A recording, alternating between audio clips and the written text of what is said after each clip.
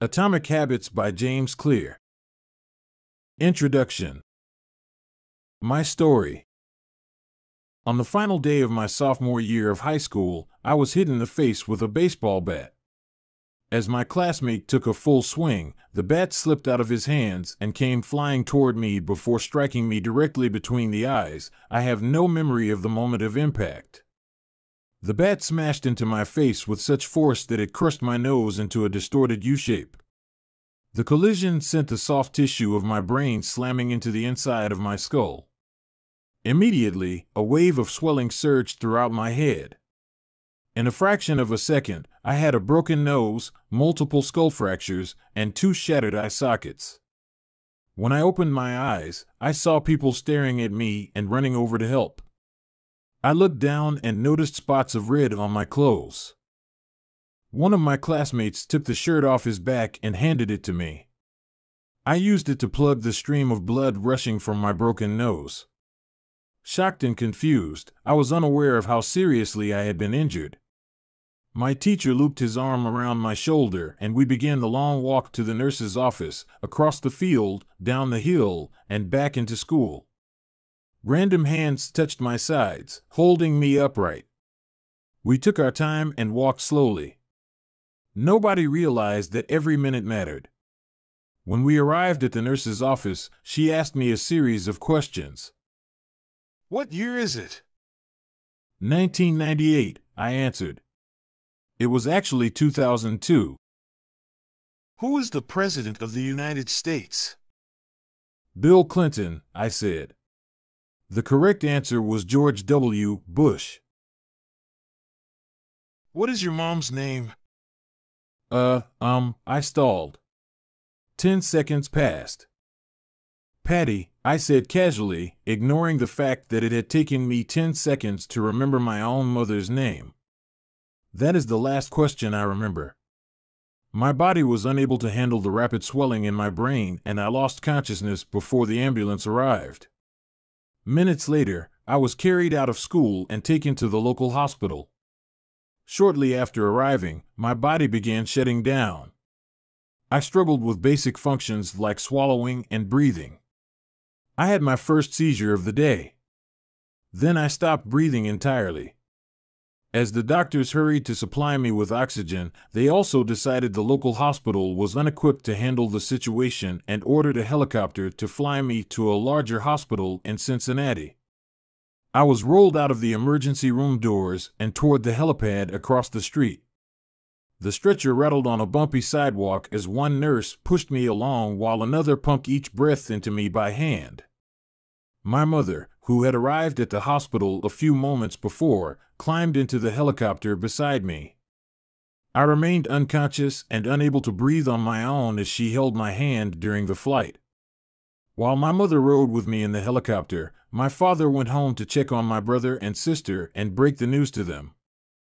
He choked back tears as he explained to my sister that he would miss her 8th grade graduation ceremony that night. After passing my siblings off to family and friends, he drove to Cincinnati to meet my mother. When my mom and I landed on the roof of the hospital, a team of nearly 20 doctors and nurses sprinted onto the helipad and wheeled me into the trauma unit. By this time, the swelling in my brain had become so severe that I was having repeated post-traumatic seizures. My broken bones needed to be fixed, but I was in no condition to undergo surgery.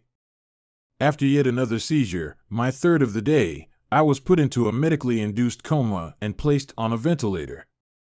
My parents were no strangers to this hospital. 10 years earlier, they had entered the same building on the ground floor after my sister was diagnosed with leukemia at age 3. I was 5 at the time.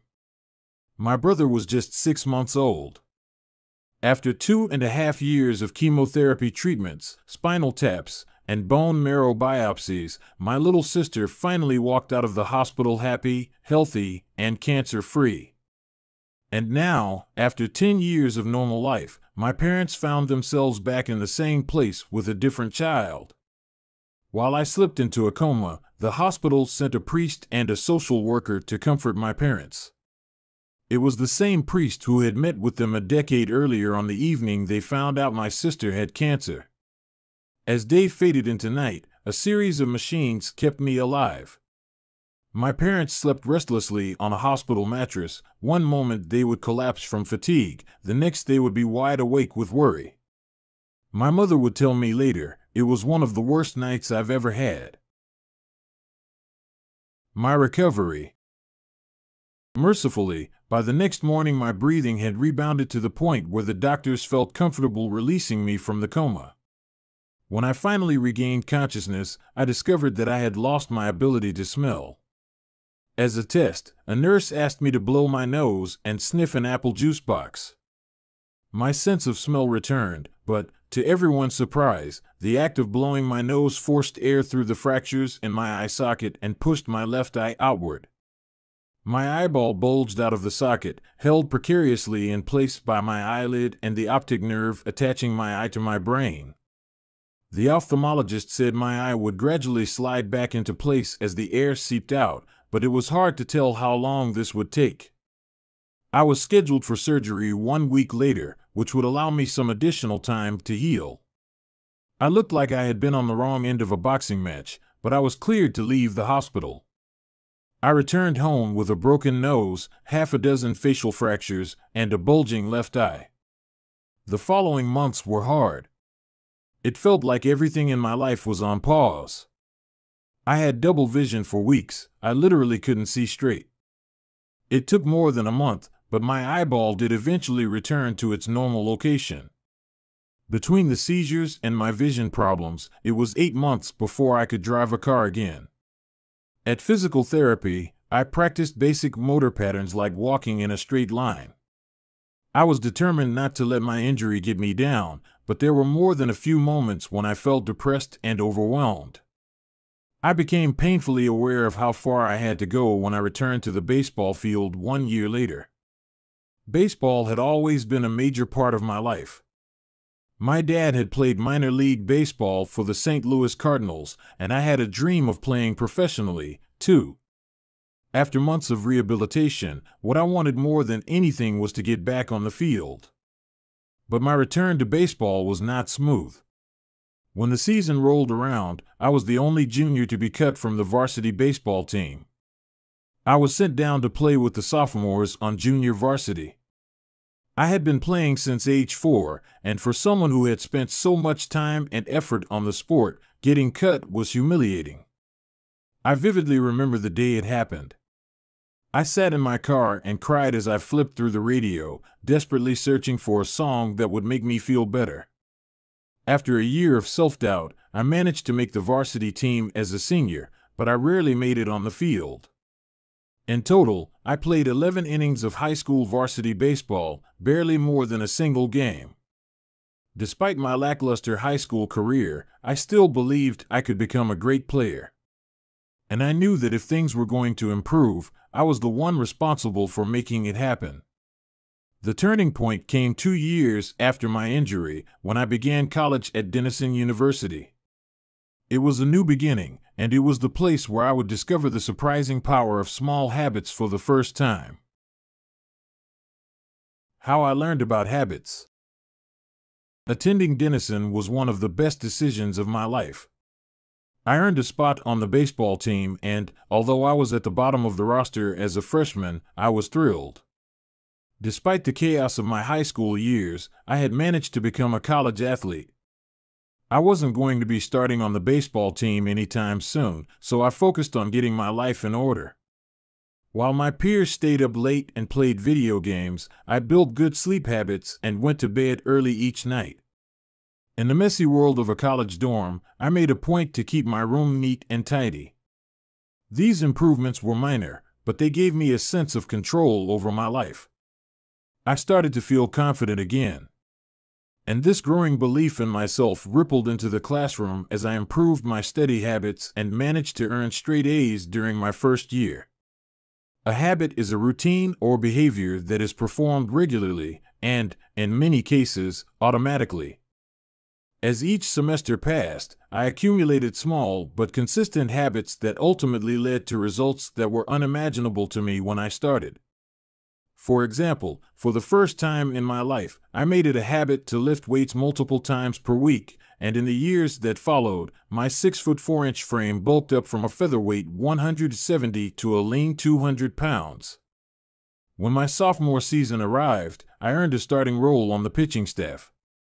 By my junior year, I was voted team captain, and at the end of the season, I was selected for the all-conference team. But it was not until my senior season that my sleep habits, study habits, and strength training habits really began to pay off.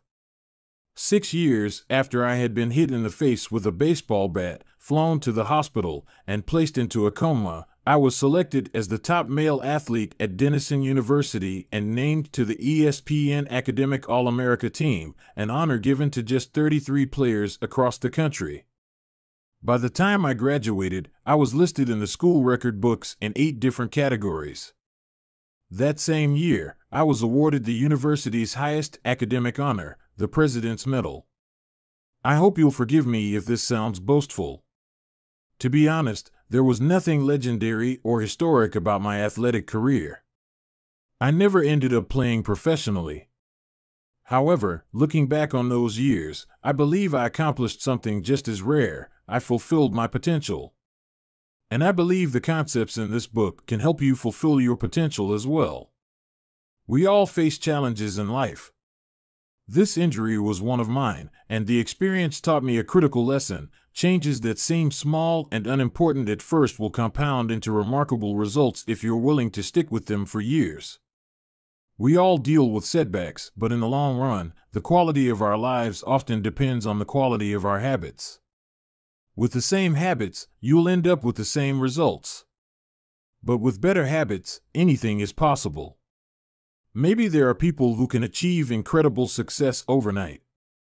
I don't know any of them, and I'm certainly not one of them. There wasn't one defining moment on my journey from a medically induced coma to academic All-American. There were many. It was a gradual evolution, a long series of small wins and tiny breakthroughs.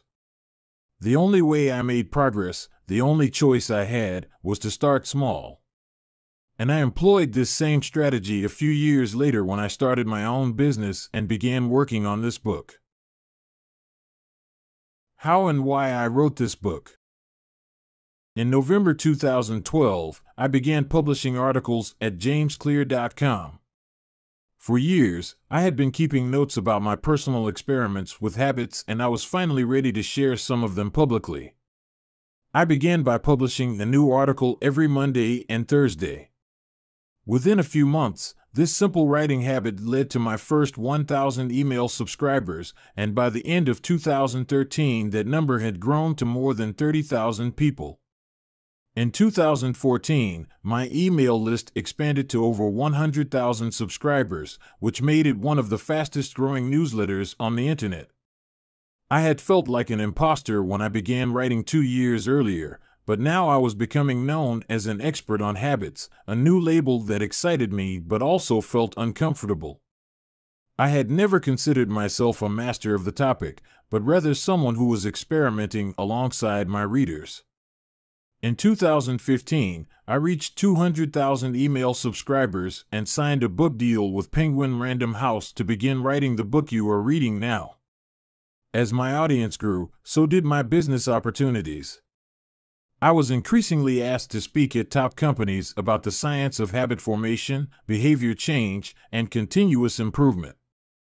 I found myself delivering keynote speeches at conferences in the United States and Europe. In 2016, my articles began to appear regularly in major publications like Time, Entrepreneur, and Forbes. Incredibly, my writing was read by over 8 million people that year. Coaches in the NFL, NBA, and MLB began reading my work and sharing it with their teams. At the start of 2017, I launched the Habits Academy, which became the premier training platform for organizations and individuals interested in building better habits in life and work. Fortune 500 companies and growing startups began to enroll their leaders and train their staff.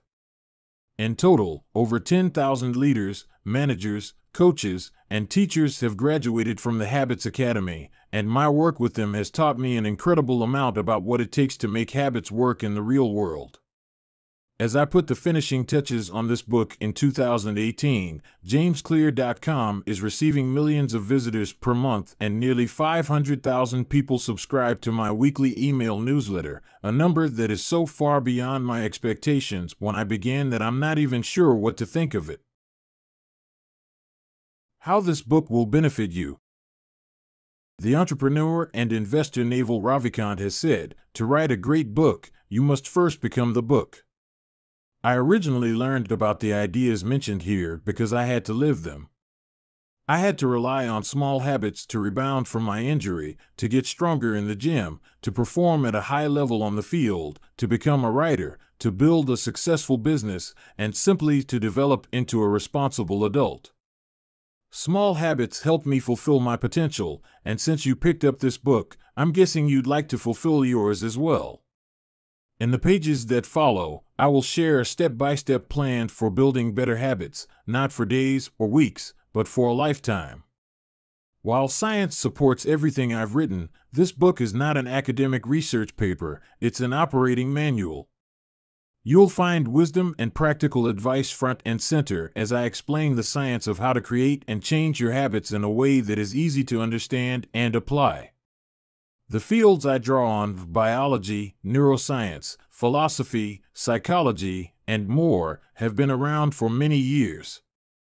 What I offer you is a synthesis of the best ideas smart people figured out a long time ago as well as the most compelling discoveries scientists have made recently.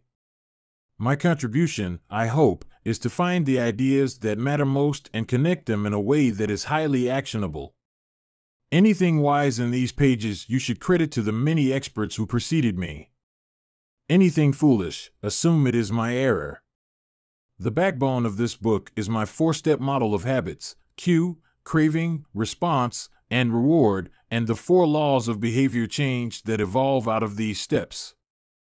Readers with a psychology background may recognize some of these terms from operant conditioning, which was first proposed as stimulus, response, reward by B.F. Skinner in the 1930s and has been popularized more recently as cue, routine, reward in The Power of Habit by Charles Duhigg. Behavioral scientists like Skinner realized that if you offered the right reward or punishment, you could get people to act in a certain way. But while Skinner's model did an excellent job of explaining how external stimuli influenced our habits, it lacked a good explanation for how our thoughts, feelings, and beliefs impact our behavior. Internal states, our moods and emotions, matter, too. In recent decades, scientists have begun to determine the connection between our thoughts, feelings, and behavior. This research will also be covered in these pages. In total, the framework I offer is an integrated model of the cognitive and behavioral sciences. I believe it is one of the first models of human behavior to accurately account for both the influence of external stimuli and internal emotions on our habits. While some of the language may be familiar, I am confident that the details and the applications of the 4 laws of behavior change will offer a new way to think about your habits. Human behavior is always changing, situation to situation, moment to moment, second to second. But this book is about what doesn't change. It's about the fundamentals of human behavior. The lasting principles you can rely on year after year. The ideas you can build a business around, build a family around, build a life around. There is no one right way to create better habits, but this book describes the best way I know, an approach that will be effective regardless of where you start or what you're trying to change. The strategies I cover will be relevant to anyone looking for a step-by-step system for improvement, whether your goals center on health, money, productivity, relationships, or all of the above. As long as human behavior is involved, this book will be your guide. The fundamentals. Why tiny changes make a big difference. Chapter 1. The Surprising Power of Atomic Habits. The fate of British cycling changed one day in 2003. The organization, which was the governing body for professional cycling in Great Britain, had recently hired Dave Brailsford as its new performance director. At the time, professional cyclists in Great Britain had endured nearly 100 years of mediocrity. Since 1908, British riders had won just a single gold medal at the Olympic Games, and they had fared even worse in cycling's biggest race, the Tour de France. In 110 years, no British cyclist had ever won the event.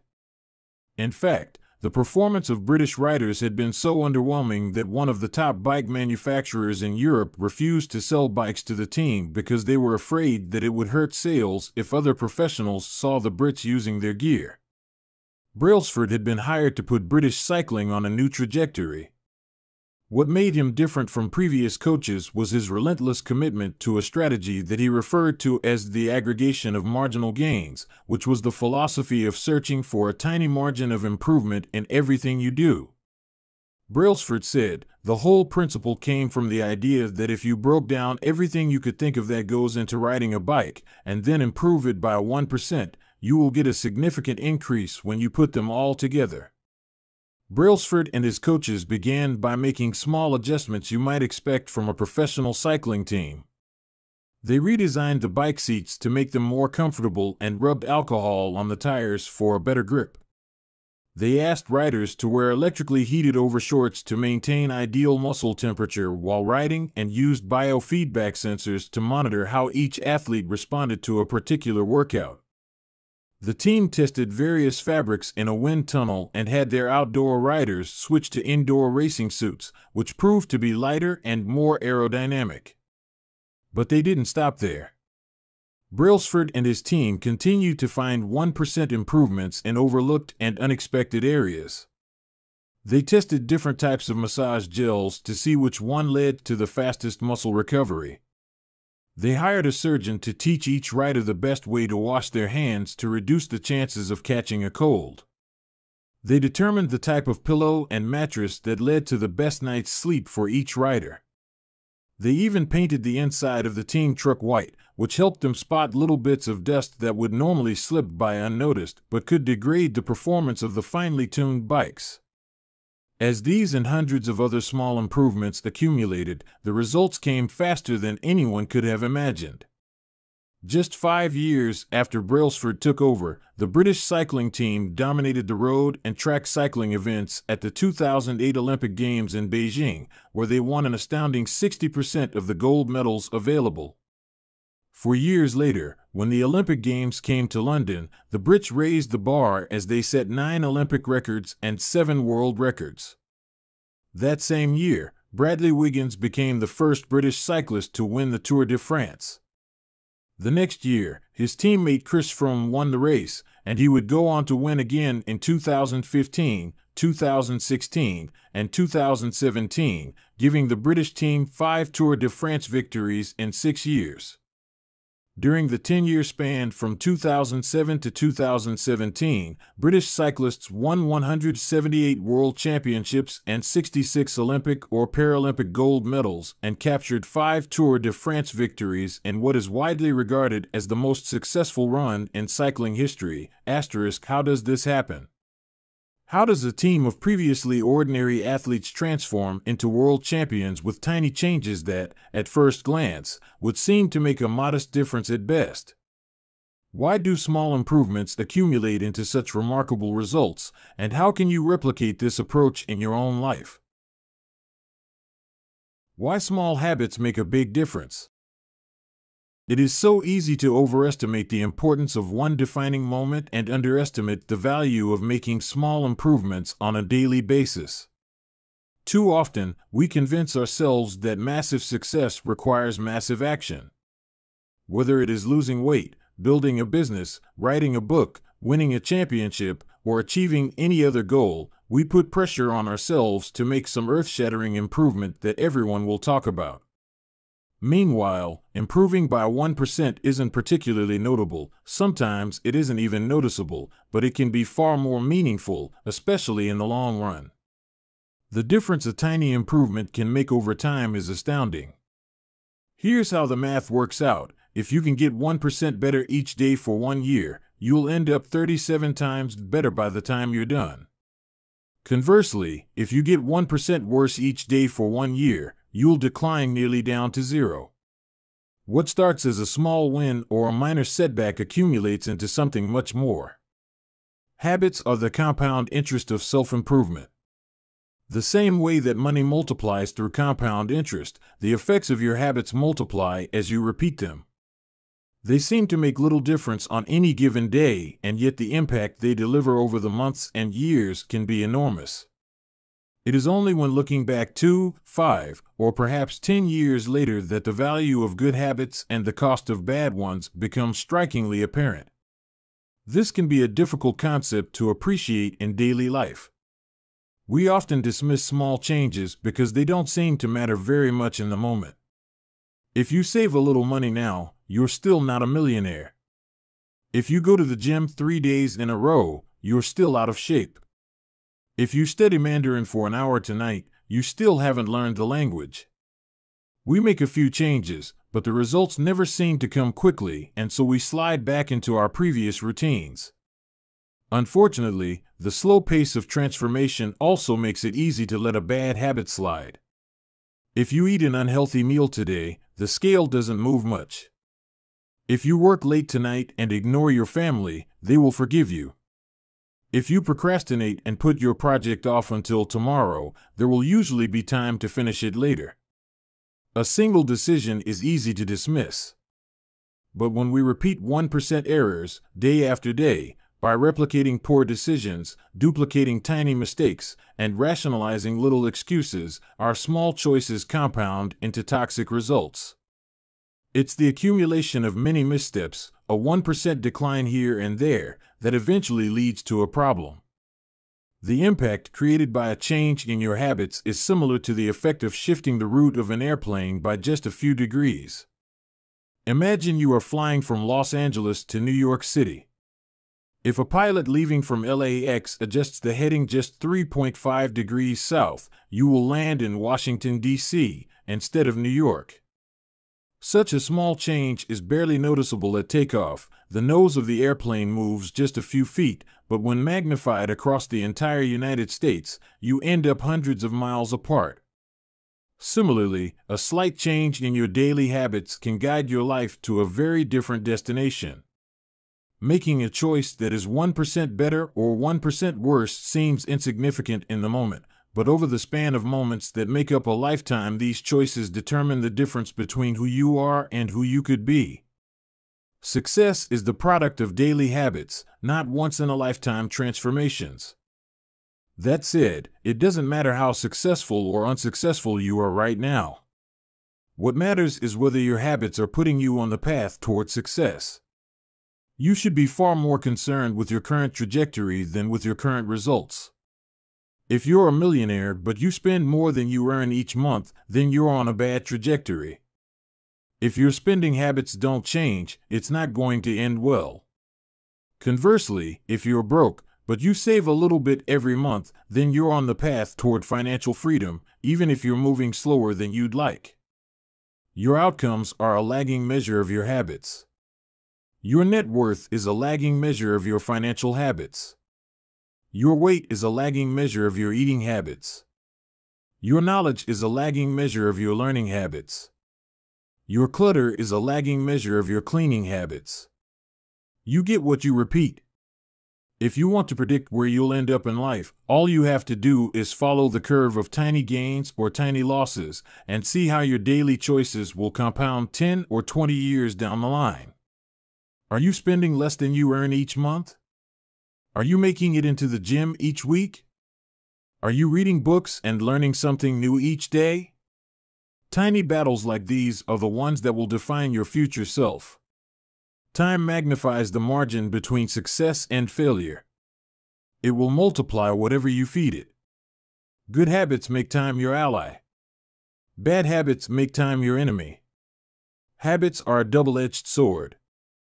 Bad habits can cut you down just as easily as good habits can build you up, which is why understanding the details is crucial. You need to know how habits work and how to design them to your liking, so you can avoid the dangerous half of the blade. Your habits can compound for you or against you. Positive compounding. Productivity compounds. Accomplishing one extra task is a small feat on any given day, but it counts for a lot over an entire career. The effect of automating an old task or mastering a new skill can be even greater. The more tasks you can handle without thinking, the more your brain is free to focus on other areas. Knowledge compounds. Learning one new idea won't make you a genius, but a commitment to lifelong learning can be transformative. Furthermore, each book you read not only teaches you something new but also opens up different ways of thinking about old ideas. As Warren Buffett says, that's how knowledge works.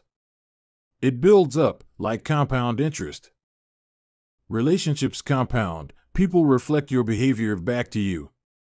The more you help others, the more others want to help you. Being a little bit nicer in each interaction can result in a network of broad and strong connections over time. Negative compounding. Stress compounds. The frustration of a traffic jam. The weight of parenting responsibilities. The worry of making ends meet. The strain of slightly high blood pressure. By themselves, these common causes of stress are manageable. But when they persist for years, little stresses compound into serious health issues. Negative thoughts compound. The more you think of yourself as worthless, stupid, or ugly, the more you condition yourself to interpret life that way. You get trapped in a thought loop. The same is true for how you think about others. Once you fall into the habit of seeing people as angry, unjust, or selfish, you see those kind of people everywhere. Outrage compounds. Riots, protests, and mass movements are rarely the result of a single event. Instead, a long series of microaggressions and daily aggravations slowly multiply until one event tips the scales and outrage spreads like wildfire. What progress is really like. Imagine that you have an ice cube sitting on the table in front of you. The room is cold and you can see your breath. It is currently 25 degrees. Ever so slowly, the room begins to heat up. 26 degrees. 27. 28. The ice cube is still sitting on the table in front of you. 29 degrees. 30. 31. Still, nothing has happened. Then, 32 degrees.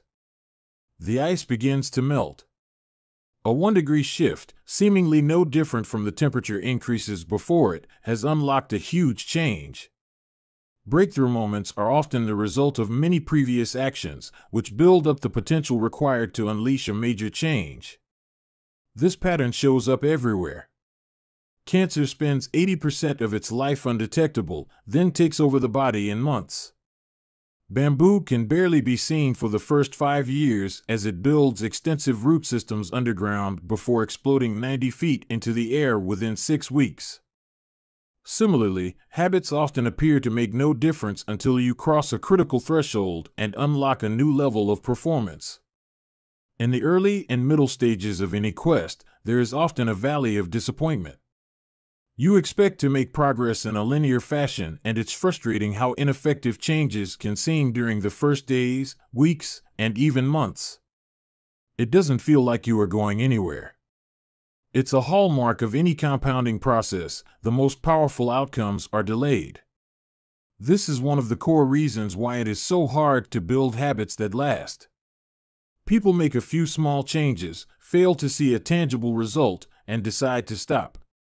You think, I've been running every day for a month, so why can't I see any change in my body? Once this kind of thinking takes over, it's easy to let good habits fall by the wayside. But in order to make a meaningful difference, habits need to persist long enough to break through this plateau, what I call the plateau of latent potential. If you find yourself struggling to build a good habit or break a bad one, it is not because you have lost your ability to improve. It is often because you have not yet crossed the plateau of latent potential. Complaining about not achieving success despite working hard is like complaining about an ice cube not melting when you heated it from 25 to 31 degrees. Your work was not wasted, it is just being stored. All the action happens at 32 degrees. When you finally break through the plateau of latent potential, people will call it an overnight success. The outside world only sees the most dramatic event rather than all that preceded it. But you know that it's the work you did long ago, when it seemed that you weren't making any progress, that makes the jump today possible. It is the human equivalent of geological pressure. Two tectonic plates can grind against one another for millions of years, the tension slowly building all the while.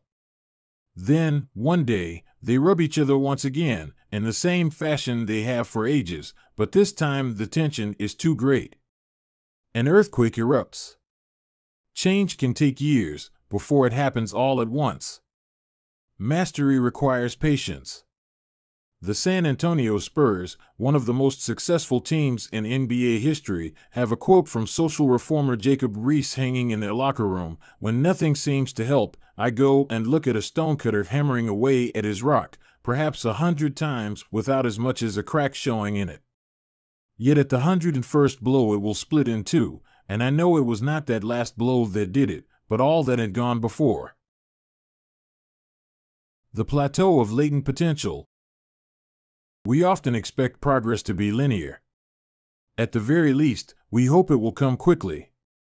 In reality, the results of our efforts are often delayed. It is not until months or years later that we realize the true value of the previous work we have done. This can result in a valley of disappointment where people feel discouraged after putting in weeks or months of hard work without experiencing any results. However, this work was not wasted. It was simply being stored. It is not until much later that the full value of previous efforts is revealed.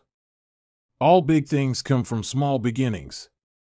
The seed of every habit is a single, tiny decision. But as that decision is repeated, a habit sprouts and grows stronger. Roots entrench themselves and branches grow. The task of breaking a bad habit is like uprooting a powerful oak within us. And the task of building a good habit is like cultivating a delicate flower one day at a time. But what determines whether we stick with a habit long enough to survive the plateau of latent potential and break through to the other side? What is it that causes some people to slide into unwanted habits and enables others to enjoy the compounding effects of good ones? Forget about goals, focus on systems instead. Prevailing wisdom claims that the best way to achieve what we want in life, getting into better shape, building a successful business, relaxing more and worrying less, spending more time with friends and family, is to set specific, actionable goals. For many years, this was how I approached my habits, too. Each one was a goal to be reached. I set goals for the grades I wanted to get in school, for the weights I wanted to lift in the gym, for the profits I wanted to earn in business. I succeeded at a few, but I failed at a lot of them. Eventually, I began to realize that my results had very little to do with the goals I set and nearly everything to do with the systems I followed. What's the difference between systems and goals? It's a distinction I first learned from Scott Adams, the cartoonist behind the Dilbert comic. Goals are about the results you want to achieve. Systems are about the processes that lead to those results. If you're a coach, your goal might be to win a championship. Your system is the way you recruit players, manage your assistant coaches, and conduct practice. If you're an entrepreneur, your goal might be to build $1 million business. Your system is how you test product ideas, hire employees, and run marketing campaigns. If you're a musician, your goal might be to play a new piece. Your system is how often you practice, how you break down and tackle difficult measures, and your method for receiving feedback from your instructor. Now for the interesting question: if you completely ignored your goals and focused only on your system, would you still succeed? For example, if you were a basketball coach and you ignored your goal to win a championship and focused only on what your team does at practice each day, would you still get results? I think you would. The goal in any sport is to finish with the best score, but it would be ridiculous to spend the whole game staring at the scoreboard. The only way to actually win is to get better each day. In the words of three-time Super Bowl winner Bill Walsh, the score takes care of itself. The same is true for other areas of life. If you want better results, then forget about setting goals. Focus on your system instead. What do I mean by this? Are goals completely useless? Of course not. Goals are good for setting a direction, but systems are best for making progress. A handful of problems arise when you spend too much time thinking about your goals and not enough time designing your systems. Problem number 1: winners and losers have the same goals. Goal setting suffers from a serious case of survivorship bias. We concentrate on the people who end up winning, the survivors, and mistakenly assume that ambitious goals led to their success while overlooking all of the people who had the same objective but didn't succeed. Every Olympian wants to win a gold medal. Every candidate wants to get the job. And if successful and unsuccessful people share the same goals, then the goal cannot be what differentiates the winners from the losers. It wasn't the goal of winning the Tour de France that propelled the British cyclists to the top of the sport. Presumably, they had wanted to win the race every year before, just like every other professional team. The goal had always been there. It was only when they implemented a system of continuous small improvements that they achieved a different outcome. Problem number 2: achieving a goal is only a momentary change. Imagine you have a messy room and you set a goal to clean it. If you summon the energy to tidy up, then you will have a clean room, for now. But if you maintain the same sloppy, pack-rat habits that led to a messy room in the first place, soon you'll be looking at a new pile of clutter and hoping for another burst of motivation. You're left chasing the same outcome because you never changed the system behind it. You treated a symptom without addressing the cause. Achieving a goal only changes your life for the moment. That's the counterintuitive thing about improvement. We think we need to change our results, but the results are not the problem. What we really need to change are the systems that cause those results. When you solve problems at the results level, you only solve them temporarily. In order to improve for good, you need to solve problems at the systems level. Fix the inputs and the outputs will fix themselves. Problem number 3: goals restrict your happiness. The implicit assumption behind any goal is this: once I reach my goal, then I'll be happy. The problem with a goals-first mentality is that you're continually putting happiness off until the next milestone. I've slipped into this trap so many times I've lost count. For years, happiness was always something for my future self to enjoy.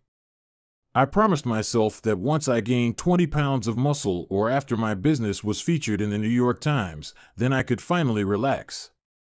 Furthermore, goals create an either-or conflict. Either you achieve your goal and are successful, or you fail and you are a disappointment. You mentally box yourself into a narrow version of happiness. This is misguided. It is unlikely that your actual path through life will match the exact journey you had in mind when you set out. It makes no sense to restrict your satisfaction to one scenario when there are many paths to success. A systems-first mentality provides the antidote. When you fall in love with the process rather than the product, you don't have to wait to give yourself permission to be happy.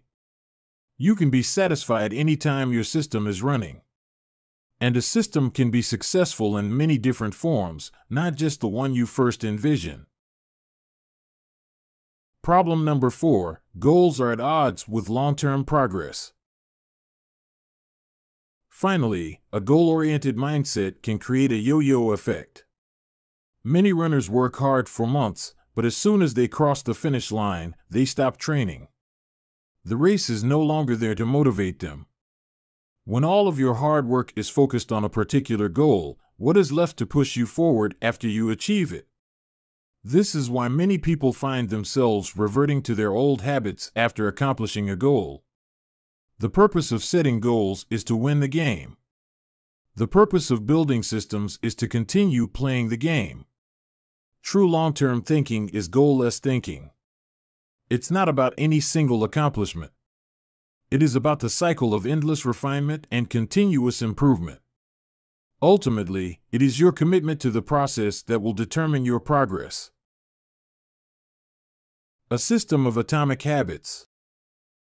If you're having trouble changing your habits, the problem isn't you.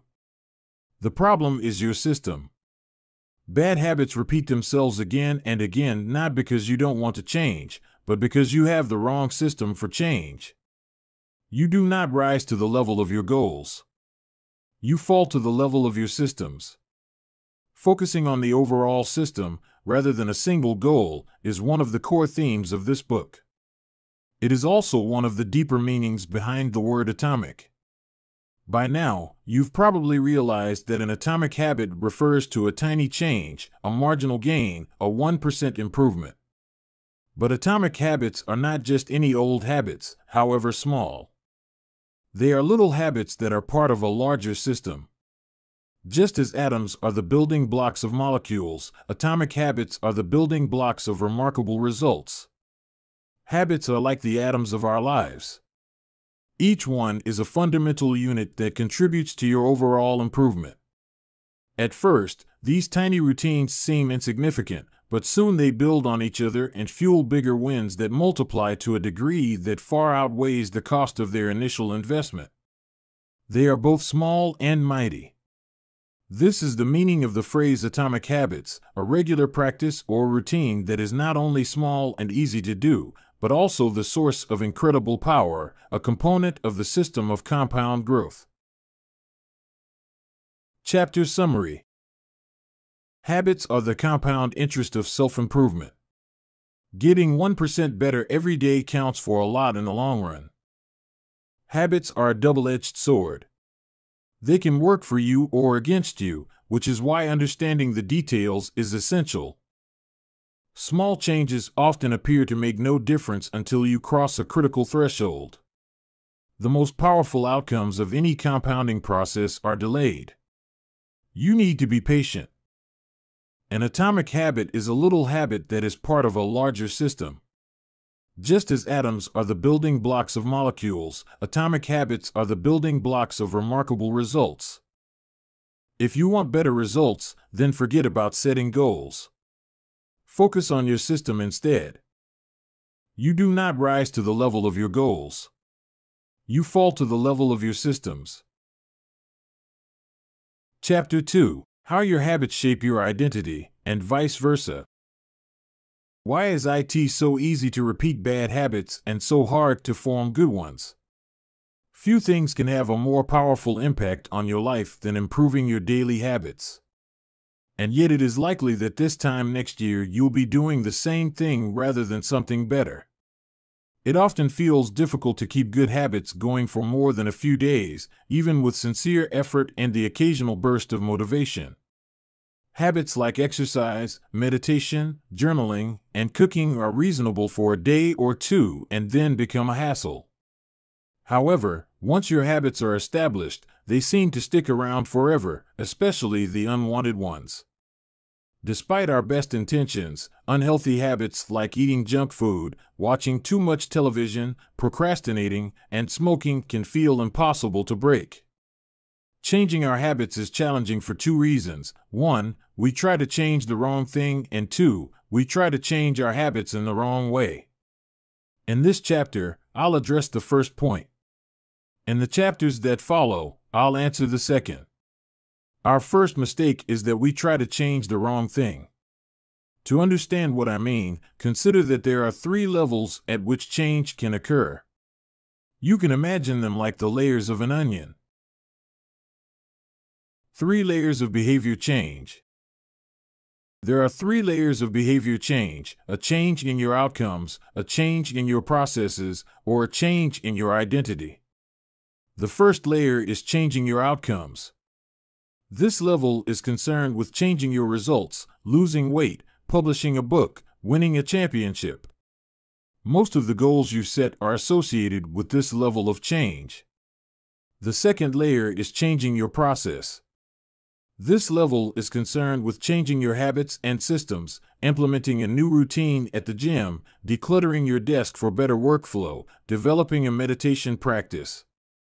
Most of the habits you build are associated with this level. The third and deepest layer is changing your identity. This level is concerned with changing your beliefs, your worldview, your self-image, your judgments about yourself and others. Most of the beliefs, assumptions, and biases you hold are associated with this level. Outcomes are about what you get. Processes are about what you do. Identity is about what you believe. When it comes to building habits that last, when it comes to building a system of 1% improvements, the problem is not that one level is better or worse than another. All levels of change are useful in their own way. The problem is the direction of change. Many people begin the process of changing their habits by focusing on what they want to achieve. This leads us to outcome-based habits. The alternative is to build identity-based habits. With this approach, we start by focusing on who we wish to become. With outcome-based habits, the focus is on what you want to achieve. With identity-based habits, the focus is on who you wish to become. Imagine two people resisting a cigarette. When offered a smoke, the first person says, "No thanks. I'm trying to quit." It sounds like a reasonable response, but this person still believes they are a smoker who is trying to be something else. They are hoping their behavior will change while carrying around the same beliefs. The second person declines by saying, "No thanks. I'm not a smoker." It's a small difference, but this statement signals a shift in identity. Smoking was part of their former life, not their current one.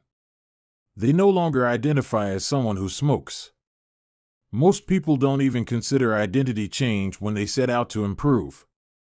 They just think, "I want to be skinny," outcome, and if I stick to this diet, then I'll be skinny, process.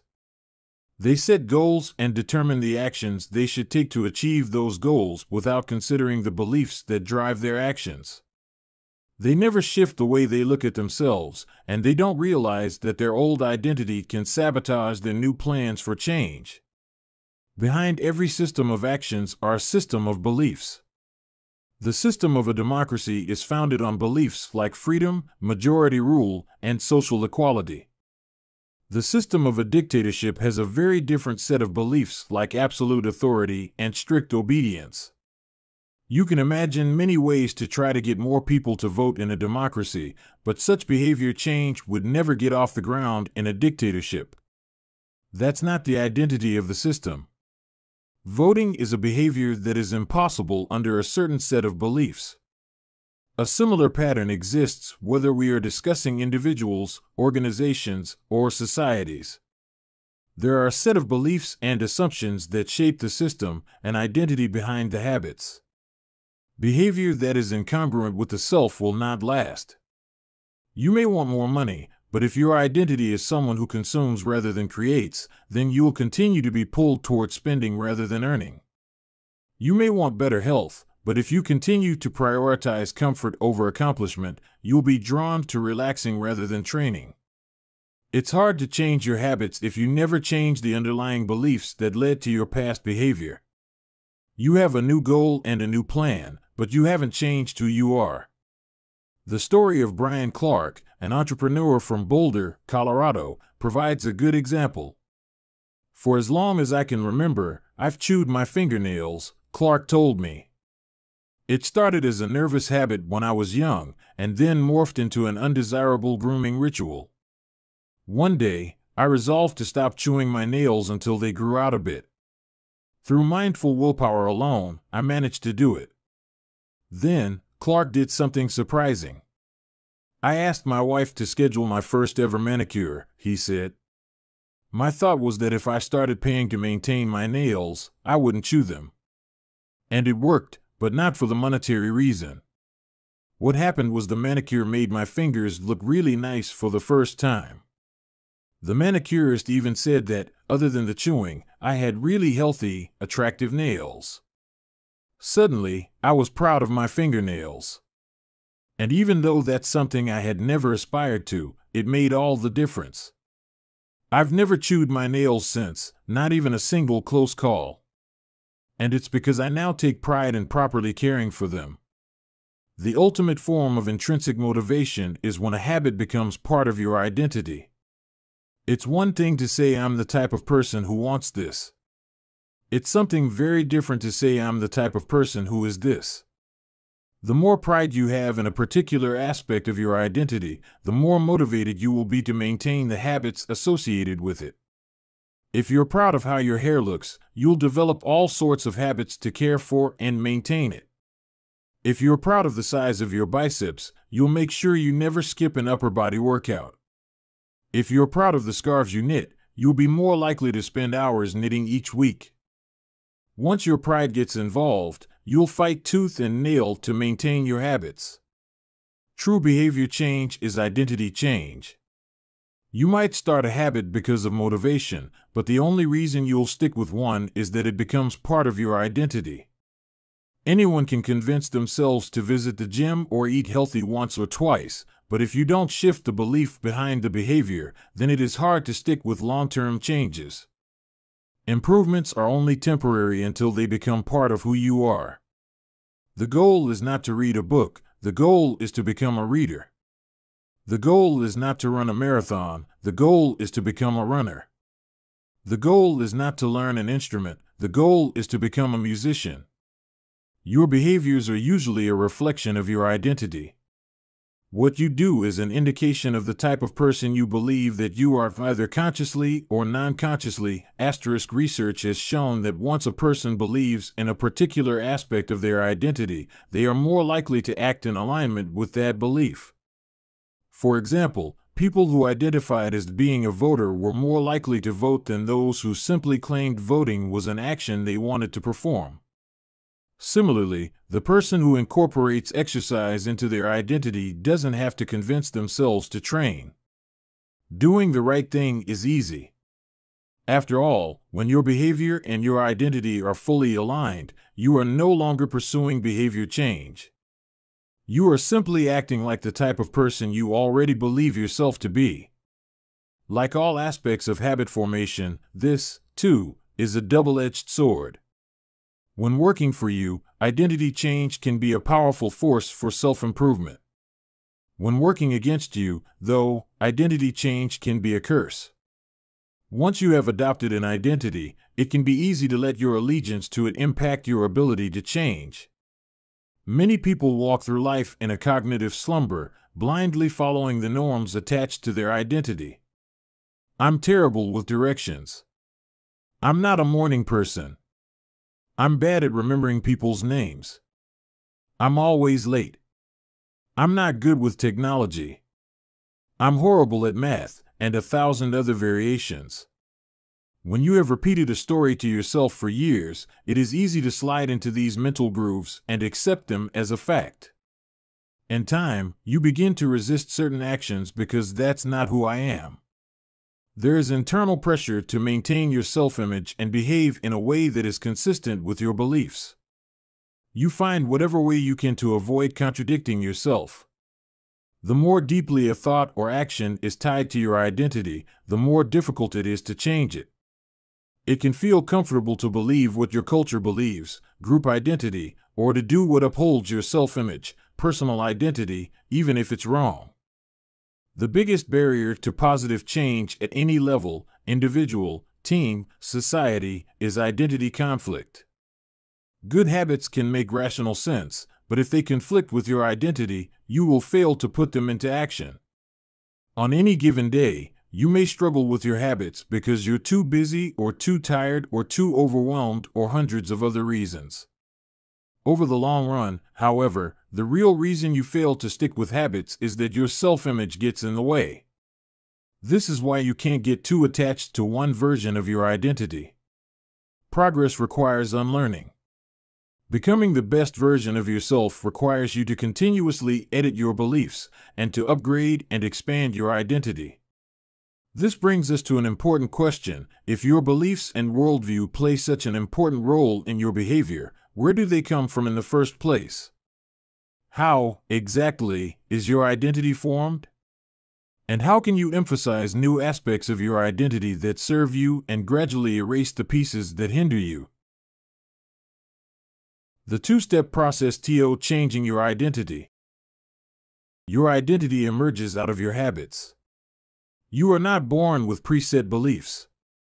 Every belief, including those about yourself, is learned and conditioned through experience. More precisely, your habits are how you embody your identity. When you make your bed each day, you embody the identity of an organized person. When you write each day, you embody the identity of a creative person. When you train each day, you embody the identity of an athletic person. The more you repeat a behavior, the more you reinforce the identity associated with that behavior. In fact, the word identity was originally derived from the Latin words essentitas, which means being, and identitum, which means repeatedly. Your identity is literally your repeated beingness. Whatever your identity is right now, you only believe it because you have proof of it. If you go to church every Sunday for 20 years, you have evidence that you are religious. If you study biology for 1 hour every night, you have evidence that you are studious. If you go to the gym even when it's snowing, you have evidence that you are committed to fitness. The more evidence you have for a belief, the more strongly you will believe it. For most of my early life, I didn't consider myself a writer.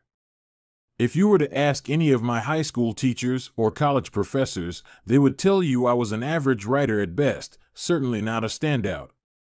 When I began my writing career, I published a new article every Monday and Thursday for the first few years. As the evidence grew, so did my identity as a writer. I didn't start out as a writer. I became one through my habits. Of course, your habits are not the only actions that influence your identity, but by virtue of their frequency, they are usually the most important ones. Each experience in life modifies your self-image, but it's unlikely you would consider yourself a soccer player because you kicked a ball once or an artist because you scribbled a picture. As you repeat these actions, however, the evidence accumulates and your self-image begins to change.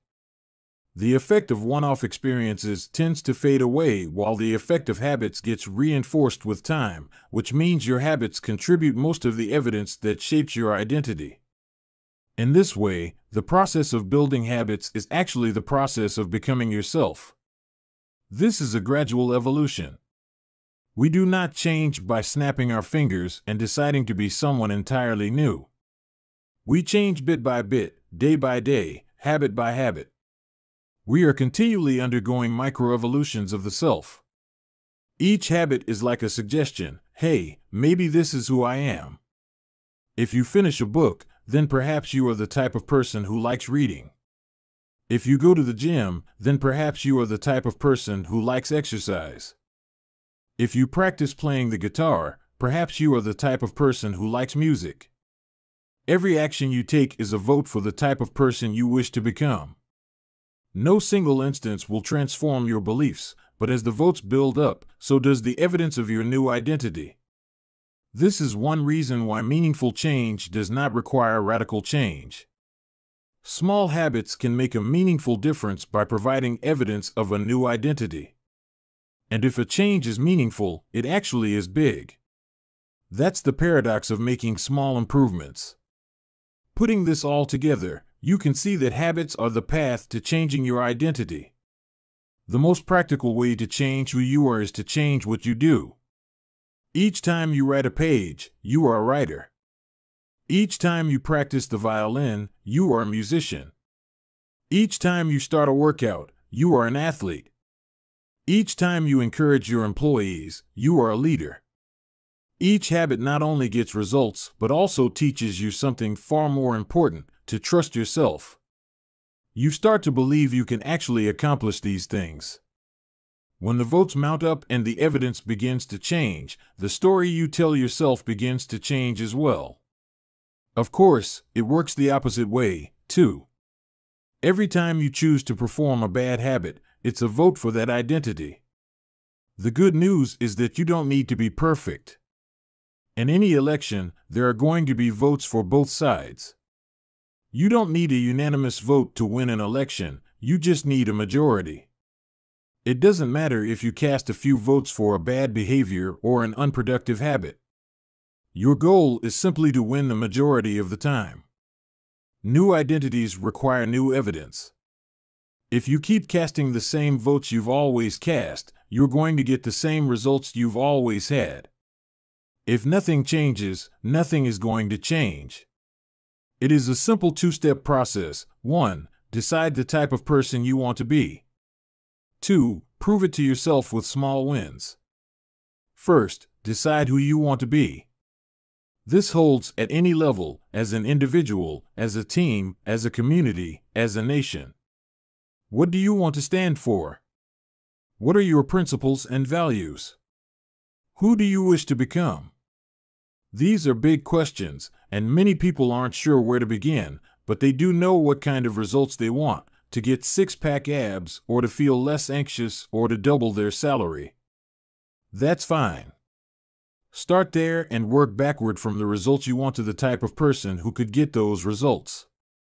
Ask yourself, who is the type of person that could get the outcome I want? Who is the type of person that could lose 40 pounds? Who is the type of person that could learn a new language? Who is the type of person that could run a successful startup? For example, who is the type of person who could write a book? It's probably someone who is consistent and reliable. Now your focus shifts from writing a book, outcome-based, to being the type of person who is consistent and reliable, identity-based. This process can lead to beliefs like, I'm the kind of teacher who stands up for her students. I'm the kind of doctor who gives each patient the time and empathy they need. I'm the kind of manager who advocates for her employees. Once you have a handle on the type of person you want to be, you can begin taking small steps to reinforce your desired identity.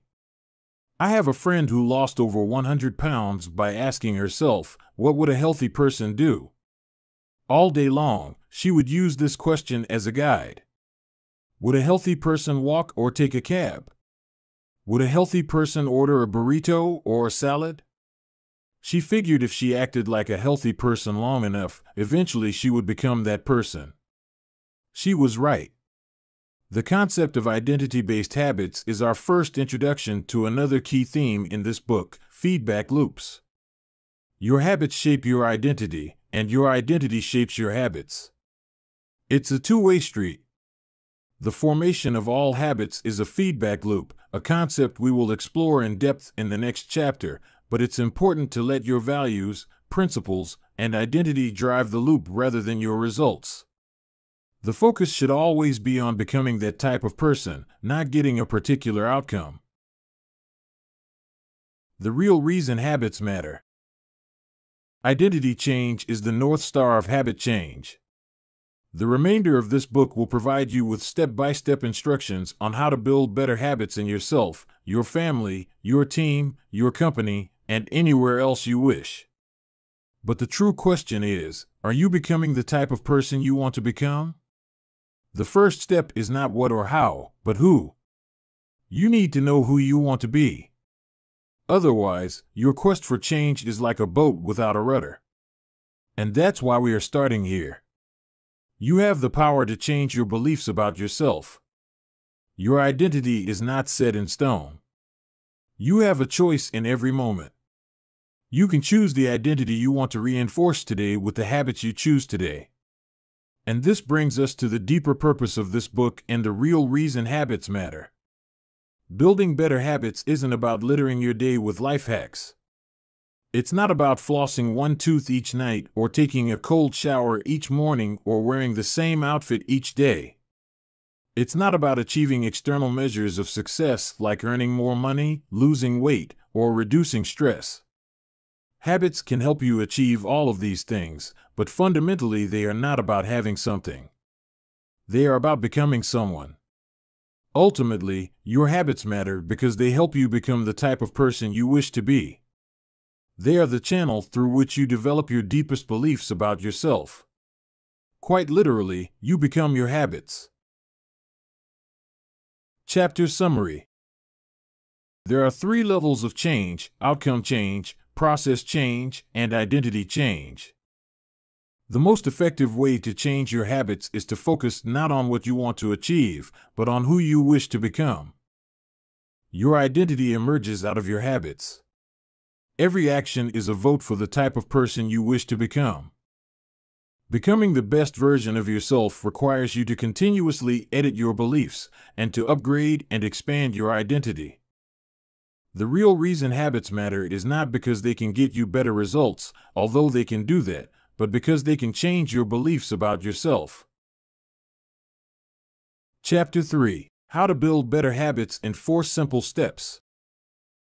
In 1898, a psychologist named Edward Thorndike conducted an experiment that would lay the foundation for our understanding of how habits form and the rules that guide our behavior. Thorndike was interested in studying the behavior of animals, and he started by working with cats. He would place each cat inside a device known as a puzzle box. The box was designed so that the cat could escape through a door by some simple act, such as pulling at a loop of cord, pressing a lever, or stepping on a platform. For example, one box contained a lever that, when pressed, would open a door on the side of the box. Once the door had been opened, the cat could dart out and run over to a bowl of food. Most cats wanted to escape as soon as they were placed inside the box. They would poke their nose into the corners, stick their paws through openings, and claw at loose objects. After a few minutes of exploration, the cats would happen to press the magical lever, the door would open, and they would escape.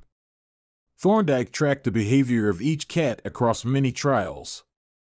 In the beginning, the animals moved around the box at random. But as soon as the lever had been pressed and the door opened, the process of learning began. Gradually, each cat learned to associate the action of pressing the lever with the reward of escaping the box and getting to the food. After 20 to 30 trials, this behavior became so automatic and habitual that the cat could escape within a few seconds. For example, Thorndike noted, Cat 12 took the following times to perform the act: 160 seconds, 30 seconds, 90 seconds, 60, 15, 28, 20, 30, 22, 11, 15, 20, 12, 10, 14, 10, 8, 8, 5, 10, 8, 6, 6, 7. During the first 3 trials, the cat escaped in an average of 1.5 minutes. During the last 3 trials, it escaped in an average of 6.3 seconds. With practice, each cat made fewer errors and their actions became quicker and more automatic. Rather than repeat the same mistakes, the cat began to cut straight to the solution. From his studies, Thorndike described the learning process by stating, behaviors followed by satisfying consequences tend to be repeated, and those that produce unpleasant consequences are less likely to be repeated. His work provides the perfect starting point for discussing how habits form in our own lives. It also provides answers to some fundamental questions like, what are habits? And why does the brain bother building them at all? Why your brain builds habits. A habit is a behavior that has been repeated enough times to become automatic. The process of habit formation begins with trial and error. Whenever you encounter a new situation in life, your brain has to make a decision. How do I respond to this? The first time you come across a problem, you're not sure how to solve it. Like Thorndike's cat, you're just trying things out to see what works. Neurological activity in the brain is high during this period. You are carefully analyzing the situation and making conscious decisions about how to act. You're taking in tons of new information and trying to make sense of it all. The brain is busy learning the most effective course of action. Occasionally, like a cat pressing on a lever, you stumble across a solution. You're feeling anxious, and you discover that going for a run calms you down. You're mentally exhausted from a long day of work, and you learn that playing video games relaxes you. You're exploring, and then, bam, a reward. After you stumble upon an unexpected reward, you alter your strategy for next time. Your brain immediately begins to catalog the events that preceded the reward. Wait a minute, that felt good. What did I do right before that? This is the feedback loop behind all human behavior. Try, fail, learn, try differently. With practice, the useless movements fade away and the useful actions get reinforced. That's a habit forming. Whenever you face a problem repeatedly, your brain begins to automate the process of solving it. Your habits are just a series of automatic solutions that solve the problems and stresses you face regularly. As behavioral scientist Jason Rea writes, habits are, simply, reliable solutions to recurring problems in our environment. As habits are created, the level of activity in the brain decreases. You learn to lock in on the cues that predict success and tune out everything else. When a similar situation arises in the future, you know exactly what to look for. There is no longer a need to analyze every angle of a situation. Your brain skips the process of trial and error and creates a mental rule: if this, then that. These cognitive scripts can be followed automatically whenever the situation is appropriate. Now, whenever you feel stressed, you get the itch to run. As soon as you walk in the door from work, you grab the video game controller. A choice that once required effort is now automatic. A habit has been created. Habits are mental shortcuts learned from experience. In a sense, a habit is just a memory of the steps you previously followed to solve a problem in the past. Whenever the conditions are right, you can draw on this memory and automatically apply the same solution. The primary reason the brain remembers the past is to better predict what will work in the future. Habit formation is incredibly useful because the conscious mind is the bottleneck of the brain. It can only pay attention to one problem at a time. As a result, your brain is always working to preserve your conscious attention for whatever task is most essential. Whenever possible, the conscious mind likes to pawn off tasks to the non-conscious mind to do automatically. This is precisely what happens when a habit is formed. Habits reduce cognitive load and free up mental capacity so you can allocate your attention to other tasks. Despite their efficiency, some people still wonder about the benefits of habits. The argument goes like this: will habits make my life dull? I don't want to pigeonhole myself into a lifestyle I don't enjoy. Doesn't so much routine take away the vibrancy and spontaneity of life? Hardly. Such questions set up a false dichotomy. They make you think that you have to choose between building habits and attaining freedom. In reality, the two complement each other. Habits do not restrict freedom. They create it. In fact, the people who don't have their habits handled are often the ones with the least amount of freedom. Without good financial habits, you will always be struggling for the next dollar. Without good health habits, you will always seem to be short on energy. Without good learning habits, you will always feel like you're behind the curve. If you're always being forced to make decisions about simple tasks, when should I work out, where do I go to write, when do I pay the bills, then you have less time for freedom. It's only by making the fundamentals of life easier that you can create the mental space needed for free thinking and creativity. Conversely, when you have your habits dialed in and the basics of life are handled and done, your mind is free to focus on new challenges and master the next set of problems. Building habits in the present allows you to do more of what you want in the future. The science of how habits work. The process of building a habit can be divided into 4 simple steps: cue, craving, response, and reward. Breaking it down into these fundamental parts can help us understand what a habit is, how it works, and how to improve it. All habits proceed through 4 stages in the same order: cue, craving, response, and reward. This four-step pattern is the backbone of every habit, and your brain runs through these steps in the same order each time. First, there is the cue. The cue triggers your brain to initiate a behavior. It is a bit of information that predicts a reward. Our prehistoric ancestors were paying attention to cues that signaled the location of primary rewards like food, water, and sex. Today, we spend most of our time learning cues that predict secondary rewards like money and fame, power and status, praise and approval, love and friendship, or a sense of personal satisfaction. Of course, these pursuits also indirectly improve our odds of survival and reproduction, which is the deeper motive behind everything we do. Your mind is continuously analyzing your internal and external environment for hints of where rewards are located. Because the cue is the first indication that we're close to a reward, it naturally leads to a craving.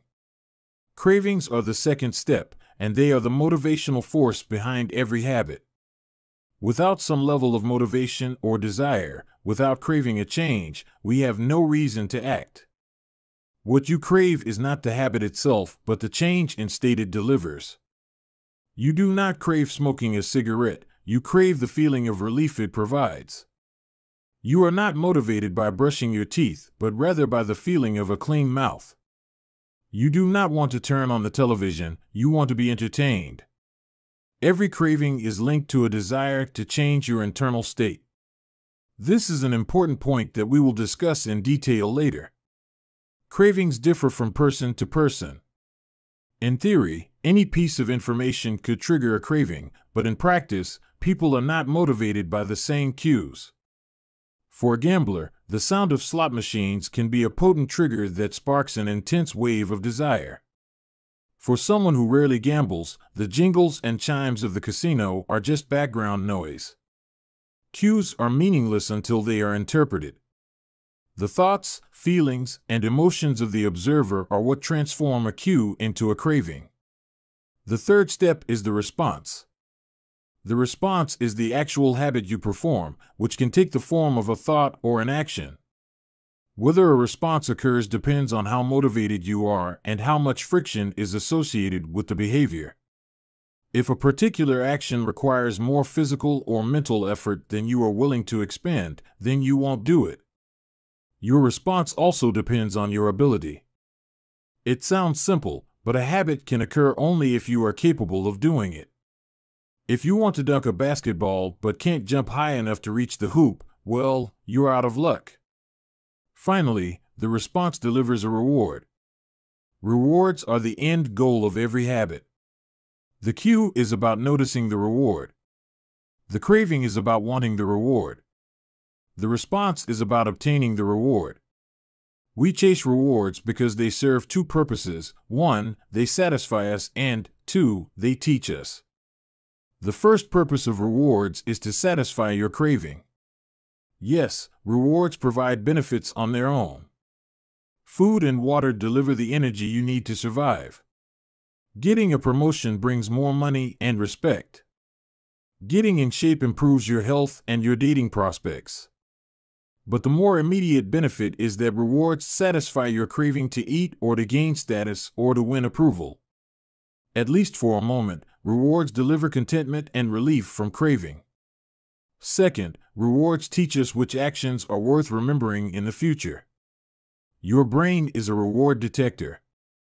As you go about your life, your sensory nervous system is continuously monitoring which actions satisfy your desires and deliver pleasure. Feelings of pleasure and disappointment are part of the feedback mechanism that helps your brain distinguish useful actions from useless ones.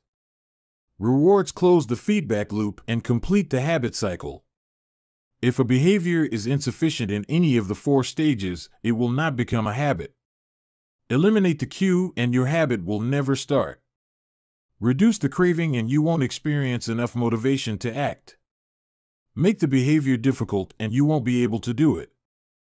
And if the reward fails to satisfy your desire, then you'll have no reason to do it again in the future. Without the first 3 steps, a behavior will not occur. Without all four, a behavior will not be repeated.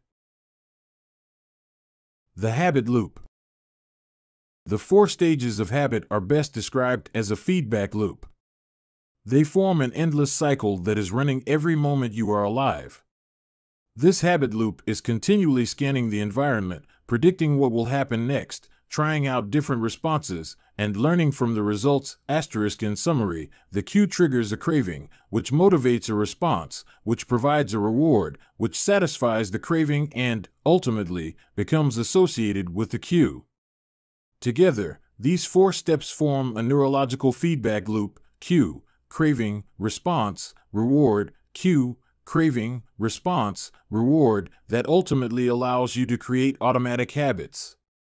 This cycle is known as the habit loop.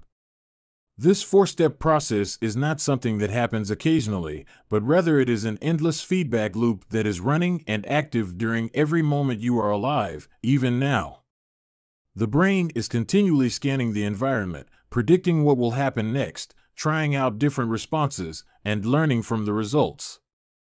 The entire process is completed in a split second, and we use it again and again without realizing everything that has been packed into the previous moment. We can split these four steps into two phases: the problem phase and the solution phase. The problem phase includes the cue and the craving, and it is when you realize that something needs to change. The solution phase includes the response and the reward, and it is when you take action and achieve the change you desire. All behavior is driven by the desire to solve a problem. Sometimes the problem is that you notice something good and you want to obtain it. Sometimes the problem is that you are experiencing pain and you want to relieve it. Either way, the purpose of every habit is to solve the problems you face. In the table on the following page, you can see a few examples of what this looks like in real life. Imagine walking into a dark room and flipping on the light switch. You have performed this simple habit so many times that it occurs without thinking. You proceed through all four stages in the fraction of a second. The urge to act strikes you without thinking. Problem phase 1. Cue, your phone buzzes with a new text message. 2. Craving, you want to learn the contents of the message. Solution phase 3. Response, you grab your phone and read the text. 4. Reward, you satisfy your craving to read the message. Grabbing your phone becomes associated with your phone buzzing. Problem phase 1. Cue, you are answering emails. 2. Craving, you begin to feel stressed and overwhelmed by work. You want to feel in control. Solution phase 3. Response, you bite your nails. 4. Reward, you satisfy your craving to reduce stress. Biting your nails becomes associated with answering email. Problem phase 1. Cue, you wake up. 2. Craving, you want to feel alert. Solution phase 3. Response, you drink a cup of coffee. 4. Reward, you satisfy your craving to feel alert. Drinking coffee becomes associated with waking up. Problem phase 1. Cue, you smell a donut shop as you walk down the street near your office. 2. Craving, you begin to crave a donut. Solution phase 3. Response, you buy a donut and eat it. 4. Reward, you satisfy your craving to eat a donut. Buying a donut becomes associated with walking down the street near your office. Problem phase 1. Cue, you hit a stumbling block on a project at work. 2. Craving, you feel stuck and want to relieve your frustration. Solution phase 3. Response, you pull out your phone and check social media. 4. Reward, you satisfy your craving to feel relieved. Checking social media becomes associated with feeling stalled at work. Problem phase 1. Cue, you walk into a dark room. 2. Craving, you want to be able to see. Solution phase 3. Response, you flip the light switch. 4. Reward, you satisfy your craving to see. Turning on the light switch becomes associated with being in a dark room. By the time we become adults, we rarely notice the habits that are running our lives. Most of us never give a second thought to the fact that we tie the same shoe first each morning, or unplug the toaster after each use, or always change into comfortable clothes after getting home from work. After decades of mental programming, we automatically slip into these patterns of thinking and acting. The 4 laws of behavior change. In the following chapters, we will see time and again how the 4 stages of cue, craving, response, and reward influence nearly everything we do each day. But before we do that, we need to transform these 4 steps into a practical framework that we can use to design good habits and eliminate bad ones. I refer to this framework as the 4 laws of behavior change, and it provides a simple set of rules for creating good habits and breaking bad ones. You can think of each law as a lever that influences human behavior. When the levers are in the right positions, creating good habits is effortless. When they are in the wrong positions, it is nearly impossible. How to create a good habit. The first law, cue, make it obvious. The second law, craving, make it attractive. The third law, response, make it easy. The fourth law, reward, make it satisfying. We can invert these laws to learn how to break a bad habit. How to break a bad habit. Inversion of the first law, cue, make it invisible. Inversion of the second law, craving, make it unattractive. Inversion of the third law, response, make it difficult. Inversion of the fourth law, reward, make it unsatisfying. It would be irresponsible for me to claim that these 4 laws are an exhaustive framework for changing any human behavior, but I think they're close. As you will soon see, the 4 laws of behavior change apply to nearly every field, from sports to politics, art to medicine, comedy to management. These laws can be used no matter what challenge you are facing. There is no need for completely different strategies for each habit. Whenever you want to change your behavior, you can simply ask yourself, 1. How can I make it obvious? 2. How can I make it attractive? 3. How can I make it easy? 4. How can I make it satisfying? If you have ever wondered, why don't I do what I say I'm going to do? Why don't I lose the weight or stop smoking or save for retirement or start that side business? Why do I say something is important but never seem to make time for it? The answers to those questions can be found somewhere in these 4 laws.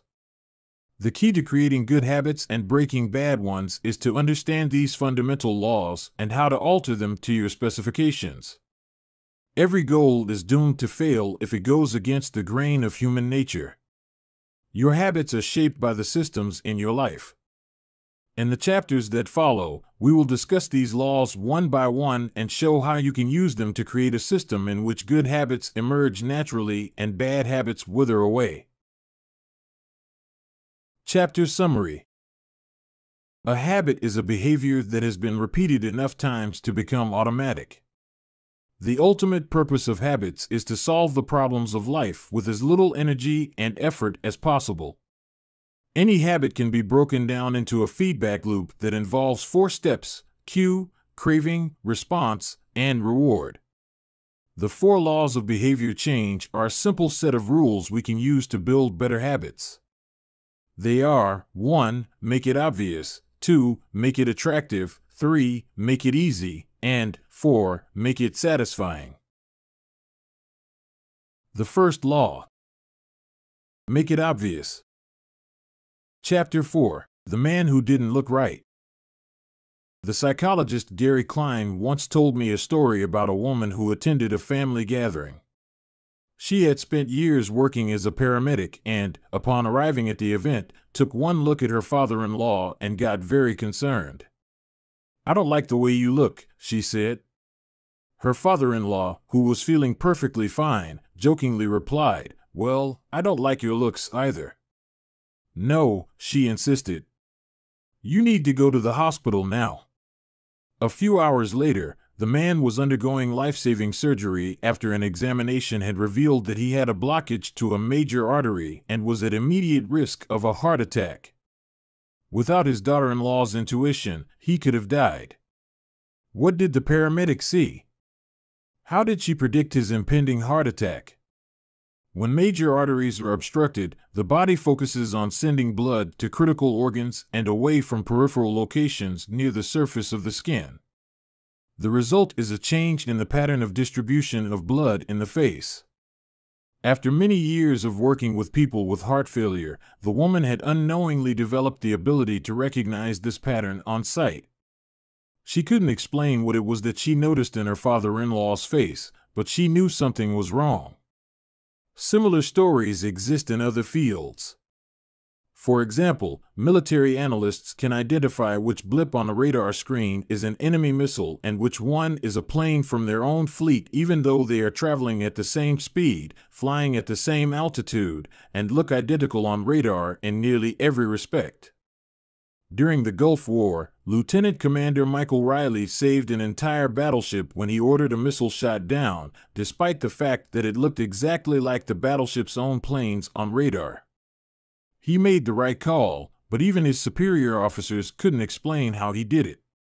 Museum curators have been known to discern the difference between an authentic piece of art and an expertly produced counterfeit, even though they can't tell you precisely which details tipped them off. Experienced radiologists can look at a brain scan and predict the area where a stroke will develop before any obvious signs are visible to the untrained eye. I've even heard of hairdressers noticing whether a client is pregnant based only on the feel of her hair. The human brain is a prediction machine. It is continuously taking in your surroundings and analyzing the information it comes across. Whenever you experience something repeatedly, like a paramedic seeing the face of a heart attack patient or a military analyst seeing a missile on a radar screen, your brain begins noticing what is important, sorting through the details and highlighting the relevant cues, and cataloging that information for future use. With enough practice, you can pick up on the cues that predict certain outcomes without consciously thinking about it. Automatically, your brain encodes the lessons learned through experience. We can't always explain what it is we are learning, but learning is happening all along the way, and your ability to notice the relevant cues in a given situation is the foundation for every habit you have. We underestimate how much our brains and bodies can do without thinking. You do not tell your hair to grow, your heart to pump, your lungs to breathe, or your stomach to digest. And yet your body handles all this and more on autopilot. You are much more than your conscious self. Consider hunger. How do you know when you're hungry? You don't necessarily have to see a cookie on the counter to realize that it is time to eat. Appetite and hunger are governed non-consciously. Your body has a variety of feedback loops that gradually alert you when it is time to eat again and that track what is going on around you and within you. Cravings can arise thanks to hormones and chemicals circulating through your body. Suddenly, you're hungry even though you're not quite sure what tipped you off. This is one of the most surprising insights about our habits. You don't need to be aware of the cue for a habit to begin. You can notice an opportunity and take action without dedicating conscious attention to it. This is what makes habits useful. It's also what makes them dangerous. As habits form, your actions come under the direction of your automatic and non-conscious mind. You fall into old patterns before you realize what's happening. Unless someone points it out, you may not notice that you cover your mouth with your hand whenever you laugh, that you apologize before asking a question, or that you have a habit of finishing other people's sentences. And the more you repeat these patterns, the less likely you become to question what you're doing and why you're doing it. I once heard of a retail clerk who was instructed to cut up empty gift cards after customers had used up the balance on the card. One day, the clerk cashed out a few customers in a row who purchased with gift cards. When the next person walked up, the clerk swiped the customer's actual credit card, picked up the scissors, and then cut it in half, entirely on autopilot, before looking up at the stunned customer and realizing what had just happened. Another woman I came across in my research was a former preschool teacher who had switched to a corporate job. Even though she was now working with adults, her old habits would kick in and she kept asking coworkers if they had washed their hands after going to the bathroom. I also found the story of a man who had spent years working as a lifeguard and would occasionally yell "walk" whenever he saw a child running. Over time, the cues that spark our habits become so common that they are essentially invisible: the treats on the kitchen counter, the remote control next to the couch, the phone in our pocket. Our responses to these cues are so deeply encoded that it may feel like the urge to act comes from nowhere. For this reason, we must begin the process of behavior change with awareness. Before we can effectively build new habits, we need to get a handle on our current ones. This can be more challenging than it sounds because once a habit is firmly rooted in your life, it is mostly non-conscious and automatic. If a habit remains mindless, you can't expect to improve it. As the psychologist Carl Jung said, until you make the unconscious conscious, it will direct your life and you will call it fate. The Habit Scorecard. The Japanese railway system is regarded as one of the best in the world. If you ever find yourself riding a train in Tokyo, you'll notice that the conductors have a peculiar habit. As each operator runs the train, they proceed through a ritual of pointing at different objects and calling out commands. When the train approaches a signal, the operator will point at it and say, "Signal is green." As the train pulls into and out of each station, the operator will point at the speedometer and call out the exact speed. When it's time to leave, the operator will point at the timetable and state the time. Out on the platform, other employees are performing similar actions. Before each train departs, staff members will point along the edge of the platform and declare, "All clear." Every detail is identified, pointed at, and named aloud. This process, known as pointing and calling, is a safety system designed to reduce mistakes. It seems silly, but it works incredibly well. Pointing and calling reduces errors by up to 85% and cuts accidents by 30%. The MTA subway system in New York City adopted a modified version that is point-only, and within 2 years of implementation, incidents of incorrectly berthed subways fell 57%. Pointing and calling is so effective because it raises the level of awareness from a non-conscious habit to a more conscious level. Because the train operators must use their eyes, hands, mouth, and ears, they are more likely to notice problems before something goes wrong. My wife does something similar.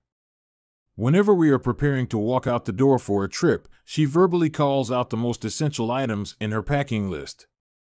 "I've got my keys. I've got my wallet. I've got my glasses. I've got my husband." The more automatic a behavior becomes, the less likely we are to consciously think about it.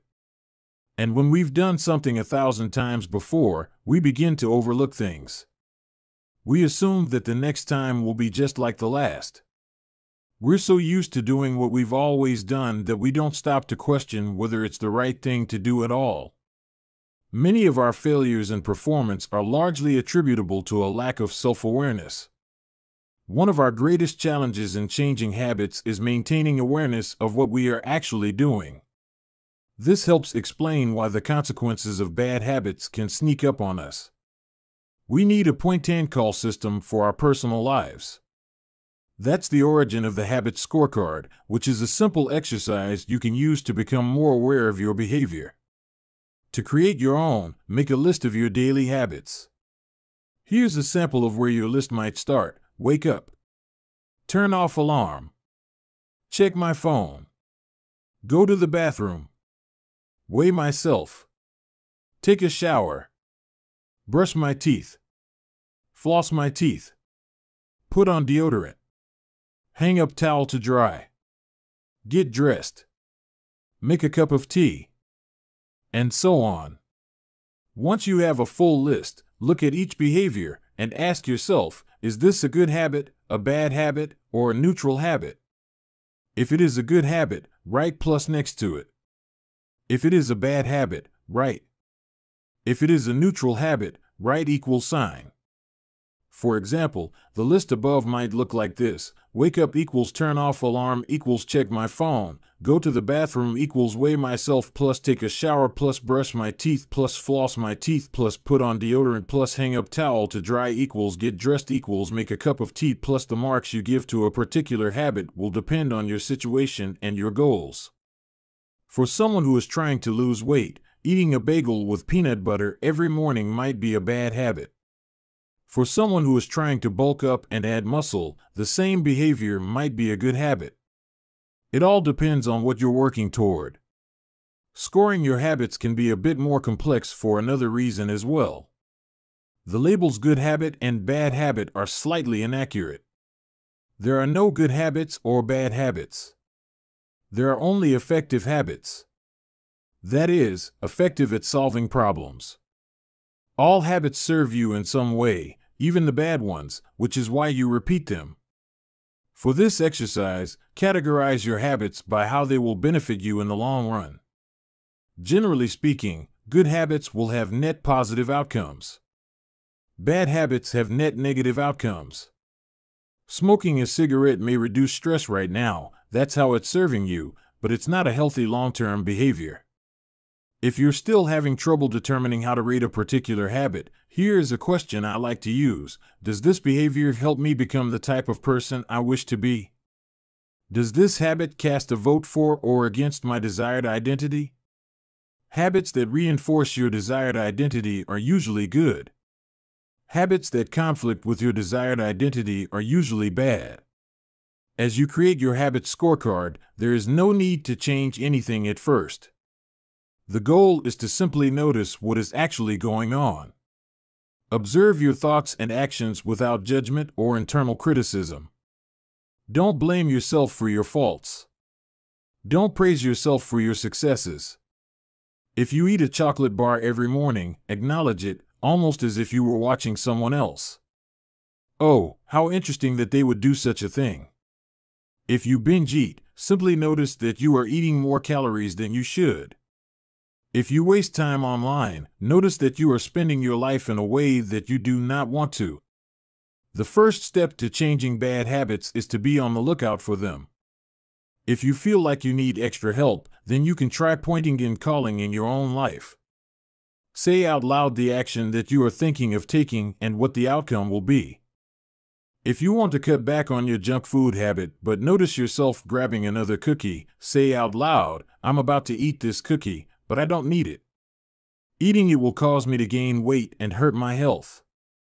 Hearing your bad habits spoken aloud makes the consequences seem more real. It adds weight to the action rather than letting yourself mindlessly slip into an old routine. This approach is useful even if you're simply trying to remember a task on your to-do list. Just saying out loud, "Tomorrow, I need to go to the post office after lunch," increases the odds that you'll actually do it. You're getting yourself to acknowledge the need for action, and that can make all the difference. The process of behavior change always starts with awareness. Strategies like pointing and calling and the habit scorecard are focused on getting you to recognize your habits and acknowledge the cues that trigger them, which makes it possible to respond in a way that benefits you. Chapter Summary. With enough practice, your brain will pick up on the cues that predict certain outcomes without consciously thinking about it. Once our habits become automatic, we stop paying attention to what we are doing. The process of behavior change always starts with awareness. You need to be aware of your habits before you can change them. Pointing and calling raises your level of awareness from a non-conscious habit to a more conscious level by verbalizing your actions. The habit scorecard is a simple exercise you can use to become more aware of your behavior. Chapter 5. The best way to start a new habit. In 2001, researchers in Great Britain began working with 248 people to build better exercise habits over the course of 2 weeks. The subjects were divided into 3 groups. The first group was the control group. They were simply asked to track how often they exercised. The second group was the motivation group. They were asked not only to track their workouts, but also to read some material on the benefits of exercise. The researchers also explained to the group how exercise could reduce the risk of coronary heart disease and improve heart health.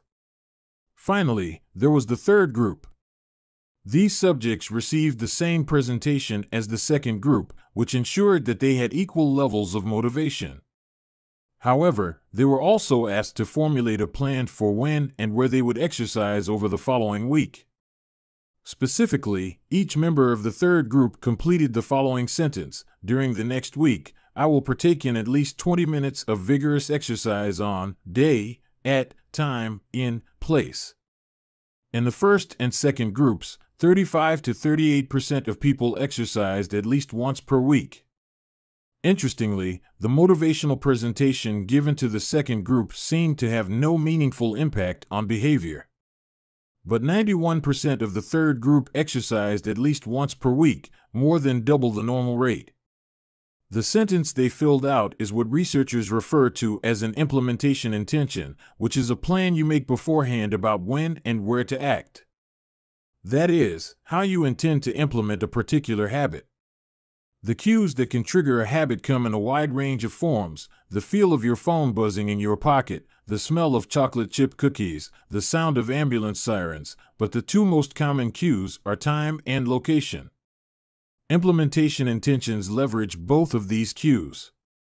Broadly speaking, the format for creating an implementation intention is: when situation X arises, I will perform response Y. Hundreds of studies have shown that implementation intentions are effective for sticking to our goals, whether it's writing down the exact time and date of when you will get a flu shot or recording the time of your colonoscopy appointment. They increase the odds that people will stick with habits like recycling, studying, going to sleep early, and stopping smoking. Researchers have even found that voter turnout increases when people are forced to create implementation intentions by answering questions like, "What route are you taking to the polling station? At what time are you planning to go? What bus will get you there?" Other successful government programs have prompted citizens to make a clear plan to send taxes in on time or provided directions on when and where to pay late traffic bills. The punchline is clear: people who make a specific plan for when and where they will perform a new habit are more likely to follow through. Too many people try to change their habits without these basic details figured out. We tell ourselves, "I'm going to eat healthier" or "I'm going to write more," but we never say when and where these habits are going to happen. We leave it up to chance and hope that we will just remember to do it or feel motivated at the right time. An implementation intention sweeps away foggy notions like "I want to work out more" or "I want to be more productive" or "I should vote," and transforms them into a concrete plan of action. Many people think they lack motivation when what they really lack is clarity. It is not always obvious when and where to take action. Some people spend their entire lives waiting for the time to be right to make an improvement. Once an implementation intention has been set, you don't have to wait for inspiration to strike. Do I write a chapter today or not? Do I meditate this morning or at lunch? When the moment of action occurs, there is no need to make a decision. Simply follow your predetermined plan. The simple way to apply this strategy to your habits is to fill out this sentence: I will, behavior, at, time, in, location. Meditation. I will meditate for 1 minute at 7 a.m. in my kitchen. Studying. I will study Spanish for 20 minutes at 6 p.m. in my bedroom. Exercise. I will exercise for 1 hour at 5 p.m. in my local gym. Marriage. I will make my partner a cup of tea at 8 a.m. in the kitchen. If you aren't sure when to start your habit, try the first day of the week, month, or year. People are more likely to take action at those times because hope is usually higher. If we have hope, we have a reason to take action. A fresh start feels motivating. There is another benefit to implementation intentions. Being specific about what you want and how you will achieve it helps you say no to things that derail progress, distract your attention, and pull you off course. We often say yes to little requests because we are not clear enough about what we need to be doing instead. When your dreams are vague, it's easy to rationalize little exceptions all day long and never get around to the specific things you need to do to succeed. Give your habits a time and a space to live in the world. The goal is to make the time and location so obvious that, with enough repetition, you get an urge to do the right thing at the right time, even if you can't say why. As the writer Jason Zweig noted, obviously you're never going to just work out without conscious thought.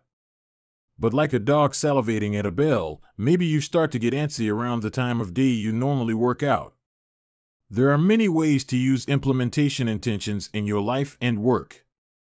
My favorite approach is one I learned from Stanford professor B.J. Fogg, and it is a strategy one referred to as habit stacking. Habit stacking, a simple plan to overhaul your habits. The French philosopher Denis Diderot lived nearly his entire life in poverty, but that all changed one day in 1765. Diderot's daughter was about to be married and he could not afford to pay for the wedding. Despite his lack of wealth, Diderot was well known for his role as the co-founder and writer of Encyclopedia, one of the most comprehensive encyclopedias of the time. When Catherine the Great, the Empress of Russia, heard of Diderot's financial troubles, her heart went out to him. She was a book lover and greatly enjoyed his encyclopedia. She offered to buy Diderot's personal library for £1,000, more than $150,000 today. Suddenly, Diderot had money to spare. With his new wealth, he not only paid for the wedding but also acquired a scarlet robe for himself. Diderot's scarlet robe was beautiful. So beautiful, in fact, that he immediately noticed how out of place it seemed when surrounded by his more common possessions. He wrote that there was no more coordination, no more unity, no more beauty between his elegant robe and the rest of his stuff. Diderot soon felt the urge to upgrade his possessions. He replaced his rug with one from Damascus. He decorated his home with expensive sculptures.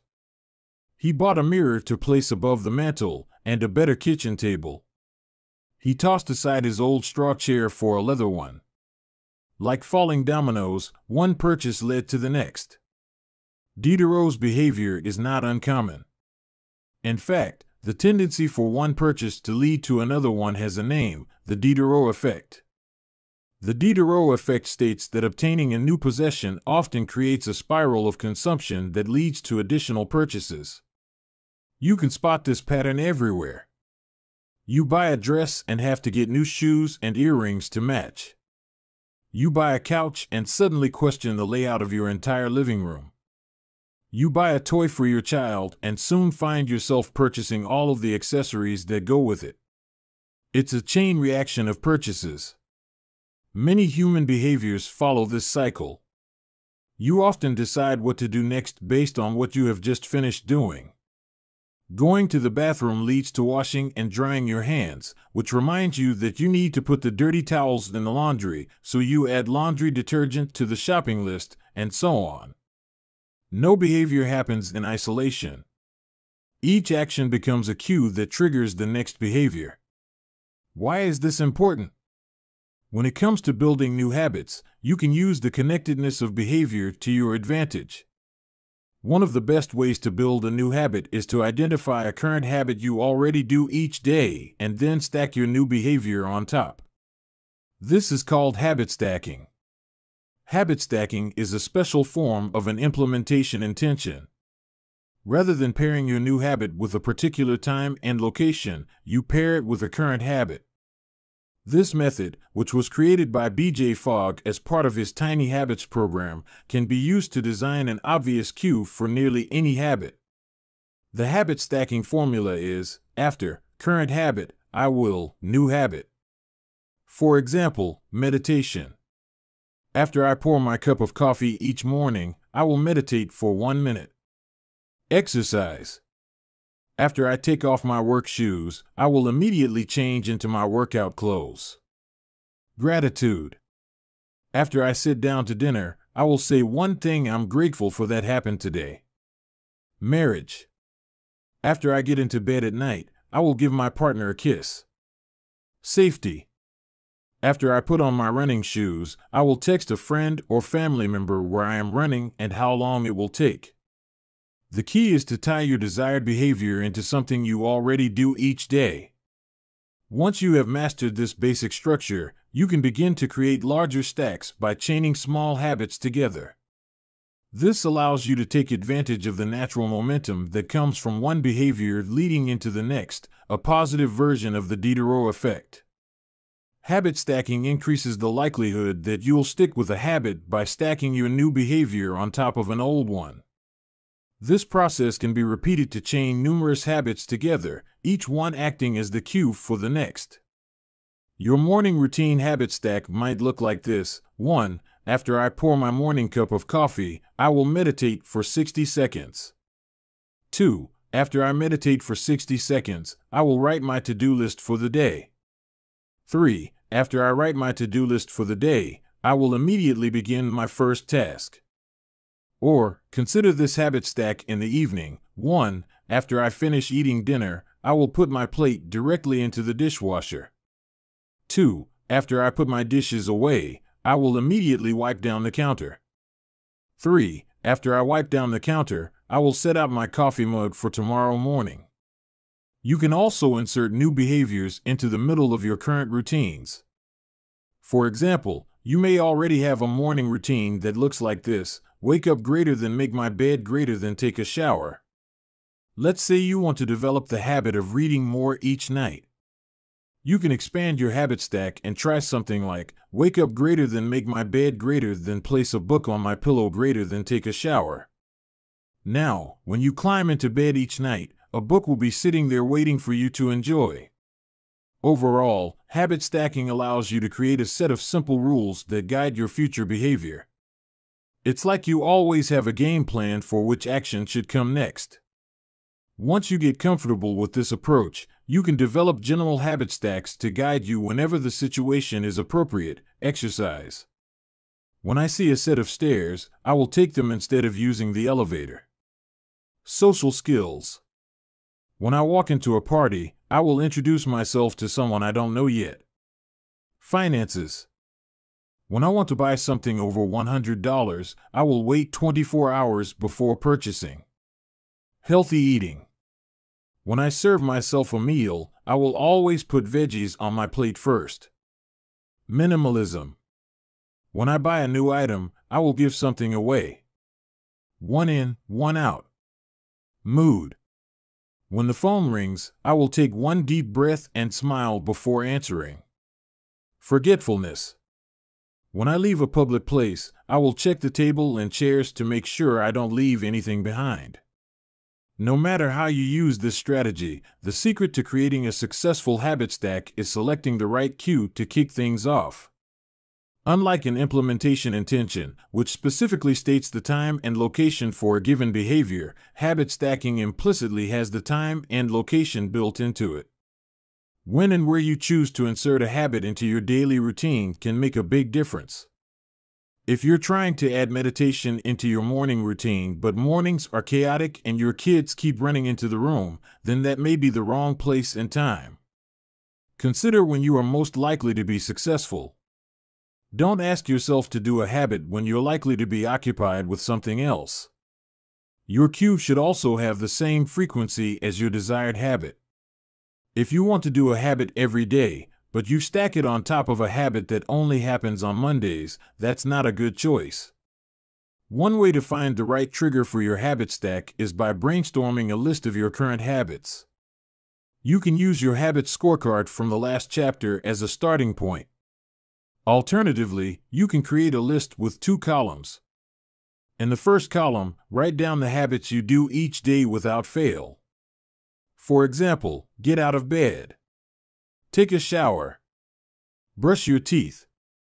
Get dressed. Brew a cup of coffee. Eat breakfast. Take the kids to school. Start the workday. Eat lunch. End the workday. Change out of work clothes. Sit down for dinner. Turn off the lights. Get into bed. Your list can be much longer, but you get the idea. In the second column, write down all of the things that happen to you each day without fail. For example, the sun rises. You get a text message. The song you are listening to ends. The sun sets. Armed with these two lists, you can begin searching for the best place to layer your new habit into your lifestyle. Habit stacking works best when a cue is highly specific and immediately actionable. Many people select cues that are too vague. I made this mistake myself.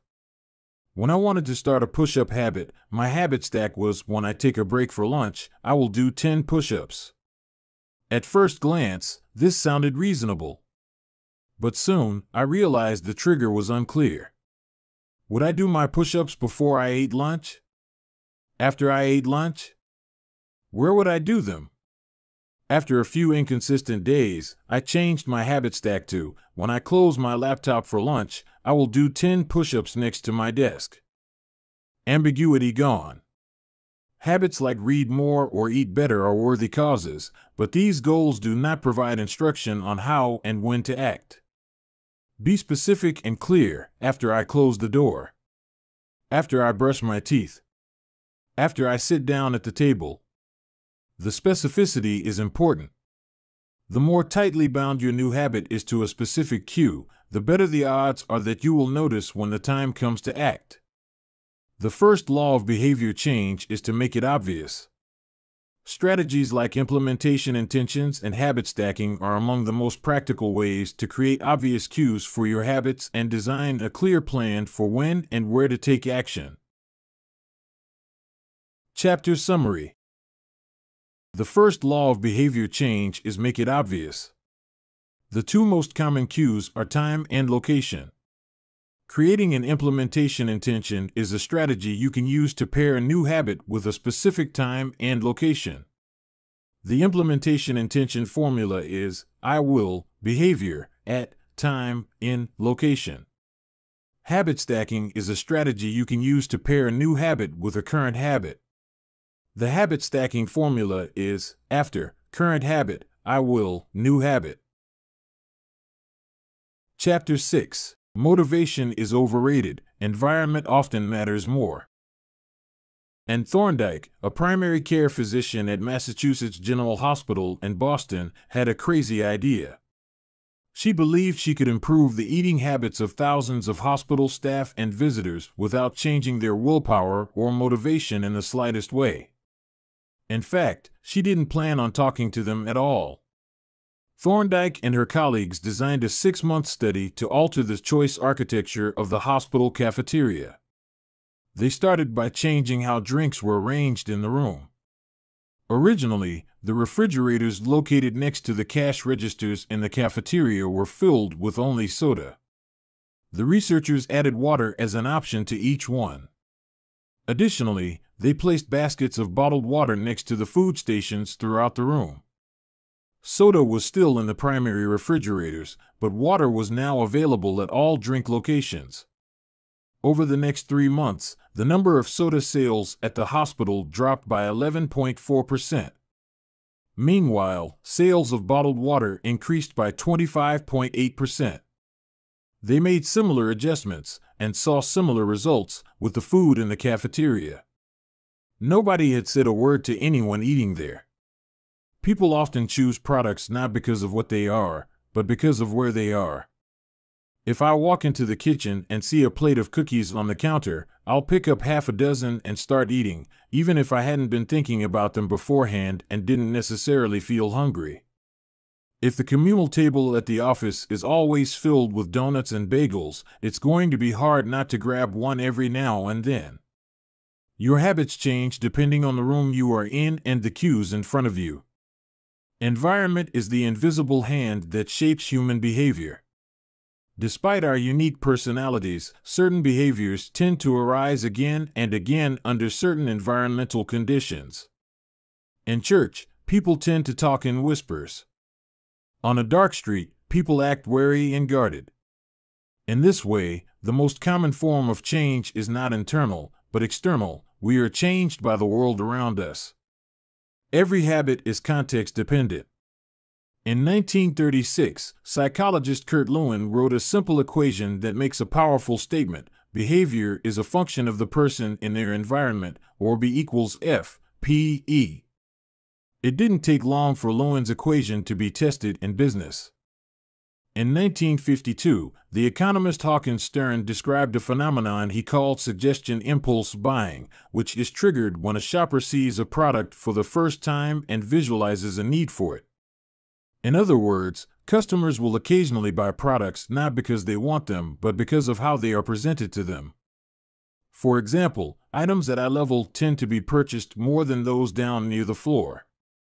For this reason, you'll find expensive brand names featured in easy-to-reach locations on store shelves because they drive the most profit, while cheaper alternatives are tucked away in harder-to-reach spots. The same goes for end caps, which are the units at the end of aisles. End caps are money-making machines for retailers because they are obvious locations that encounter a lot of foot traffic. For example, 45% of Coca-Cola sales come specifically from end-of-the-aisle racks. The more obviously available a product or service is, the more likely you are to try it. People drink Bud Light because it is in every bar and visit Starbucks because it is on every corner. We like to think that we are in control. If we choose water over soda, we assume it is because we wanted to do so. The truth, however, is that many of the actions we take each day are shaped not by purposeful drive and choice, but by the most obvious option. Every living being has its own methods for sensing and understanding the world. Eagles have remarkable long-distance vision. Snakes can smell by tasting the air with their highly sensitive tongues. Sharks can detect small amounts of electricity and vibrations in the water caused by nearby fish. Even bacteria have chemoreceptors, tiny sensory cells that allow them to detect toxic chemicals in their environment. In humans, perception is directed by the sensory nervous system. We perceive the world through sight, sound, smell, touch, and taste. But we also have other ways of sensing stimuli. Some are conscious, but many are non-conscious. For instance, you can notice when the temperature drops before a storm, or when the pain in your gut rises during a stomachache, or when you fall off balance while walking on rocky ground. Receptors in your body pick up on a wide range of internal stimuli, such as the amount of salt in your blood or the need to drink when thirsty. The most powerful of all human sensory abilities, however, is vision. The human body has about 11 million sensory receptors. Approximately 10 million of those are dedicated to sight. Some experts estimate that half of the brain's resources are used on vision. Given that we are more dependent on vision than on any other sense, it should come as no surprise that visual cues are the greatest catalyst of our behavior. For this reason, a small change in what you see can lead to a big shift in what you do. As a result, you can imagine how important it is to live and work in environments that are filled with productive cues and devoid of unproductive ones. Thankfully, there is good news in this respect. You don't have to be the victim of your environment. You can also be the architect of it. How to design your environment for success. During the energy crisis and oil embargo of the 1970s, Dutch researchers began to pay close attention to the country's energy usage. In one suburb near Amsterdam, they found that some homeowners used 30% less energy than their neighbors, despite the homes being of similar size and getting electricity for the same price. It turned out the houses in this neighborhood were nearly identical except for one feature: the location of the electrical meter. Some had one in the basement. Others had the electrical meter upstairs in the main hallway. As you may guess, the homes with the meters located in the main hallway used less electricity. When their energy use was obvious and easy to track, people changed their behavior. Every habit is initiated by a cue, and we are more likely to notice cues that stand out. Unfortunately, the environments where we live and work often make it easy not to do certain actions because there is no obvious cue to trigger the behavior. It's easy not to practice the guitar when it's tucked away in the closet. It's easy not to read a book when the bookshelf is in the corner of the guest room. It's easy not to take your vitamins when they are out of sight in the pantry. When the cues that spark a habit are subtle or hidden, they are easy to ignore. By comparison, creating obvious visual cues can draw your attention toward a desired habit. In the early 1990s, the cleaning staff at Schiphol Airport in Amsterdam installed a small sticker that looked like a fly near the center of each urinal. Apparently, when men stepped up to the urinals, they aimed for what they thought was a bug. The stickers improved their aim and significantly reduced spillage around the urinals. Further analysis determined that the stickers cut bathroom cleaning costs by 8% per year. I've experienced the power of obvious cues in my own life. I used to buy apples from the store, put them in the crisper in the bottom of the refrigerator, and forget all about them. By the time I remembered, the apples would have gone bad. I never saw them, so I never ate them. Eventually, I took my own advice and redesigned my environment. I bought a large display bowl and placed it in the middle of the kitchen counter. The next time I bought apples, that was where they went, out in the open where I could see them. Almost like magic, I began eating a few apples each day simply because they were obvious rather than out of sight. Here are a few ways you can redesign your environment and make the cues for your preferred habits more obvious. If you want to remember to take your medication each night, put your pill bottle directly next to the faucet on the bathroom counter. If you want to practice guitar more frequently, place your guitar stand in the middle of the living room. If you want to remember to send more thank you notes, keep a stack of stationery on your desk. If you want to drink more water, fill up a few water bottles each morning and place them in common locations around the house. If you want to make a habit a big part of your life, make the cue a big part of your environment. The most persistent behaviors usually have multiple cues. Consider how many different ways the smoker could be prompted to pull out a cigarette, driving in the car, seeing a friend smoke, feeling stressed at work, and so on. The same strategy can be employed for good habits. By sprinkling triggers throughout your surroundings, you increase the odds that you'll think about your habit throughout the day. Make sure the best choice is the most obvious one. Making a better decision is easy and natural when the cues for good habits are right in front of you. Environment design is powerful not only because it influences how we engage with the world, but also because we rarely do it. Most people live in a world others have created for them. But you can alter the spaces where you live and work to increase your exposure to positive cues and reduce your exposure to negative ones. Environment design allows you to take back control and become the architect of your life. Be the designer of your world and not merely the consumer of it. The context is the CUE. The cues that trigger a habit can start out very specific, but over time your habits become associated not with a single trigger, but with the entire context surrounding the behavior. For example, many people drink more in social situations than they would ever drink alone. The trigger is rarely a single cue, but rather the whole situation, watching your friends order drinks, hearing the music at the bar, seeing the beers on tap. We mentally assign our habits to the locations in which they occur, the home, the office, the gym. Each location develops a connection to certain habits and routines. You establish a particular relationship with the objects on your desk, the items on your kitchen counter, the things in your bedroom. Our behavior is not defined by the objects in the environment, but by our relationship to them. In fact, this is a useful way to think about the influence of the environment on your behavior. Stop thinking about your environment as filled with objects. Start thinking about it as filled with relationships. Think in terms of how you interact with the spaces around you. For one person, her couch is the place where she reads for an hour each night. For someone else, the couch is where he watches television and eats a bowl of ice cream after work. Different people can have different memories, and thus different habits, associated with the same place. The good news? You can train yourself to link a particular habit with a particular context. In one study, scientists instructed insomniacs to get into bed only when they were tired. If they couldn't fall asleep, they were told to sit in a different room until they became sleepy. Over time, subjects began to associate the context of their bed with the action of sleeping, and it became easier to quickly fall asleep when they climbed in bed.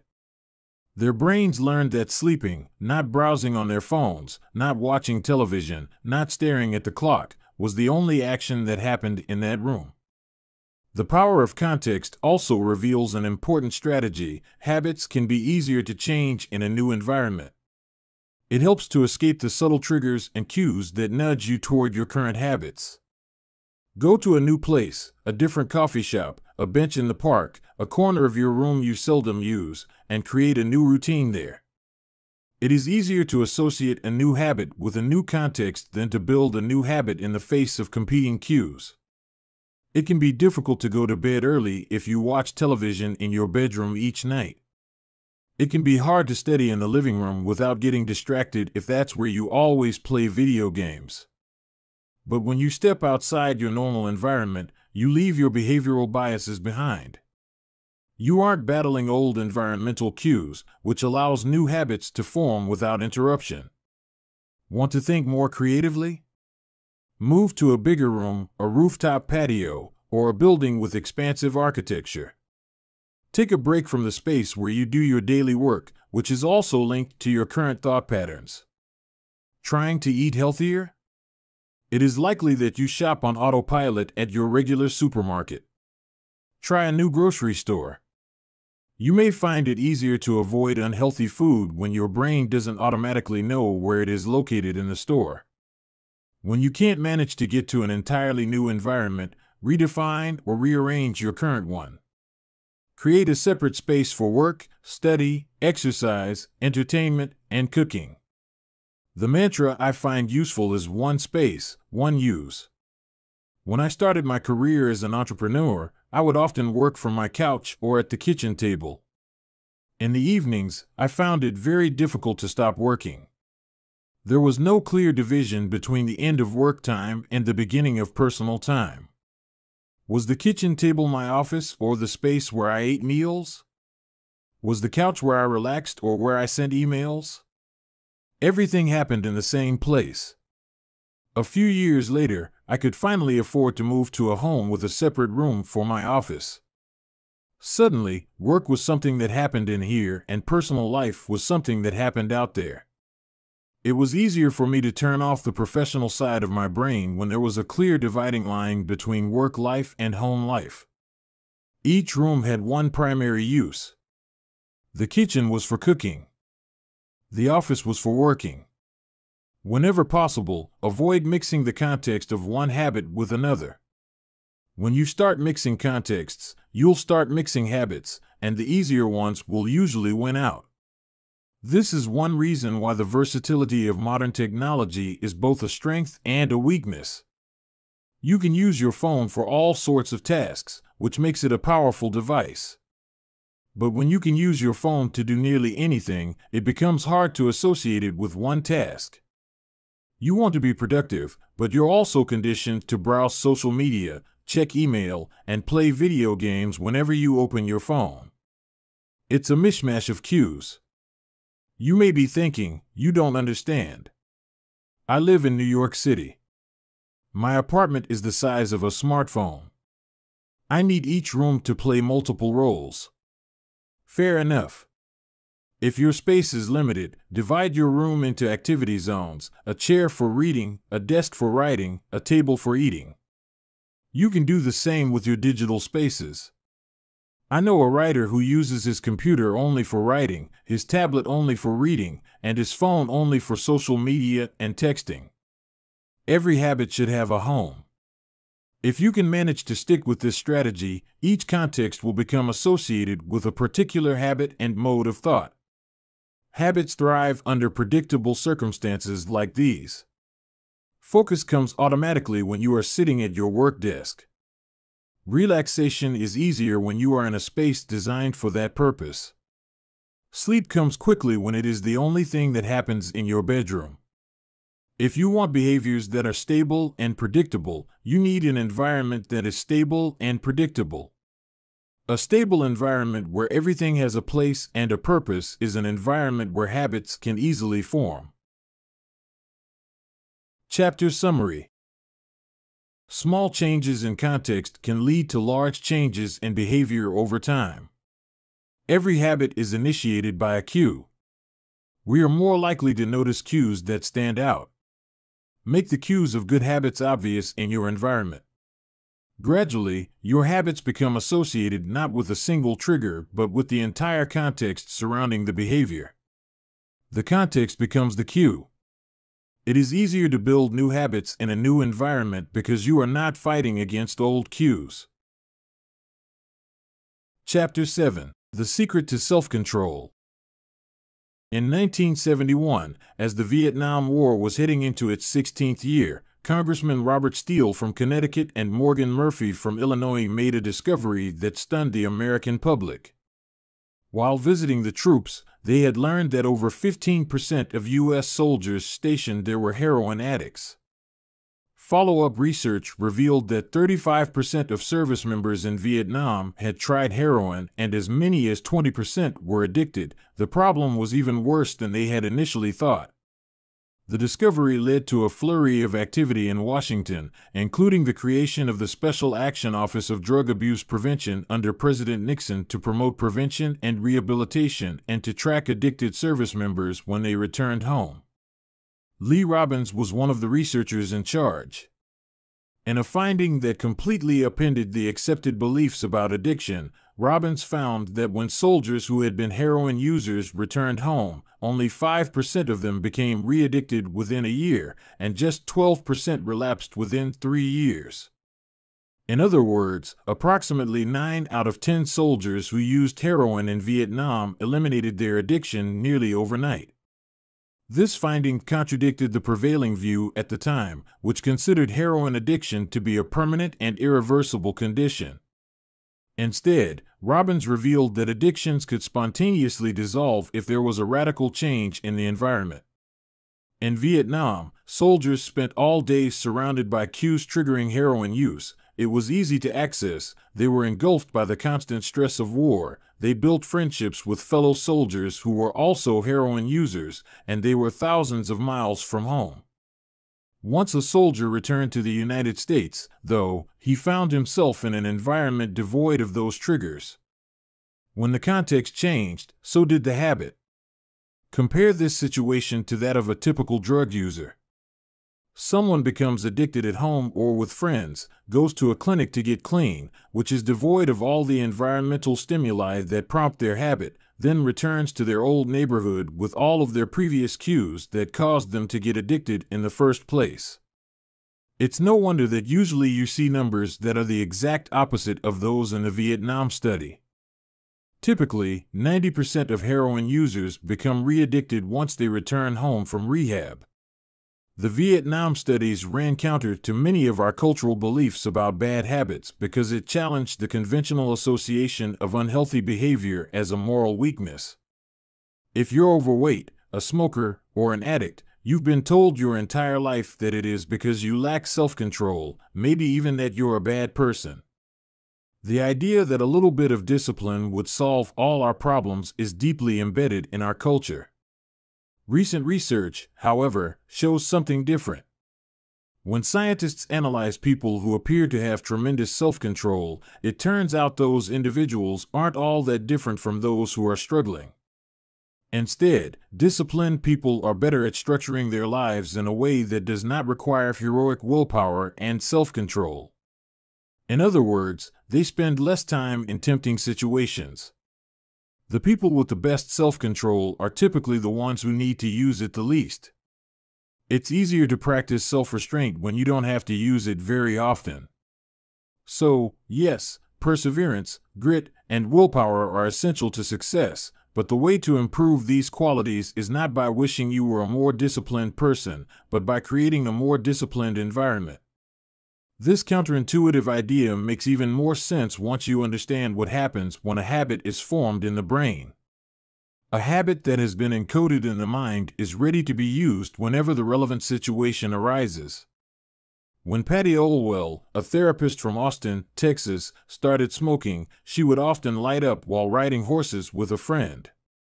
Eventually, she quit smoking and avoided it for years. She had also stopped riding. Decades later, she hopped on a horse again and found herself craving a cigarette for the first time in forever. The cues were still internalized, she just hadn't been exposed to them in a long time. Once a habit has been encoded, the urge to act follows whenever the environmental cues reappear.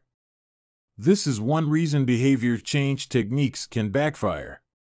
Shaming obese people with weight loss presentations can make them feel stressed, and as a result many people return to their favorite coping strategy, overeating. Showing pictures of blackened lungs to smokers leads to higher levels of anxiety, which drives many people to reach for a cigarette. If you're not careful about cues, you can cause the very behavior you want to stop. Bad habits are autocatalytic, the process feeds itself. They foster the feelings they try to numb. You feel bad, so you eat junk food. Because you eat junk food, you feel bad. Watching television makes you feel sluggish, so you watch more television because you don't have the energy to do anything else. Worrying about your health makes you feel anxious, which causes you to smoke to ease your anxiety, which makes your health even worse and soon you're feeling more anxious. It's a downward spiral, a runaway train of bad habits. Researchers refer to this phenomenon as cue-induced wanting. An external trigger causes a compulsive craving to repeat a bad habit. Once you notice something, you begin to want it. This process is happening all the time, often without us realizing it. Scientists have found that showing addicts a picture of cocaine for just 33 milliseconds stimulates the reward pathway in the brain and sparks desire. This speed is too fast for the brain to consciously register. The addicts couldn't even tell you what they had seen, but they craved the drug all the same. Here's the punchline: you can break a habit, but you're unlikely to forget it. Once the mental grooves of habit have been carved into your brain, they are nearly impossible to remove entirely, even if they go unused for quite a while. And that means that simply resisting temptation is an ineffective strategy. It is hard to maintain a Zen attitude in a life filled with interruptions. It takes too much energy. In the short run, you can choose to overpower temptation. In the long run, we become a product of the environment that we live in. To put it bluntly, I have never seen someone consistently stick to positive habits in a negative environment. A more reliable approach is to cut bad habits off at the source. One of the most practical ways to eliminate a bad habit is to reduce exposure to the cue that causes it. If you can't seem to get any work done, leave your phone in another room for a few hours. If you're continually feeling like you're not enough, stop following social media accounts that trigger jealousy and envy. If you're wasting too much time watching television, move the TV out of the bedroom. If you're spending too much money on electronics, quit reading reviews of the latest tech gear. If you're playing too many video games, unplug the console and put it in a closet after each use. This practice is an inversion of the first law of behavior change. Rather than make it obvious, you can make it invisible. I'm often surprised by how effective simple changes like these can be. Remove a single cue and the entire habit often fades away. Self-control is a short-term strategy, not a long-term one. You may be able to resist temptation once or twice, but it's unlikely you can muster the willpower to override your desires every time. Instead of summoning a new dose of willpower whenever you want to do the right thing, your energy would be better spent optimizing your environment. This is the secret to self-control. Make the cues of your good habits obvious and the cues of your bad habits invisible. Chapter Summary. The inversion of the first law of behavior change is make it invisible. Once a habit is formed, it is unlikely to be forgotten.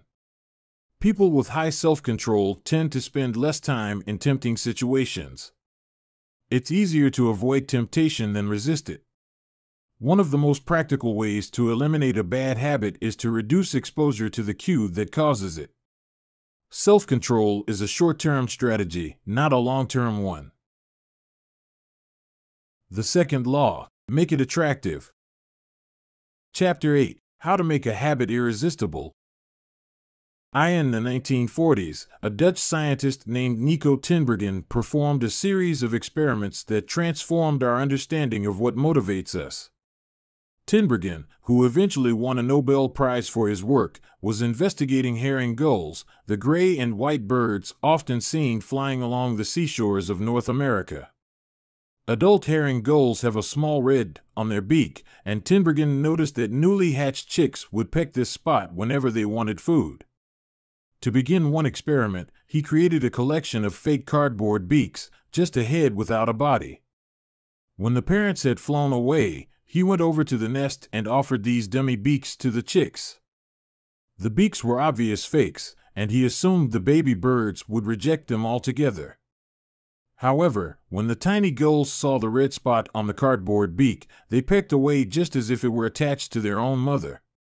They had a clear preference for those red spots, as if they had been genetically programmed at birth. Soon Tinbergen discovered that the bigger the red spot, the faster the chicks pecked. Eventually, he created a beak with 3 large red dots on it. When he placed it over the nest, the baby birds went crazy with delight. They pecked at the little red patches as if it was the greatest beak they had ever seen. Tinbergen and his colleagues discovered similar behavior in other animals. For example, the gray-lag goose is a ground-nesting bird. Occasionally, as the mother moves around on the nest, one of the eggs will roll out and settle on the grass nearby. Whenever this happens, the goose will waddle over to the egg and use its beak and neck to pull it back into the nest. Tinbergen discovered that the goose will pull any nearby round object, such as a billiard ball or a light bulb, back into the nest. The bigger the object, the greater their response.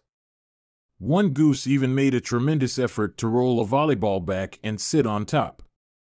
Like the baby gulls automatically pecking at red dots, the gray-lag goose was following an instinctive rule: when I see a round object nearby, I must roll it back into the nest. The bigger the round object, the harder I should try to get it. It's like the brain of each animal is preloaded with certain rules for behavior, and when it comes across an exaggerated version of that rule, it lights up like a Christmas tree. Scientists refer to these exaggerated cues as supernormal stimuli. A supernormal stimulus is a heightened version of reality, like a beak with 3 red dots or an egg the size of a volleyball, and it elicits a stronger response than usual. Humans are also prone to fall for exaggerated versions of reality. Junk food, for example, drives our reward systems into a frenzy. After spending hundreds of thousands of years hunting and foraging for food in the wild, the human brain has evolved to place a high value on salt, sugar, and fat. Such foods are often calorie-dense, and they were quite rare when our ancient ancestors were roaming the savannah. When you don't know where your next meal is coming from, eating as much as possible is an excellent strategy for survival. Today, however, we live in a calorie-rich environment. Food is abundant, but your brain continues to crave it like it is scarce. Placing a high value on salt, sugar, and fat is no longer advantageous to our health, but the craving persists because the brain's reward centers have not changed for approximately 50,000 years. The modern food industry relies on stretching our Paleolithic instincts beyond their evolutionary purpose. A primary goal of food science is to create products that are more attractive to consumers. Nearly every food in a bag, box, or jar has been enhanced in some way, if only with additional flavoring. Companies spend millions of dollars to discover the most satisfying level of crunch in a potato chip or the perfect amount of fizz in a soda. Entire departments are dedicated to optimizing how a product feels in your mouth, a quality known as oral sensation. French fries, for example, are a potent combination, golden brown and crunchy on the outside, light and smooth on the inside. Other processed foods enhance dynamic contrast, which refers to items with a combination of sensations, like crunchy and creamy. Imagine the gooiness of melted cheese on top of a crispy pizza crust, or the crunch of an Oreo cookie combined with its smooth center. With natural, unprocessed foods, you tend to experience the same sensations over and over. How's that 17th bite of kale taste? After a few minutes, your brain loses interest and you begin to feel full. But foods that are high in dynamic contrast keep the experience novel and interesting, encouraging you to eat more. Ultimately, such strategies enable food scientists to find the bliss point for each product, the precise combination of salt, sugar, and fat that excites your brain and keeps you coming back for more. The result, of course, is that you overeat because hyperpalatable foods are more attractive to the human brain. As Stephen Guyenet, a neuroscientist who specializes in eating behavior and obesity, says, we've gotten too good at pushing our own buttons. The modern food industry, and the overeating habits it has spawned, is just one example of the second law of behavior change: make it attractive. The more attractive an opportunity is, the more likely it is to become habit-forming. Look around. Society is filled with highly engineered versions of reality that are more attractive than the world our ancestors evolved in. Stores feature mannequins with exaggerated hips and breasts to sell clothes. Social media delivers more likes and praise in a few minutes than we could ever get in the office or at home. Online porn splices together stimulating scenes at a rate that would be impossible to replicate in real life. Advertisements are created with a combination of ideal lighting, professional makeup, and photoshopped edits. Even the model doesn't look like the person in the final image. These are the supernormal stimuli of our modern world. They exaggerate features that are naturally attractive to us, and our instincts go wild as a result, driving us into excessive shopping habits, social media habits, porn habits, eating habits, and many others. If history serves as a guide, the opportunities of the future will be more attractive than those of today. The trend is for rewards to become more concentrated and stimuli to become more enticing. Junk food is a more concentrated form of calories than natural foods. Hard liquor is a more concentrated form of alcohol than beer. Video games are a more concentrated form of play than board games. Compared to nature, these pleasure-packed experiences are hard to resist. We have the brains of our ancestors, but temptations they never had to face. If you want to increase the odds that a behavior will occur, then you need to make it attractive. Throughout our discussion of the second law, our goal is to learn how to make our habits irresistible. While it is not possible to transform every habit into a supernormal stimulus, we can make any habit more enticing. To do this, we must start by understanding what a craving is and how it works. We begin by examining a biological signature that all habits share: the dopamine spike. The dopamine-driven feedback loop. Scientists can track the precise moment a craving occurs by measuring a neurotransmitter called dopamine. The importance of dopamine became apparent in 1954 when the neuroscientists James Olds and Peter Milner ran an experiment that revealed the neurological processes behind craving and desire. By implanting electrodes in the brains of rats, the researchers blocked the release of dopamine. To the surprise of the scientists, the rats lost all will to live. They wouldn't eat. They wouldn't have sex. They didn't crave anything. Within a few days, the animals died of thirst. In follow-up studies, other scientists also inhibited the dopamine-releasing parts of the brain, but this time, they squirted little droplets of sugar into the mouths of the dopamine-depleted rats. Their little rat faces lit up with pleasurable grins from the tasty substance. Even though dopamine was blocked, they liked the sugar just as much as before, they just didn't want it anymore. The ability to experience pleasure remained, but without dopamine, desire died. And without desire, action stopped. When other researchers reversed this process and flooded the reward system of the brain with dopamine, animals performed habits at breakneck speed. In one study, mice received a powerful hit of dopamine each time they poked their nose in a box. Within minutes, the mice developed a craving so strong they began poking their nose into the box 800 times per hour. Humans are not so different. The average slot machine player will spin the wheel 600 times per hour. Habits are a dopamine-driven feedback loop. Every behavior that is highly habit-forming, taking drugs, eating junk food, playing video games, browsing social media, is associated with higher levels of dopamine. The same can be said for our most basic habitual behaviors like eating food, drinking water, having sex, and interacting socially. For years, scientists assumed dopamine was all about pleasure, but now we know it plays a central role in many neurological processes, including motivation, learning and memory, punishment and aversion, and voluntary movement. When it comes to habits, the key takeaway is this: dopamine is released not only when you experience pleasure, but also when you anticipate it. Gambling addicts have a dopamine spike right before they place a bet, not after they win. Cocaine addicts get a surge of dopamine when they see the powder, not after they take it. Whenever you predict that an opportunity will be rewarding, your levels of dopamine spike in anticipation. And whenever dopamine rises, so does your motivation to act. It is the anticipation of a reward, not the fulfillment of it, that gets us to take action. Interestingly, the reward system that is activated in the brain when you receive a reward is the same system that is activated when you anticipate a reward. This is one reason the anticipation of an experience can often feel better than the attainment of it.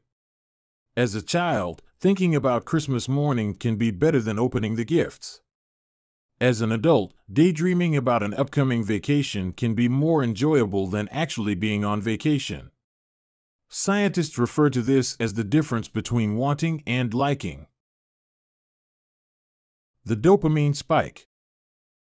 Your brain has far more neural circuitry allocated for wanting rewards than for liking them.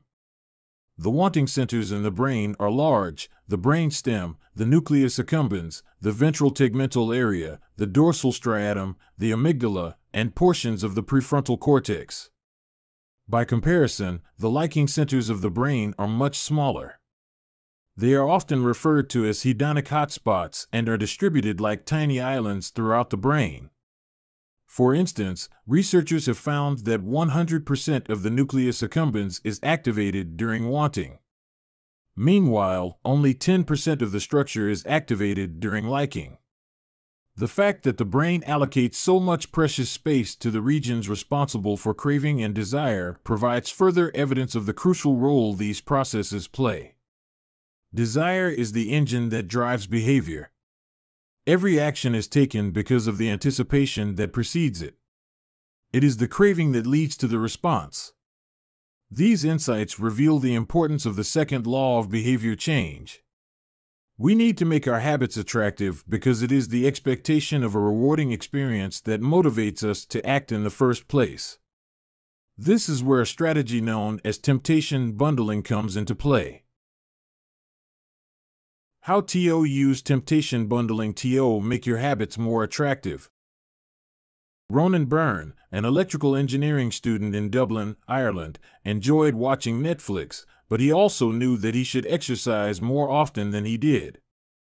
Putting his engineering skills to use, Byrne hacked his stationary bike and connected it to his laptop and television. Then he wrote a computer program that would allow Netflix to run only if he was cycling at a certain speed. If he slowed down for too long, whatever show he was watching would pause until he started pedaling again. He was, in the words of one fan, eliminating obesity one Netflix binge at a time. He was also employing temptation bundling to make his exercise habit more attractive.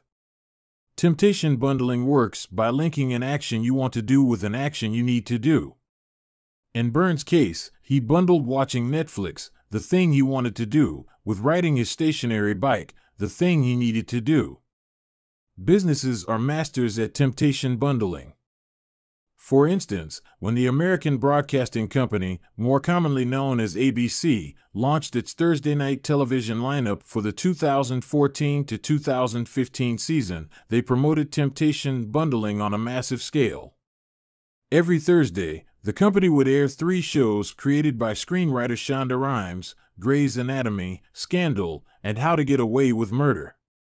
They branded it as TGIT on ABC. TGIT stands for Thank God It's Thursday.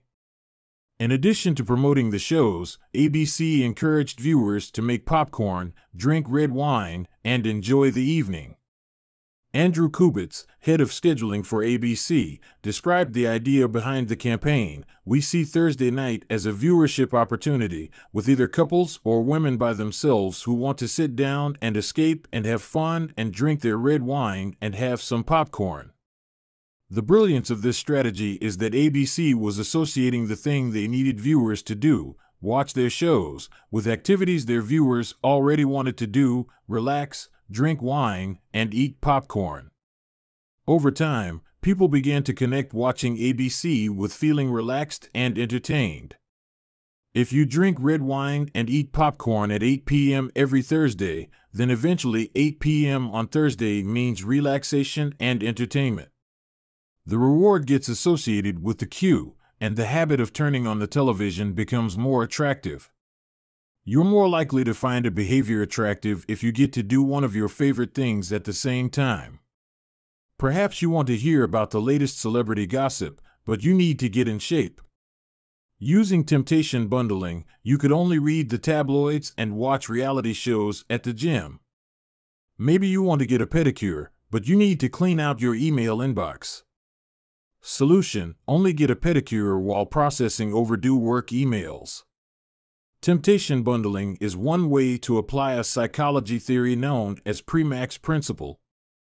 Named after the work of Professor David Premack, the principle states that more probable behaviors will reinforce less probable behaviors. In other words, even if you don't really want to process overdue work emails, you'll become conditioned to do it if it means you get to do something you really want to do along the way. You can even combine temptation bundling with the habit stacking strategy we discussed in Chapter 5 to create a set of rules to guide your behavior. The habit stacking plus temptation bundling formula is: 1. After current habit, I will, habit I need. 2. After habit I need, I will, habit I want. If you want to read the news, but you need to express more gratitude: 1. After I get my morning coffee, I will say one thing I'm grateful for that happened yesterday, need. 2. After I say one thing I'm grateful for, I will read the news, want. If you want to watch sports, but you need to make sales calls: 1. After I get back from my lunch break, I will call 3 potential clients, need. 2. After I call 3 potential clients, I will check ESPN, want. If you want to check Facebook, but you need to exercise more: 1. After I pull out my phone, I will do 10 burpees, need. 2. After I do 10 burpees, I will check Facebook, want. The hope is that eventually you'll look forward to calling 3 clients or doing 10 burpees because it means you get to read the latest sports news or check Facebook. Doing the thing you need to do means you get to do the thing you want to do. We began this chapter by discussing supernormal stimuli, which are heightened versions of reality that increase our desire to take action. Temptation bundling is one way to create a heightened version of any habit by connecting it with something you already want. Engineering a truly irresistible habit is a hard task, but this simple strategy can be employed to make nearly any habit more attractive than it would be otherwise. Chapter Summary. The second law of behavior change is make it attractive. The more attractive an opportunity is, the more likely it is to become habit-forming. Habits are a dopamine-driven feedback loop. When dopamine rises, so does our motivation to act. It is the anticipation of a reward, not the fulfillment of it, that gets us to take action. The greater the anticipation, the greater the dopamine spike. Temptation bundling is one way to make your habits more attractive. The strategy is to pair an action you want to do with an action you need to do. Chapter 9. The role of family and friends in shaping your habits. In 1965, a Hungarian man named Laszlo Polgar wrote a series of strange letters to a woman named Clara. Laszlo was a firm believer in hard work. In fact, it was all he believed in. He completely rejected the idea of innate talent. He claimed that with deliberate practice and the development of good habits, a child could become a genius in any field. His mantra was the genius is not born, but is educated and trained. Laszlo believed in this idea so strongly that he wanted to test it with his own children, and he was writing to Clara because he needed a wife willing to jump on board. Clara was a teacher and, although she may not have been as adamant as Laszlo, she also believed that with proper instruction, anyone could advance their skills. Laszlo decided chess would be a suitable field for the experiment, and he laid out a plan to raise his children to become chess prodigies. The kids would be homeschooled, a rarity in Hungary at the time. The house would be filled with chess books and pictures of famous chess players. The children would play against each other constantly and compete in the best tournaments they could find. The family would keep a meticulous file system of the tournament history of every competitor the children faced.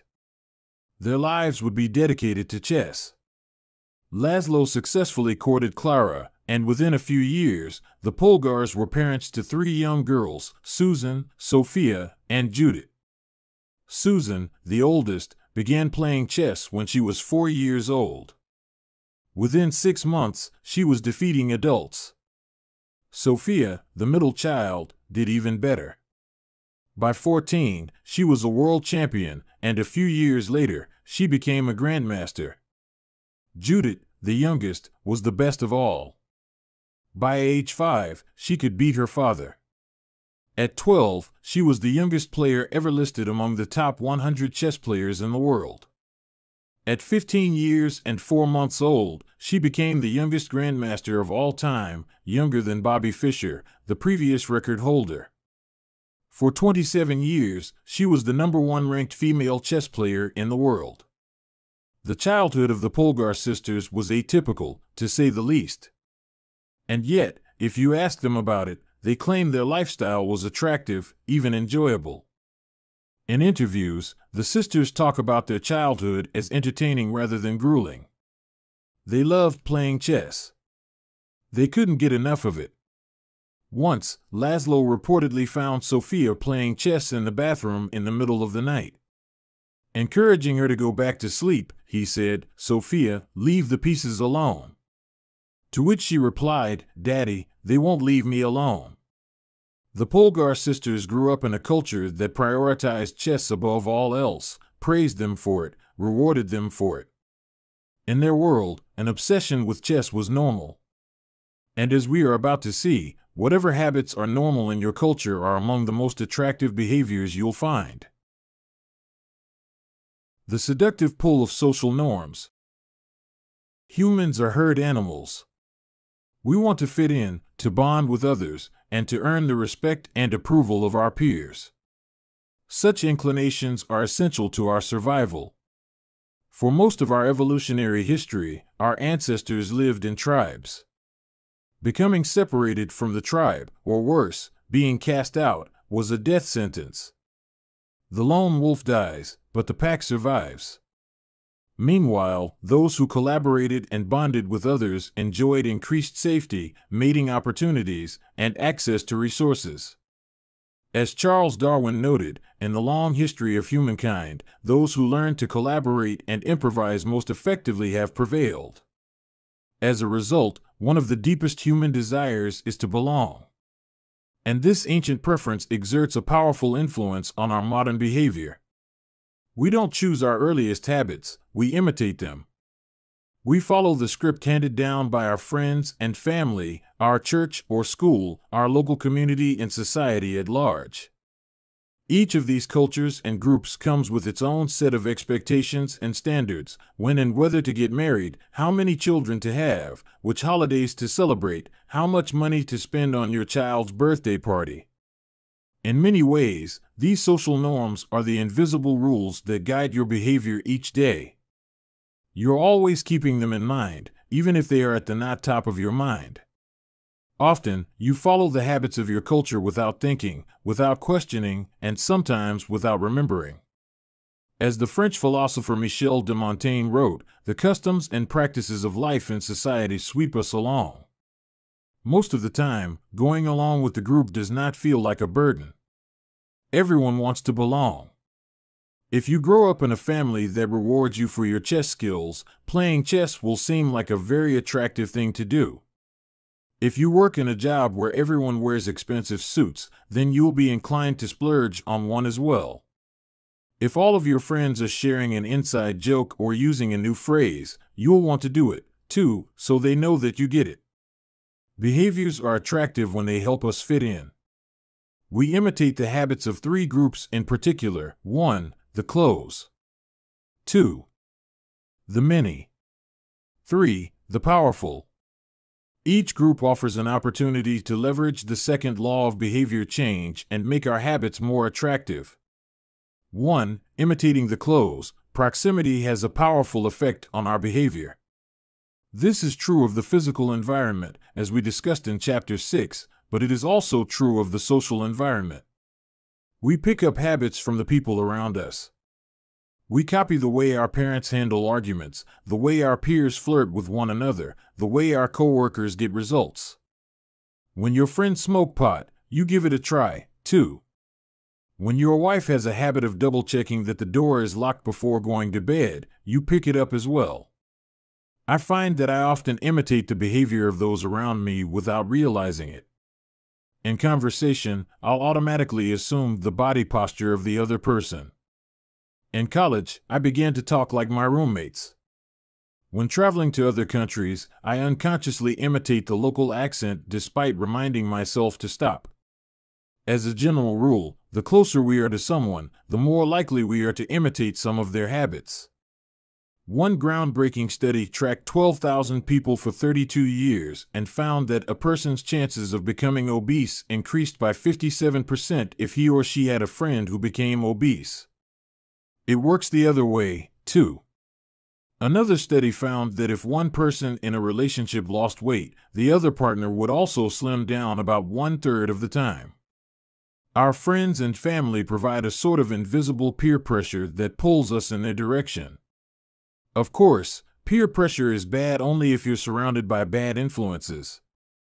When astronaut Mike Massimino was a graduate student at MIT, he took a small robotics class. Of the 10 people in the class, 4 became astronauts. If your goal was to make it into space, then that room was about the best culture you could ask for. Similarly, one study found that the higher your best friend's IQ at age 11 or 12, the higher your IQ would be at age 15, even after controlling for natural levels of intelligence. We soak up the qualities and practices of those around us. One of the most effective things you can do to build better habits is to join a culture where your desired behavior is the normal behavior. New habits seem achievable when you see others doing them every day. If you are surrounded by fit people, you are more likely to consider working out to be a common habit. If you're surrounded by jazz lovers, you are more likely to believe it's reasonable to play jazz every day. Your culture sets your expectation for what is normal. Surround yourself with people who have the habits you want to have yourself. You'll rise together. To make your habits even more attractive, you can take this strategy one step further. Join a culture where, 1. Your desired behavior is the normal behavior, and 2. You already have something in common with the group. Steve Kamb, an entrepreneur in New York City, runs a company called Nerd Fitness, which helps nerds, misfits, and mutants lose weight, get strong, and get healthy. His clients include video game lovers, movie fanatics, and average Joes who want to get in shape. Many people feel out of place the first time they go to the gym or try to change their diet, but if you are already similar to the other members of the group in some way, say, your mutual love of Star Wars, change becomes more appealing because it feels like something people like you already do. Nothing sustains motivation better than belonging to the tribe. It transforms a personal quest into a shared one. Previously, you were on your own. Your identity was singular. You are a reader. You are a musician. You are an athlete. When you join a book club or a band or a cycling group, your identity becomes linked to those around you. Growth and change is no longer an individual pursuit. We are readers. We are musicians. We are cyclists. The shared identity begins to reinforce your personal identity. This is why remaining part of a group after achieving a goal is crucial to maintaining your habits. It's friendship and community that embed a new identity and help behaviors last over the long run. 2. Imitating the many. In the 1950s, psychologist Solomon Asch conducted a series of experiments that are now taught to legions of undergrads each year. To begin each experiment, the subject entered the room with a group of strangers. Unbeknownst to them, the other participants were actors planted by the researcher and instructed to deliver scripted answers to certain questions. The group would be shown one card with a line on it and then a second card with a series of lines. Each person was asked to select the line on the second card that was similar in length to the line on the first card. It was a very simple task. Conforming to social norms. The experiment always began the same. First, there would be some easy trials where everyone agreed on the correct line. After a few rounds, the participants were shown a test that was just as obvious as the previous ones, except the actors in the room would select an intentionally incorrect answer. For example, they would respond A to the comparison shown in Figure 10. Everyone would agree that the lines were the same even though they were clearly different.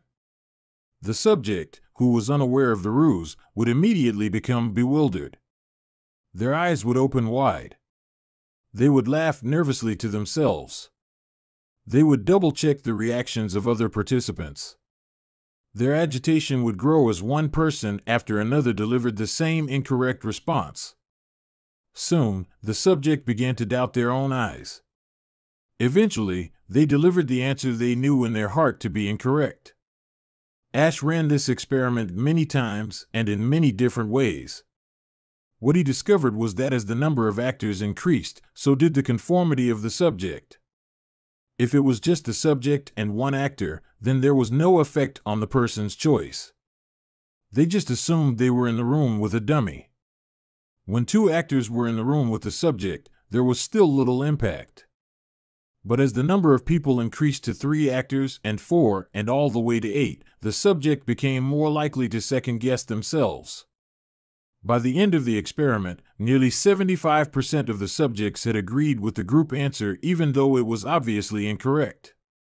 Whenever we are unsure how to act, we look to the group to guide our behavior. We are constantly scanning our environment and wondering, what is everyone else doing?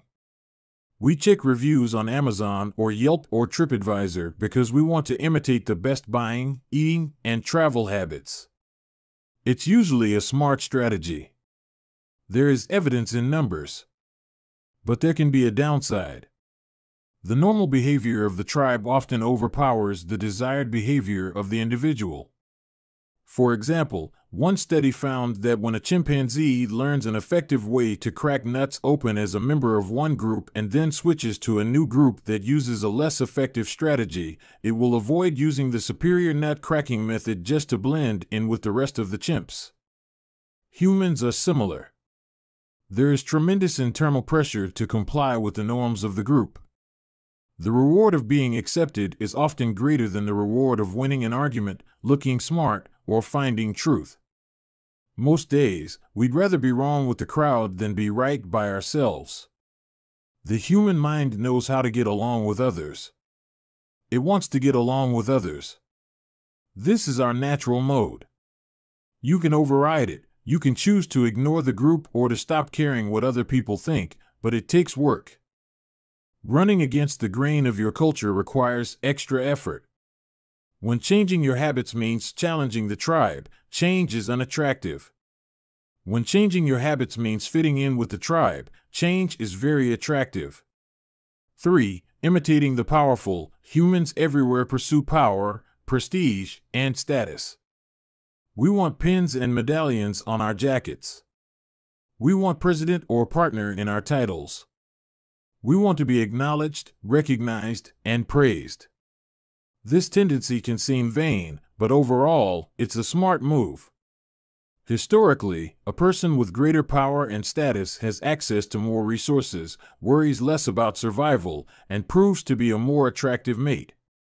We are drawn to behaviors that earn us respect, approval, admiration, and status. We want to be the one in the gym who can do muscle-ups, or the musician who can play the hardest chord progressions, or the parent with the most accomplished children, because these things separate us from the crowd. Once we fit in, we start looking for ways to stand out. This is one reason we care so much about the habits of highly effective people. We try to copy the behavior of successful people because we desire success ourselves. Many of our daily habits are imitations of people we admire. You replicate the marketing strategies of the most successful firms in your industry. You make a recipe from your favorite baker. You borrow the storytelling strategies of your favorite writer. You mimic the communication style of your boss. We imitate people we envy. High-status people enjoy the approval, respect, and praise of others.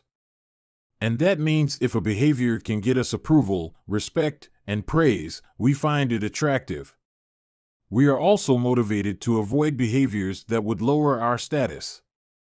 We trim our hedges and mow our lawn because we don't want to be the slob of the neighborhood. When our mother comes to visit, we clean up the house because we don't want to be judged. We are continually wondering what will others think of me and altering our behavior based on the answer. The Polgar sisters, the chess prodigies mentioned at the beginning of this chapter, are evidence of the powerful and lasting impact social influences can have on our behavior. The sisters practiced chess for many hours each day and continued this remarkable effort for decades. But these habits and behaviors maintained their attractiveness, in part, because they were valued by their culture. From the praise of their parents to the achievement of different status markers like becoming a grandmaster, they had many reasons to continue their effort. Chapter Summary. The culture we live in determines which behaviors are attractive to us. We tend to adopt habits that are praised and approved of by our culture because we have a strong desire to fit in and belong to the tribe. We tend to imitate the habits of three social groups: the close, family and friends; the many, the tribe; and the powerful, those with status and prestige. One of the most effective things you can do to build better habits is to join a culture where 1. Your desired behavior is the normal behavior, and 2. You already have something in common with the group. The normal behavior of the tribe often overpowers the desired behavior of the individual. Most days, we'd rather be wrong with the crowd than be right by ourselves. If a behavior can get us approval, respect, and praise, we find it attractive. Chapter 10. How to find and fix the causes of your bad habits. In late 2012, I was sitting in an old apartment just a few blocks from Istanbul's most famous street, Istiklal Caddesi. I was in the middle of a 4-day trip to Turkey, and my guide, Mike, was relaxing in a worn-out armchair a few feet away. Mike wasn't really a guide. He was just a guy from Maine who had been living in Turkey for 5 years, but he offered to show me around while I was visiting the country, and I took him up on it. On this particular night, I had been invited to dinner with him and a handful of his Turkish friends. There were 7 of us, and I was the only one who hadn't, at some point, smoked at least 1 pack of cigarettes per day. I asked one of the Turks how he got started. "Friends," he said. "It always starts with your friends. One friend smokes, then you try it." What was truly fascinating was that half of the people in the room had managed to quit smoking. Mike had been smoke-free for a few years at that point, and he swore up and down that he broke the habit because of a book called Alan Carr's Easy Way to Stop Smoking. It frees you from the mental burden of smoking, he said. It tells you, stop lying to yourself. You know you don't actually want to smoke. You know you don't really enjoy this. It helps you feel like you're not the victim anymore. You start to realize that you don't need to smoke. I had never tried a cigarette, but I took a look at the book afterward out of curiosity. The author employs an interesting strategy to help smokers eliminate their cravings. He systematically reframes each cue associated with smoking and gives it a new meaning.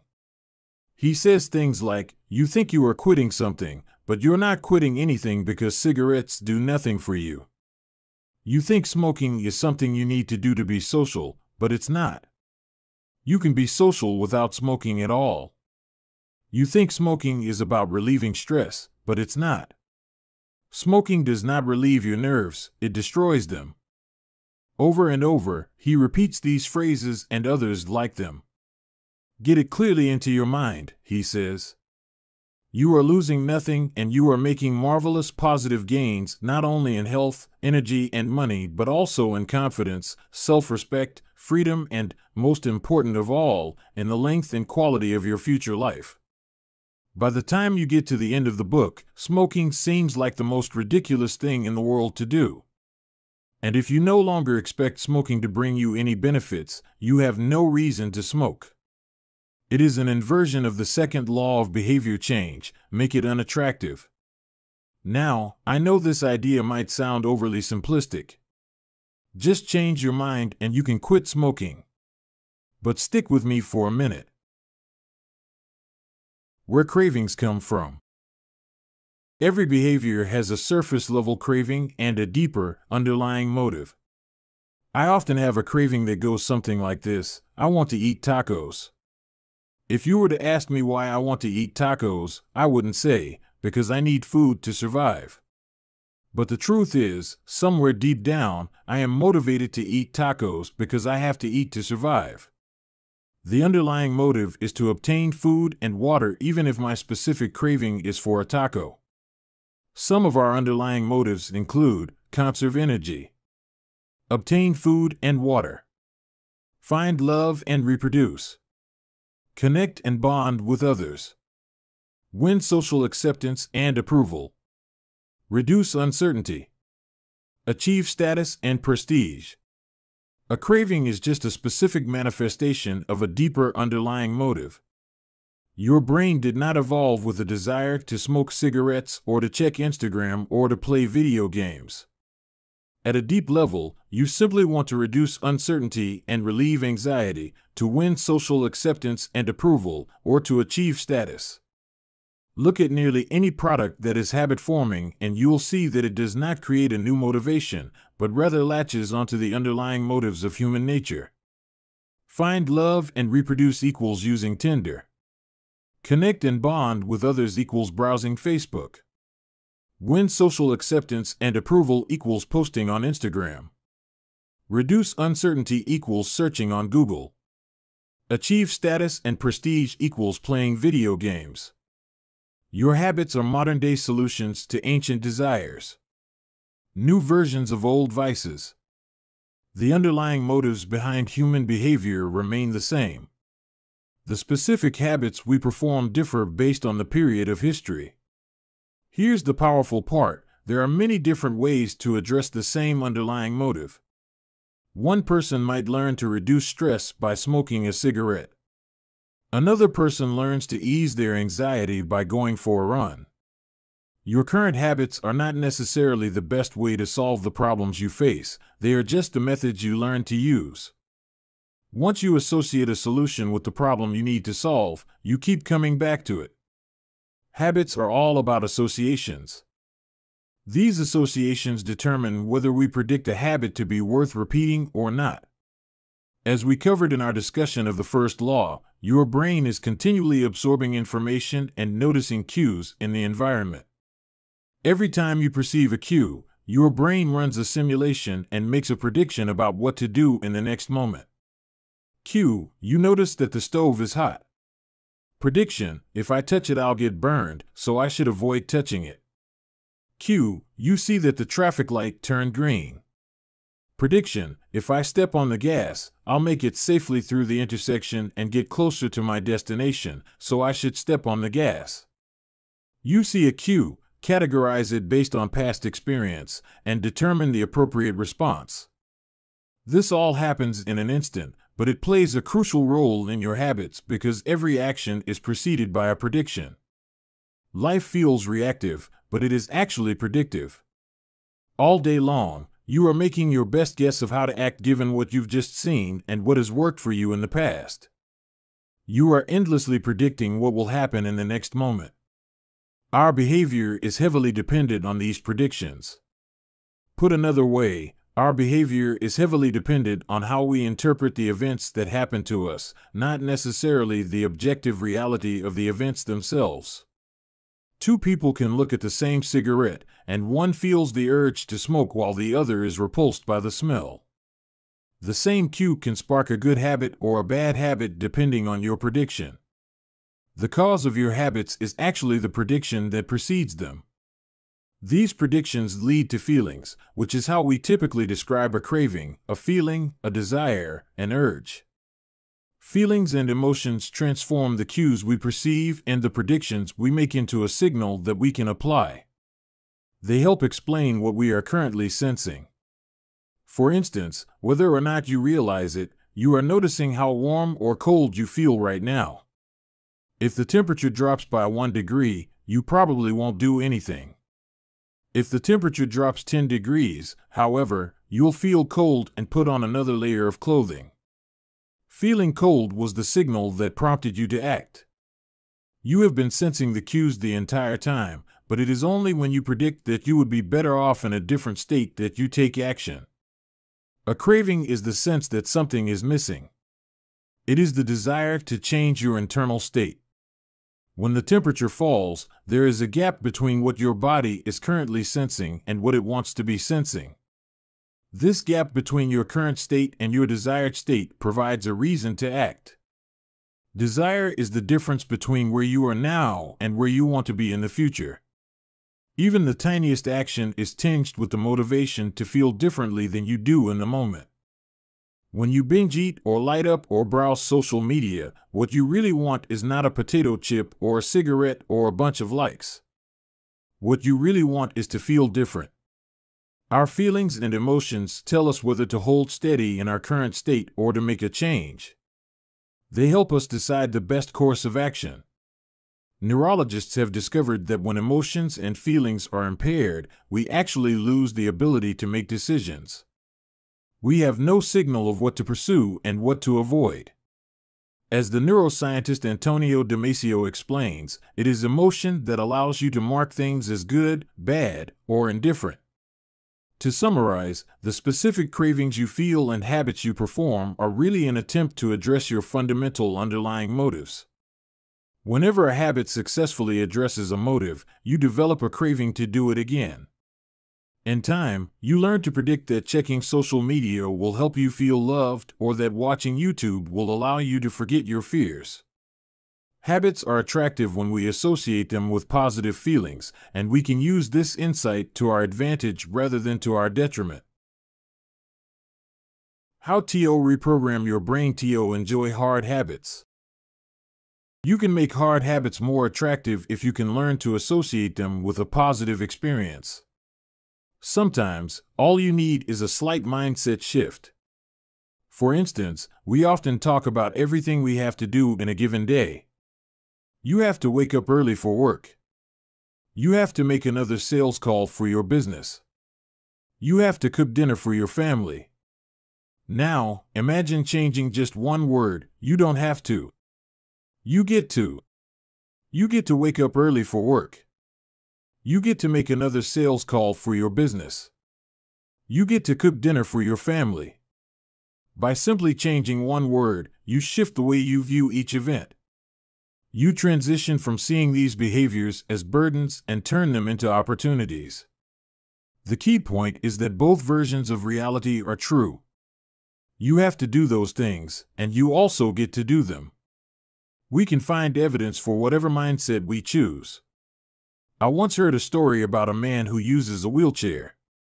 When asked if it was difficult being confined, he responded, "I'm not confined to my wheelchair, I am liberated by it.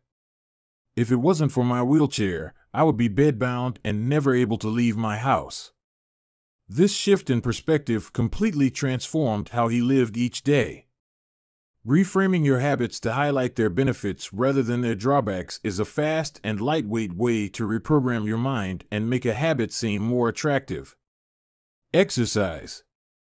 Many people associate exercise with being a challenging task that drains energy and wears you down. You can just as easily view it as a way to develop skills and build you up. Instead of telling yourself, "I need to go run in the morning," say, "It's time to build endurance and get fast." Finance. Saving money is often associated with sacrifice. However, you can associate it with freedom rather than limitation if you realize one simple truth: living below your current means increases your future means. The money you save this month increases your purchasing power next month. Meditation. Anyone who has tried meditation for more than 3 seconds knows how frustrating it can be when the next distraction inevitably pops into your mind. You can transform frustration into delight when you realize that each interruption gives you a chance to practice returning to your breath. Distraction is a good thing because you need distractions to practice meditation. Pre-game jitters.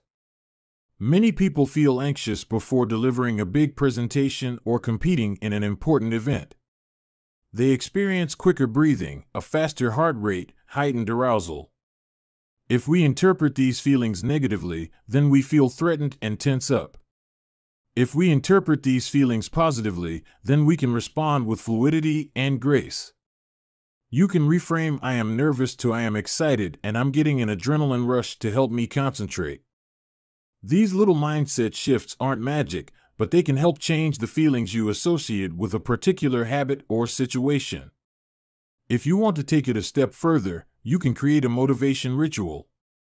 You simply practice associating your habits with something you enjoy, then you can use that cue whenever you need a bit of motivation.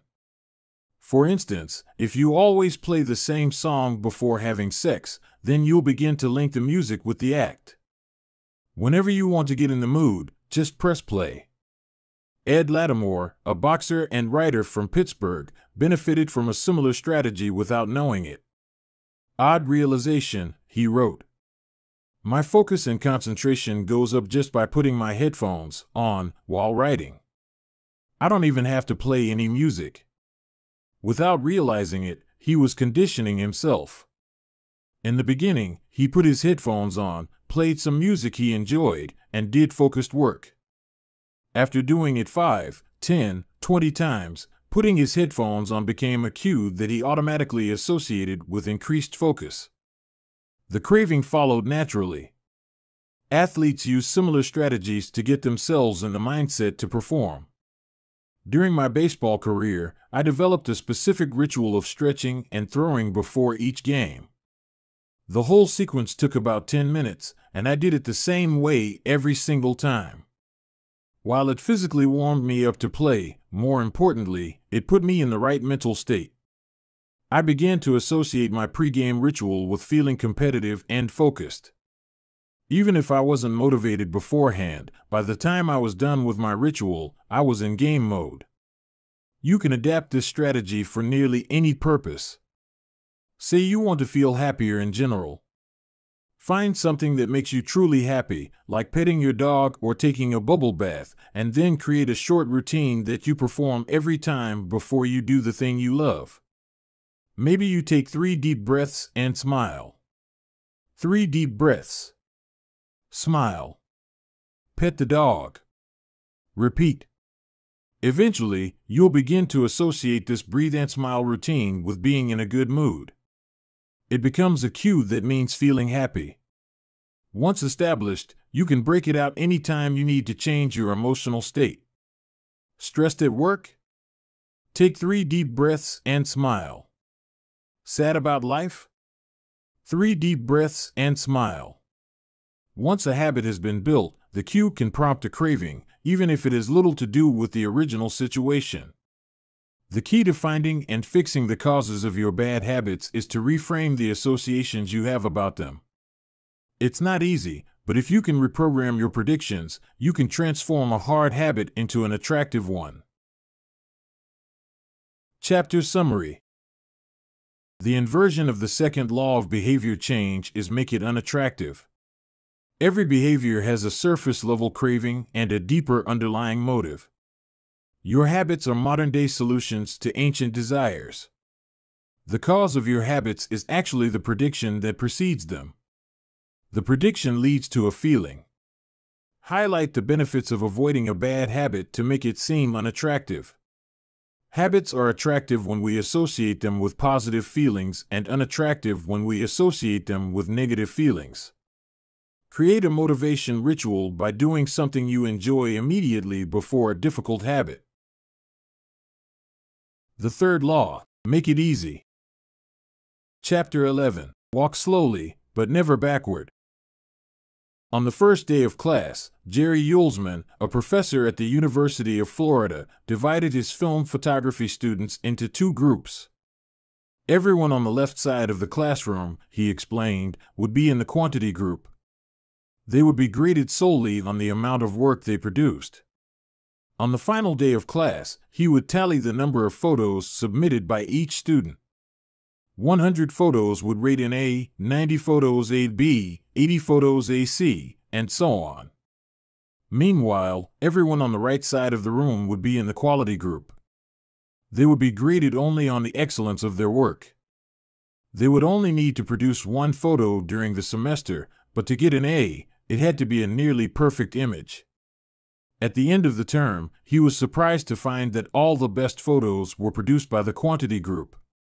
During the semester, these students were busy taking photos, experimenting with composition and lighting, testing out various methods in the darkroom, and learning from their mistakes. In the process of creating hundreds of photos, they honed their skills. Meanwhile, the quality group sat around speculating about perfection. In the end, they had little to show for their efforts other than unverified theories and one mediocre photo. It is easy to get bogged down trying to find the optimal plan for change, the fastest way to lose weight, the best program to build muscle, the perfect idea for a side hustle. We are so focused on figuring out the best approach that we never get around to taking action. As Voltaire once wrote, the best is the enemy of the good. I refer to this as the difference between being in motion and taking action. The two ideas sound similar, but they're not the same. When you're in motion, you're planning and strategizing and learning.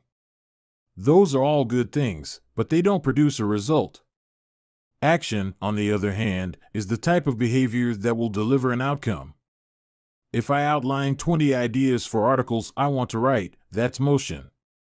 If I actually sit down and write an article, that's action. If I search for a better diet plan and read a few books on the topic, that's motion. If I actually eat a healthy meal, that's action. Sometimes motion is useful, but it will never produce an outcome by itself. It doesn't matter how many times you go talk to the personal trainer, that motion will never get you in shape. Only the action of working out will get the result you're looking to achieve. If motion doesn't lead to results, why do we do it? Sometimes we do it because we actually need to plan or learn more. But more often than not, we do it because motion allows us to feel like we're making progress without running the risk of failure. Most of us are experts at avoiding criticism. It doesn't feel good to fail or to be judged publicly, so we tend to avoid situations where that might happen. And that's the biggest reason why you slip into motion rather than taking action. You want to delay failure. It's easy to be in motion and convince yourself that you're still making progress. You think, I've got conversations going with 4 potential clients right now. This is good. We're moving in the right direction. Or, I brainstormed some ideas for that book I want to write. This is coming together. Motion makes you feel like you're getting things done. But really, you're just preparing to get something done. When preparation becomes a form of procrastination, you need to change something. You don't want to merely be planning. You want to be practicing. If you want to master a habit, the key is to start with repetition, not perfection. You don't need to map out every feature of a new habit. You just need to practice it. This is the first takeaway of the third law. You just need to get your reps in. How long does it actually take to form a new habit?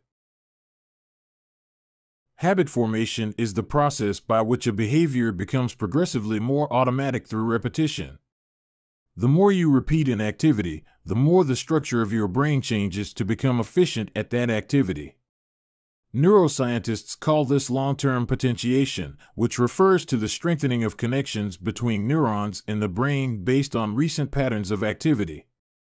With each repetition, cell-to-cell signaling improves and the neural connections tighten. First described by neuropsychologist Donald Hebb in 1949, this phenomenon is commonly known as Hebb's law: neurons that fire together wire together. Repeating a habit leads to clear physical changes in the brain.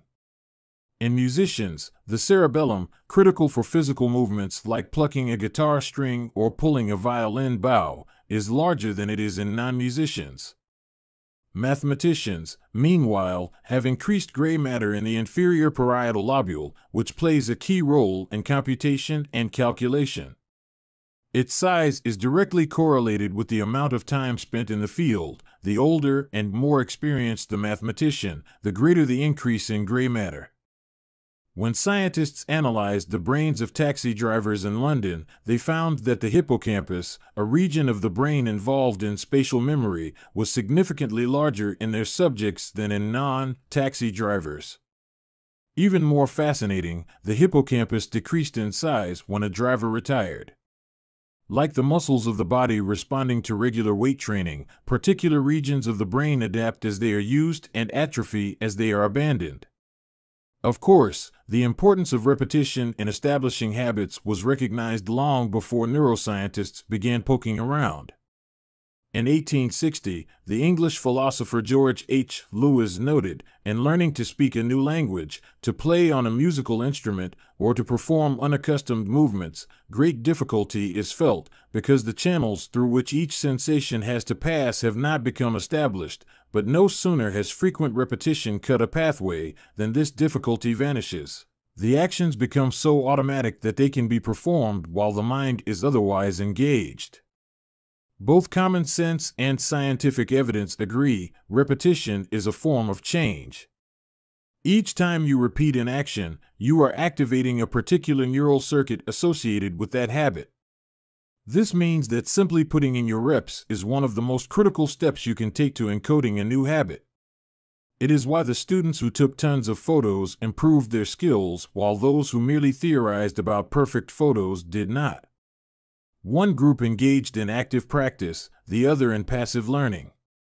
One in action, the other in motion. All habits follow a similar trajectory from effortful practice to automatic behavior, a process known as automaticity. Automaticity is the ability to perform a behavior without thinking about each step, which occurs when the non-conscious mind takes over. One of the most common questions I hear is, how long does it take to build a new habit? But what people really should be asking is, how many does it take to form a new habit? That is, how many repetitions are required to make a habit automatic? There is nothing magical about time passing with regard to habit formation. It doesn't matter if it's been 21 days or 30 days or 300 days. What matters is the rate at which you perform the behavior. You could do something twice in 30 days, or 200 times. It's the frequency that makes the difference. Your current habits have been internalized over the course of hundreds, if not thousands, of repetitions. New habits require the same level of frequency. You need to string together enough successful attempts until the behavior is firmly embedded in your mind and you cross the habit line. In practice, it doesn't really matter how long it takes for a habit to become automatic. What matters is that you take the actions you need to take to make progress. Whether an action is fully automatic is of less importance. To build a habit, you need to practice it. And the most effective way to make practice happen is to adhere to the third law of behavior change: make it easy. The chapters that follow will show you how to do exactly that. Chapter Summary. The third law of behavior change is make it easy. The most effective form of learning is practice, not planning. Focus on taking action, not being in motion. Habit formation is the process by which a behavior becomes progressively more automatic through repetition. The amount of time you have been performing a habit is not as important as the number of times you have performed it. Chapter 12. The Law of Least Effort. In his award-winning book, Guns, Germs, and Steel, anthropologist and biologist Jared Diamond points out a simple fact: different continents have different shapes. At first glance, this statement seems rather obvious and unimportant, but it turns out to have a profound impact on human behavior. The primary axis of the Americas runs from north to south. That is, the landmass of North and South America tends to be tall and thin rather than wide and fat. The same is generally true for Africa. Meanwhile, the landmass that makes up Europe, Asia, and the Middle East is the opposite. This massive stretch of land tends to be more east-west in shape. According to Diamond, this difference in shape played a significant role in the spread of agriculture over the centuries. When agriculture began to spread around the globe, farmers had an easier time expanding along east-west routes than along north-south ones.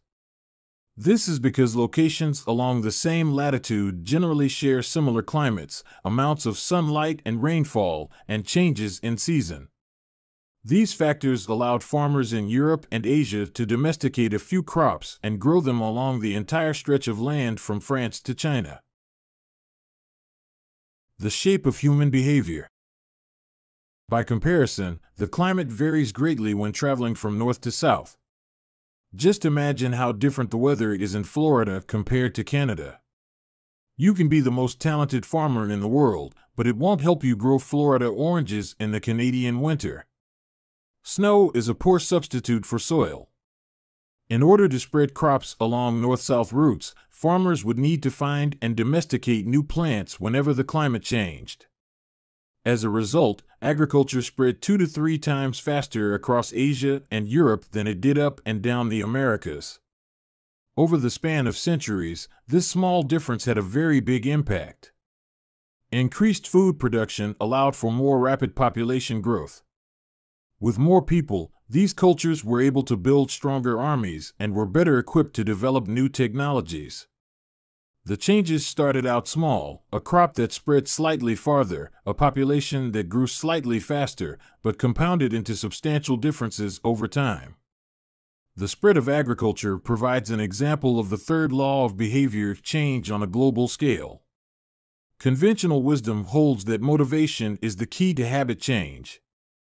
Maybe if you really wanted it, you'd actually do it. But the truth is, our real motivation is to be lazy and to do what is convenient. And despite what the latest productivity bestseller will tell you, this is a smart strategy, not a dumb one. Energy is precious, and the brain is wired to conserve it whenever possible.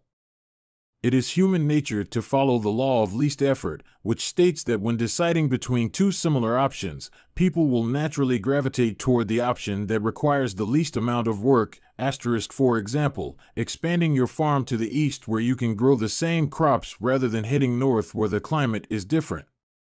Out of all the possible actions we could take, the one that is realized is the one that delivers the most value for the least effort. We are motivated to do what is easy. Every action requires a certain amount of energy. The more energy required, the less likely it is to occur. If your goal is to do 100 push-ups per day, that's a lot of energy. In the beginning, when you're motivated and excited, you can muster the strength to get started. But after a few days, such a massive effort feels exhausting. Meanwhile, sticking to the habit of doing 1 push-up per day requires almost no energy to get started. And the less energy a habit requires, the more likely it is to occur. Look at any behavior that fills up much of your life and you'll see that it can be performed with very low levels of motivation. Habits like scrolling on our phones, checking email, and watching television steal so much of our time because they can be performed almost without effort. They are remarkably convenient. In a sense, every habit is just an obstacle to getting what you really want. Dieting is an obstacle to getting fit. Meditation is an obstacle to feeling calm.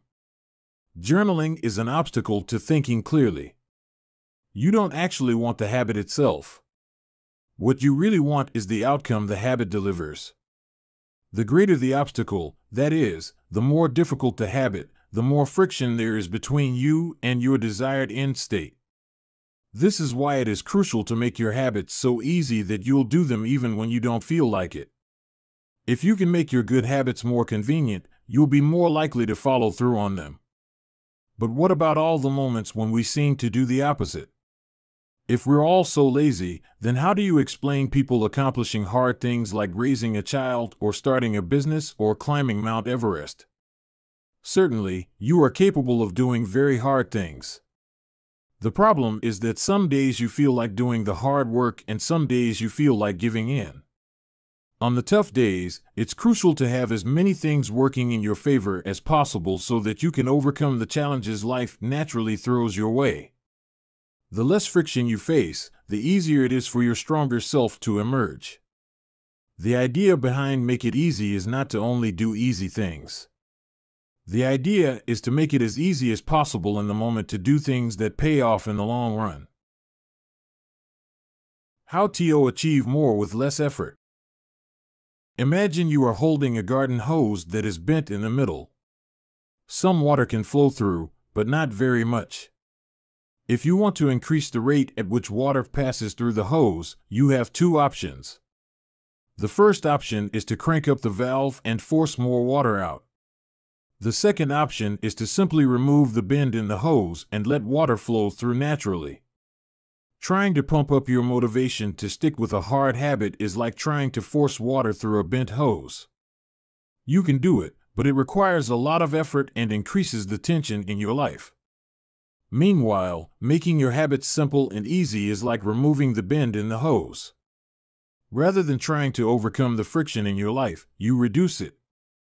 One of the most effective ways to reduce the friction associated with your habits is to practice environment design. In Chapter 6, we discussed environment design as a method for making cues more obvious, but you can also optimize your environment to make actions easier. For example, when deciding where to practice a new habit, it is best to choose a place that is already along the path of your daily routine. Habits are easier to build when they fit into the flow of your life. You are more likely to go to the gym if it is on your way to work because stopping doesn't add much friction to your lifestyle. By comparison, if the gym is off the path of your normal commute, even by just a few blocks, now you're going out of your way to get there. Perhaps even more effective is reducing the friction within your home or office. Too often, we try to start habits in high-friction environments. We try to follow a strict diet while we are out to dinner with friends. We try to write a book in a chaotic household. We try to concentrate while using a smartphone filled with distractions. It doesn't have to be this way. We can remove the points of friction that hold us back. This is precisely what electronics manufacturers in Japan began to do in the 1970s. In an article published in the New Yorker titled Better All the Time, James Shiroaki writes, Japanese firms emphasized what came to be known as lean production, relentlessly looking to remove waste of all kinds from the production process, down to redesigning workspaces, so workers didn't have to waste time twisting and turning to reach their tools. The result was that Japanese factories were more efficient and Japanese products were more reliable than American ones. In 1974, service calls for American-made color televisions were 5 times as common as for Japanese televisions. By 1979, it took American workers 3 times as long to assemble their sets. I like to refer to this strategy as addition by subtraction. Asterisk, the Japanese companies looked for every point of friction in the manufacturing process and eliminated it. As they subtracted wasted effort, they added customers and revenue. Similarly, when we remove the points of friction that sap our time and energy, we can achieve more with less effort. This is one reason tidying up can feel so good. We are simultaneously moving forward and lightening the cognitive load our environment places on us. If you look at the most habit-forming products, you'll notice that one of the things these goods and services do best is remove little bits of friction from your life. Meal delivery services reduce the friction of shopping for groceries. Dating apps reduce the friction of making social introductions. Ride-sharing services reduce the friction of getting across town. Text messaging reduces the friction of sending a letter in the mail. Like a Japanese television manufacturer redesigning their workspace to reduce wasted motion, successful companies design their products to automate, eliminate, or simplify as many steps as possible. They reduce the number of fields on each form. They pare down the number of clicks required to create an account. They deliver their products with easy-to-understand directions or ask their customers to make fewer choices. When the first voice-activated speakers were released, products like Google Home, Amazon Echo, and Apple HomePod, I asked a friend what he liked about the product he had purchased. He said it was just easier to say play some country music than to pull out his phone, open the music app, and pick a playlist. Of course, just a few years earlier, having unlimited access to music in your pocket was a remarkably frictionless behavior compared to driving to the store and buying a CD. Business is a never-ending quest to deliver the same result in an easier fashion. Similar strategies have been used effectively by governments. When the British government wanted to increase tax collection rates, they switched from sending citizens to a web page where the tax form could be downloaded to linking directly to the form. Reducing that one step in the process increased the response rate from 19.2% to 23.4%. For a country like the United Kingdom, those percentage points represent millions in tax revenue. The central idea is to create an environment where doing the right thing is as easy as possible. Much of the battle of building better habits comes down to finding ways to reduce the friction associated with our good habits and increase the friction associated with our bad ones. Prime the environment for future use. Oswald Knuckles is an IT developer from Natchez, Mississippi. He is also someone who understands the power of priming his environment. Knuckles dialed in his cleaning habits by following a strategy he refers to as resetting the room. For instance, when he finishes watching television, he places the remote back on the TV stand, arranges the pillows on the couch, and folds the blanket. When he leaves his car, he throws any trash away. Whenever he takes a shower, he wipes down the toilet while the shower is warming up. As he notes, the perfect time to clean the toilet is right before you wash yourself in the shower anyway. The purpose of resetting each room is not simply to clean up after the last action, but to prepare for the next action. When I walk into a room, everything is in its right place, Knuckles wrote. Because I do this every day in every room, stuff always stays in good shape. People think I work hard, but I'm actually really lazy. I'm just proactively lazy. It gives you so much time back. Whenever you organize a space for its intended purpose, you are priming it to make the next action easy. For instance, my wife keeps a box of greeting cards that are pre-sorted by occasion, birthday, sympathy, wedding, graduation, and more. Whenever necessary, she grabs an appropriate card and sends it off. She is incredibly good at remembering to send cards because she has reduced the friction of doing so. For years, I was the opposite. Someone would have a baby and I would think I should send a card. But then weeks would pass, and by the time I remembered to pick one up at the store, it was too late. The habit wasn't easy. There are many ways to prime your environment so it's ready for immediate use. If you want to cook a healthy breakfast, place the skillet on the stove, set the cooking spray on the counter, and lay out any plates and utensils you'll need the night before. When you wake up, making breakfast will be easy. Want to draw more? Put your pencils, pens, notebooks, and drawing tools on top of your desk, within easy reach. Want to exercise? Set out your workout clothes, shoes, gym bag, and water bottle ahead of time. Want to improve your diet? Chop up a ton of fruits and vegetables on weekends and pack them in containers so you have easy access to healthy, ready-to-eat options during the week. These are simple ways to make the good habit the path of least resistance. You can also invert this principle and prime the environment to make bad behaviors difficult. If you find yourself watching too much television, for example, then unplug it after each use. Only plug it back in if you can say out loud the name of the show you want to watch. This setup creates just enough friction to prevent mindless viewing. If that doesn't do it, you can take it a step further. Unplug the television and take the batteries out of the remote after each use, so it takes an extra 10 seconds to turn it back on. And if you're really hardcore, move the television out of the living room and into a closet after each use. You can be sure you'll only take it out when you really want to watch something. The greater the friction, the less likely the habit. Whenever possible, I leave my phone in a different room until lunch. When it's right next to me, I'll check it all morning for no reason at all. But when it is in another room, I rarely think about it. And the friction is high enough that I won't go get it without a reason. As a result, I get 3 to 4 hours each morning when I can work without interruption. If sticking your phone in another room doesn't seem like enough, tell a friend or family member to hide it from you for a few hours. Ask a coworker to keep it at their desk in the morning and give it back to you at lunch. It is remarkable how little friction is required to prevent unwanted behavior. When I hide beer in the back of the fridge where I can't see it, I drink less. When I delete social media apps from my phone, it can be weeks before I download them again and log in.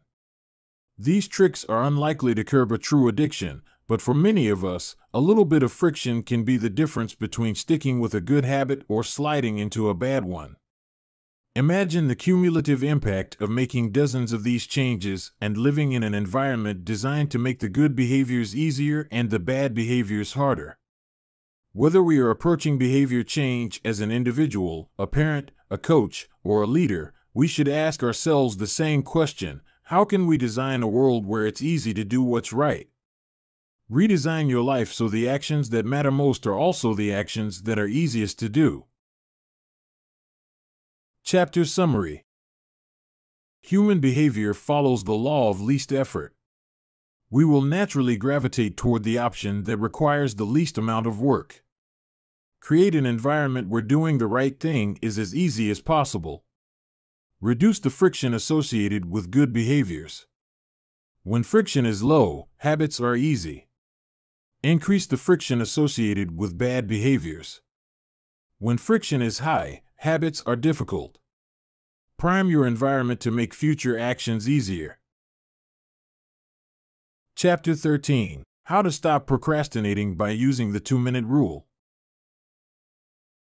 Twyla Tharp is widely regarded as one of the greatest dancers and choreographers of the modern era.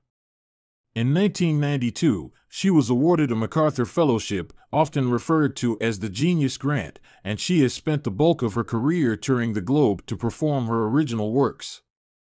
She also credits much of her success to simple daily habits. I begin each day of my life with a ritual, she writes. I wake up at 5:30 a.m., put on my workout clothes, my leg warmers, my sweatshirt, and my hat. I walk outside my Manhattan home, hail a taxi, and tell the driver to take me to the Pumping Iron Gym at 91st Street and 1st Avenue, where I work out for 2 hours. The ritual is not the stretching and weight training I put my body through each morning at the gym. The ritual is the cab. The moment I tell the driver where to go, I have completed the ritual. It's a simple act, but doing it the same way each morning habitualizes it, makes it repeatable, easy to do. It reduces the chance that I would skip it or do it differently. It is one more item in my arsenal of routines, and one less thing to think about. Hailing a cab each morning may be a tiny action, but it is a splendid example of the third law of behavior change. Researchers estimate that 40 to 50% of our actions on any given day are done out of habit. This is already a substantial percentage, but the true influence of your habits is even greater than these numbers suggest. Habits are automatic choices that influence the conscious decisions that follow. Yes, a habit can be completed in just a few seconds, but it can also shape the actions that you take for minutes or hours afterward. Habits are like the entrance ramp to a highway. They lead you down a path and, before you know it, you're speeding toward the next behavior. It seems to be easier to continue what you are already doing than to start doing something different. You sit through a bad movie for 2 hours. You keep snacking even when you're already full. You check your phone for just a second and soon you have spent 20 minutes staring at the screen.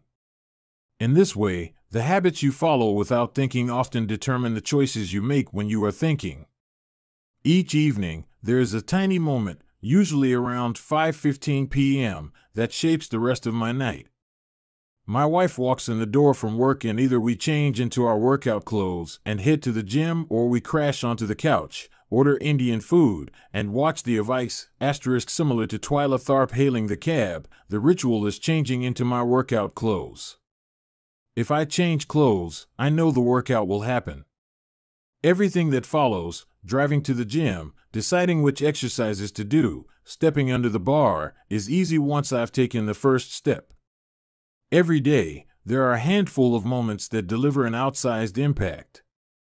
I refer to these little choices as decisive moments. The moment you decide between ordering takeout or cooking dinner. The moment you choose between driving your car or riding your bike. The moment you decide between starting your homework or grabbing the video game controller. These choices are a fork in the road. Decisive moments. Decisive moments set the options available to your future self. For instance, walking into a restaurant is a decisive moment because it determines what you'll be eating for lunch. Technically, you are in control of what you order, but in a larger sense, you can only order an item if it is on the menu. If you walk into a steakhouse, you can get a sirloin or a ribeye, but not sushi. Your options are constrained by what's available. They are shaped by the first choice. We are limited by where our habits lead us. This is why mastering the decisive moments throughout your day is so important. Each day is made up of many moments, but it is really a few habitual choices that determine the path you take. These little choices stack up, each one setting the trajectory for how you spend the next chunk of time. Habits are the entry point, not the end point. They are the cab, not the gym. The 2-minute rule. Even when you know you should start small, it's easy to start too big. When you dream about making a change, excitement inevitably takes over and you end up trying to do too much too soon. The most effective way I know to counteract this tendency is to use the 2-minute rule, which states, when you start a new habit, it should take less than 2 minutes to do. You'll find that nearly any habit can be scaled down into a 2-minute version. Read before bed each night becomes read 1 page. Do 30 minutes of yoga becomes take out my yoga mat. Study for class becomes open my notes. Fold the laundry becomes fold 1 pair of socks. Run 3 miles becomes tie my running shoes. The idea is to make your habits as easy as possible to start. Anyone can meditate for 1 minute, read 1 page, or put 1 item of clothing away. And, as we have just discussed, this is a powerful strategy because once you've started doing the right thing, it is much easier to continue doing it. A new habit should not feel like a challenge. The actions that follow can be challenging, but the first 2 minutes should be easy. What you want is a gateway habit that naturally leads you down a more productive path. You can usually figure out the gateway habits that will lead to your desired outcome by mapping out your goals on a scale from very easy to very hard. For instance, running a marathon is very hard. Running a 5K is hard. Walking 10,000 steps is moderately difficult. Walking 10 minutes is easy. And putting on your running shoes is very easy. Your goal might be to run a marathon, but your gateway habit is to put on your running shoes. That's how you follow the 2-minute rule. People often think it's weird to get hyped about reading one page or meditating for 1 minute or making one sales call. But the point is not to do one thing. The point is to master the habit of showing up. The truth is, a habit must be established before it can be improved. If you can't learn the basic skill of showing up, then you have little hope of mastering the finer details. Instead of trying to engineer a perfect habit from the start, do the easy thing on a more consistent basis. You have to standardize before you can optimize. As you master the art of showing up, the first 2 minutes simply become a ritual at the beginning of a larger routine. This is not merely a hack to make habits easier, but actually the ideal way to master a difficult skill.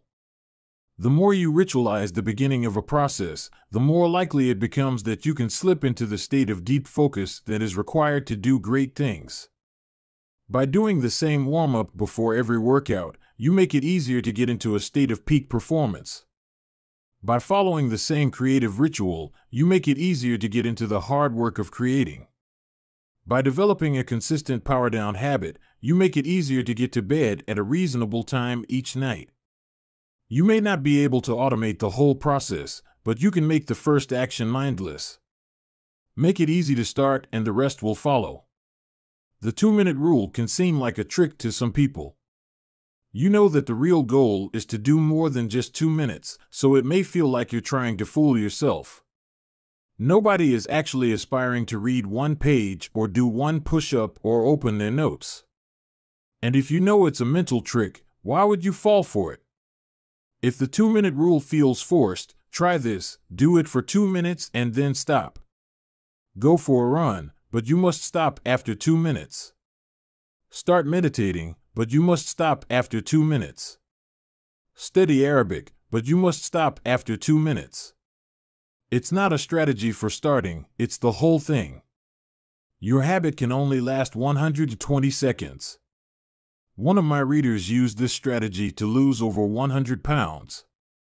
In the beginning, he went to the gym each day, but he told himself he wasn't allowed to stay for more than 5 minutes. He would go to the gym, exercise for 5 minutes, and leave as soon as his time was up. After a few weeks, he looked around and thought, well, I'm always coming here anyway. I might as well start staying a little longer. A few years later, the weight was gone. Journaling provides another example. Nearly everyone can benefit from getting their thoughts out of their head and onto paper, but most people give up after a few days or avoid it entirely because journaling feels like a chore. The secret is to always stay below the point where it feels like work. Greg McEwen, a leadership consultant from the United Kingdom, built a daily journaling habit by specifically writing less than he felt like. He always stopped journaling before it seemed like a hassle. Ernest Hemingway believed in similar advice for any kind of writing. The best way is to always stop when you are going good, he said. Strategies like this work for another reason, too. They reinforce the identity you want to build. If you show up at the gym 5 days in a row, even if it's just for 2 minutes, you are casting votes for your new identity. You're not worried about getting in shape. You're focused on becoming the type of person who doesn't miss workouts. You're taking the smallest action that confirms the type of person you want to be. We rarely think about change this way because everyone is consumed by the end goal. But 1 push-up is better than not exercising. 1 minute of guitar practice is better than none at all. 1 minute of reading is better than never picking up a book. It's better to do less than you hope than to do nothing at all. At some point, once you've established the habit and you're showing up each day, you can combine the 2-minute rule with a technique we call habit shaping to scale your habit back up toward your ultimate goal. Start by mastering the first 2 minutes of the smallest version of the behavior. Then, advance to an intermediate step and repeat the process, focusing on just the first 2 minutes and mastering that stage before moving on to the next level. Eventually, you'll end up with the habit you had originally hoped to build while still keeping your focus where it should be, on the first 2 minutes of the behavior. Examples of habit shaping. Becoming an early riser. Phase 1. Be home by 10 p.m. every night. Phase 2. Have all devices, TV, phone, etc., turned off by 10 p.m. every night. Phase 3. Be in bed by 10 p.m. every night, reading a book, talking with your partner. Phase 4. Lights off by 10 p.m. every night. Phase 5. Wake up at 6 a.m. every day. Becoming vegan. Phase 1. Start eating vegetables at each meal. Phase 2. Stop eating animals with 4 legs, cow, pig, lamb, etc. Phase 3. Stop eating animals with 2 legs, chicken, turkey, etc. Phase 4. Stop eating animals with no legs, fish, clams, scallops, etc. Phase 5. Stop eating all animal products, eggs, milk, cheese. Starting to exercise. Phase 1. Change into workout clothes. Phase 2. Step out the door, try taking a walk. Phase 3. Drive to the gym, exercise for 5 minutes, and leave. Phase 4. Exercise for 15 minutes at least once per week. Phase 5. Exercise 3 times per week. Nearly any larger life goal can be transformed into a 2-minute behavior. I want to live a healthy and long life greater than I need to stay in shape, greater than I need to exercise, greater than I need to change into my workout clothes. I want to have a happy marriage, greater than I need to be a good partner, greater than I should do something each day to make my partner's life easier, greater than I should meal plan for next week. Whenever you are struggling to stick with a habit, you can employ the 2-minute rule. It's a simple way to make your habits easy. Chapter Summary. Habits can be completed in a few seconds, but continue to impact your behavior for minutes or hours afterward. Many habits occur at decisive moments, choices that are like a fork in the road, and either send you in the direction of a productive day or an unproductive one. The 2-minute rule states, when you start a new habit, it should take less than 2 minutes to do. The more you ritualize the beginning of a process, the more likely it becomes that you can slip into the state of deep focus that is required to do great things. Standardize before you optimize. You can't improve a habit that doesn't exist. Chapter 14. How to make good habits inevitable and bad habits impossible.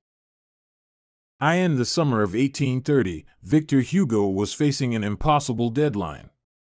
12 months earlier, the French author had promised his publisher a new book. But instead of writing, he spent that year pursuing other projects, entertaining guests, and delaying his work. Frustrated, Hugo's publisher responded by setting a deadline less than 6 months away. The book had to be finished by February 1831. Hugo concocted a strange plan to beat his procrastination. He collected all of his clothes and asked an assistant to lock them away in a large chest. He was left with nothing to wear except a large shawl. Lacking any suitable clothing to go outdoors, he remained in his study and wrote furiously during the fall and winter of 1830. The Hunchback of Notre Dame was published 2 weeks early on January 14, 1831. Sometimes success is less about making good habits easy and more about making bad habits hard. This is an inversion of the third law of behavior change: make it difficult. If you find yourself continually struggling to follow through on your plans, then you can take a page from Victor Hugo and make your bad habits more difficult by creating what psychologists call a commitment device. A commitment device is a choice you make in the present that controls your actions in the future. It is a way to lock in future behavior, bind you to good habits, and restrict you from bad ones. When Victor Hugo shut his clothes away so he could focus on writing, he was creating a commitment device. There are many ways to create a commitment device. You can reduce overeating by purchasing food in individual packages rather than in bulk size. You can voluntarily ask to be added to the banned list at casinos and online poker sites to prevent future gambling sprees. I've even heard of athletes who have to make weight for a competition choosing to leave their wallets at home during the week before weigh-in so they won't be tempted to buy fast food. As another example, my friend and fellow habits expert Nir Eyal purchased an outlet timer, which is an adapter that he plugged in between his internet router and the power outlet. At 10 p.m. each night, the outlet timer cuts off the power to the router. When the internet goes off, everyone knows it is time to go to bed. Commitment devices are useful because they enable you to take advantage of good intentions before you can fall victim to temptation. Whenever I'm looking to cut calories, for example, I will ask the waiter to split my meal and box half of it to go before the meal is served. If I waited until the meal came out and told myself I'll just eat half, it would never work. The key is to change the task such that it requires more work to get out of the good habit than to get started on it. If you're feeling motivated to get in shape, schedule a yoga session and pay ahead of time. If you're excited about the business you want to start, email an entrepreneur you respect and set up a consulting call. When the time comes to act, the only way to bail is to cancel the meeting, which requires effort and may cost money. Commitment devices increase the odds that you'll do the right thing in the future by making bad habits difficult in the present. However, we can do even better. We can make good habits inevitable and bad habits impossible. How to automate a habit and never think about it again. John Henry Patterson was born in Dayton, Ohio, in 1844. He spent his childhood doing chores on the family farm and working shifts at his father's sawmill. After attending college at Dartmouth, Patterson returned to Ohio and opened a small supply store for coal miners. It seemed like a good opportunity. The store faced little competition and enjoyed a steady stream of customers, but still struggled to make money. That was when Patterson discovered his employees were stealing from him. In the mid-1800s, employee theft was a common problem. Receipts were kept in an open drawer and could easily be altered or discarded. There were no video cameras to review behavior and no software to track transactions. Unless you were willing to hover over your employees every minute of the day, or to manage all transactions yourself, it was difficult to prevent theft. As Patterson mulled over his predicament, he came across an advertisement for a new invention called Ritty's Incorruptible Cashier. Designed by fellow Dayton resident James Ritty, it was the first cash register. The machine automatically locked the cash and receipts inside after each transaction. Patterson bought 2 for $50 each. Employee theft at his store vanished overnight. In the next 6 months, Patterson's business went from losing money to making $5,000 in profit, the equivalent of more than $100,000 today. Patterson was so impressed with the machine that he changed businesses. He bought the rights to Ritty's invention and opened the National Cash Register Company. 10 years later, National Cash Register had over 1,000 employees and was on its way to becoming one of the most successful businesses of its time. The best way to break a bad habit is to make it impractical to do. Increase the friction until you don't even have the option to act. The brilliance of the cash register was that it automated ethical behavior by making stealing practically impossible. Rather than trying to change the employees, it made the preferred behavior automatic. Some actions, like installing a cash register, pay off again and again. These one-time choices require a little bit of effort up front but create increasing value over time. I'm fascinated by the idea that a single choice can deliver returns again and again, and I surveyed my readers on their favorite one-time actions that lead to better long-term habits. The table on the following page shares some of the most popular answers. I'd wager that if the average person were to simply do half of the one-time actions on this list, even if they didn't give another thought to their habits, most would find themselves living a better life a year from now. These one-time actions are a straightforward way to employ the third law of behavior change. They make it easier to sleep well, eat healthy, be productive, save money, and generally live better. One-time actions that lock in good habits. Nutrition. Buy a water filter to clean your drinking water.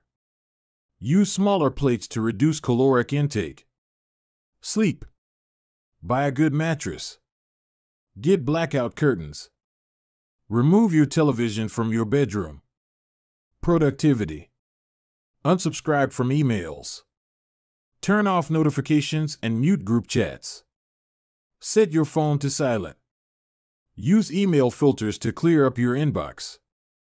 Delete games and social media apps on your phone. Happiness. Get a dog. Move to a friendly, social neighborhood. General health. Get vaccinated. Buy good shoes to avoid back pain. Buy a supportive chair or standing desk. Finance. Enroll in an automatic savings plan. Set up automatic bill pay.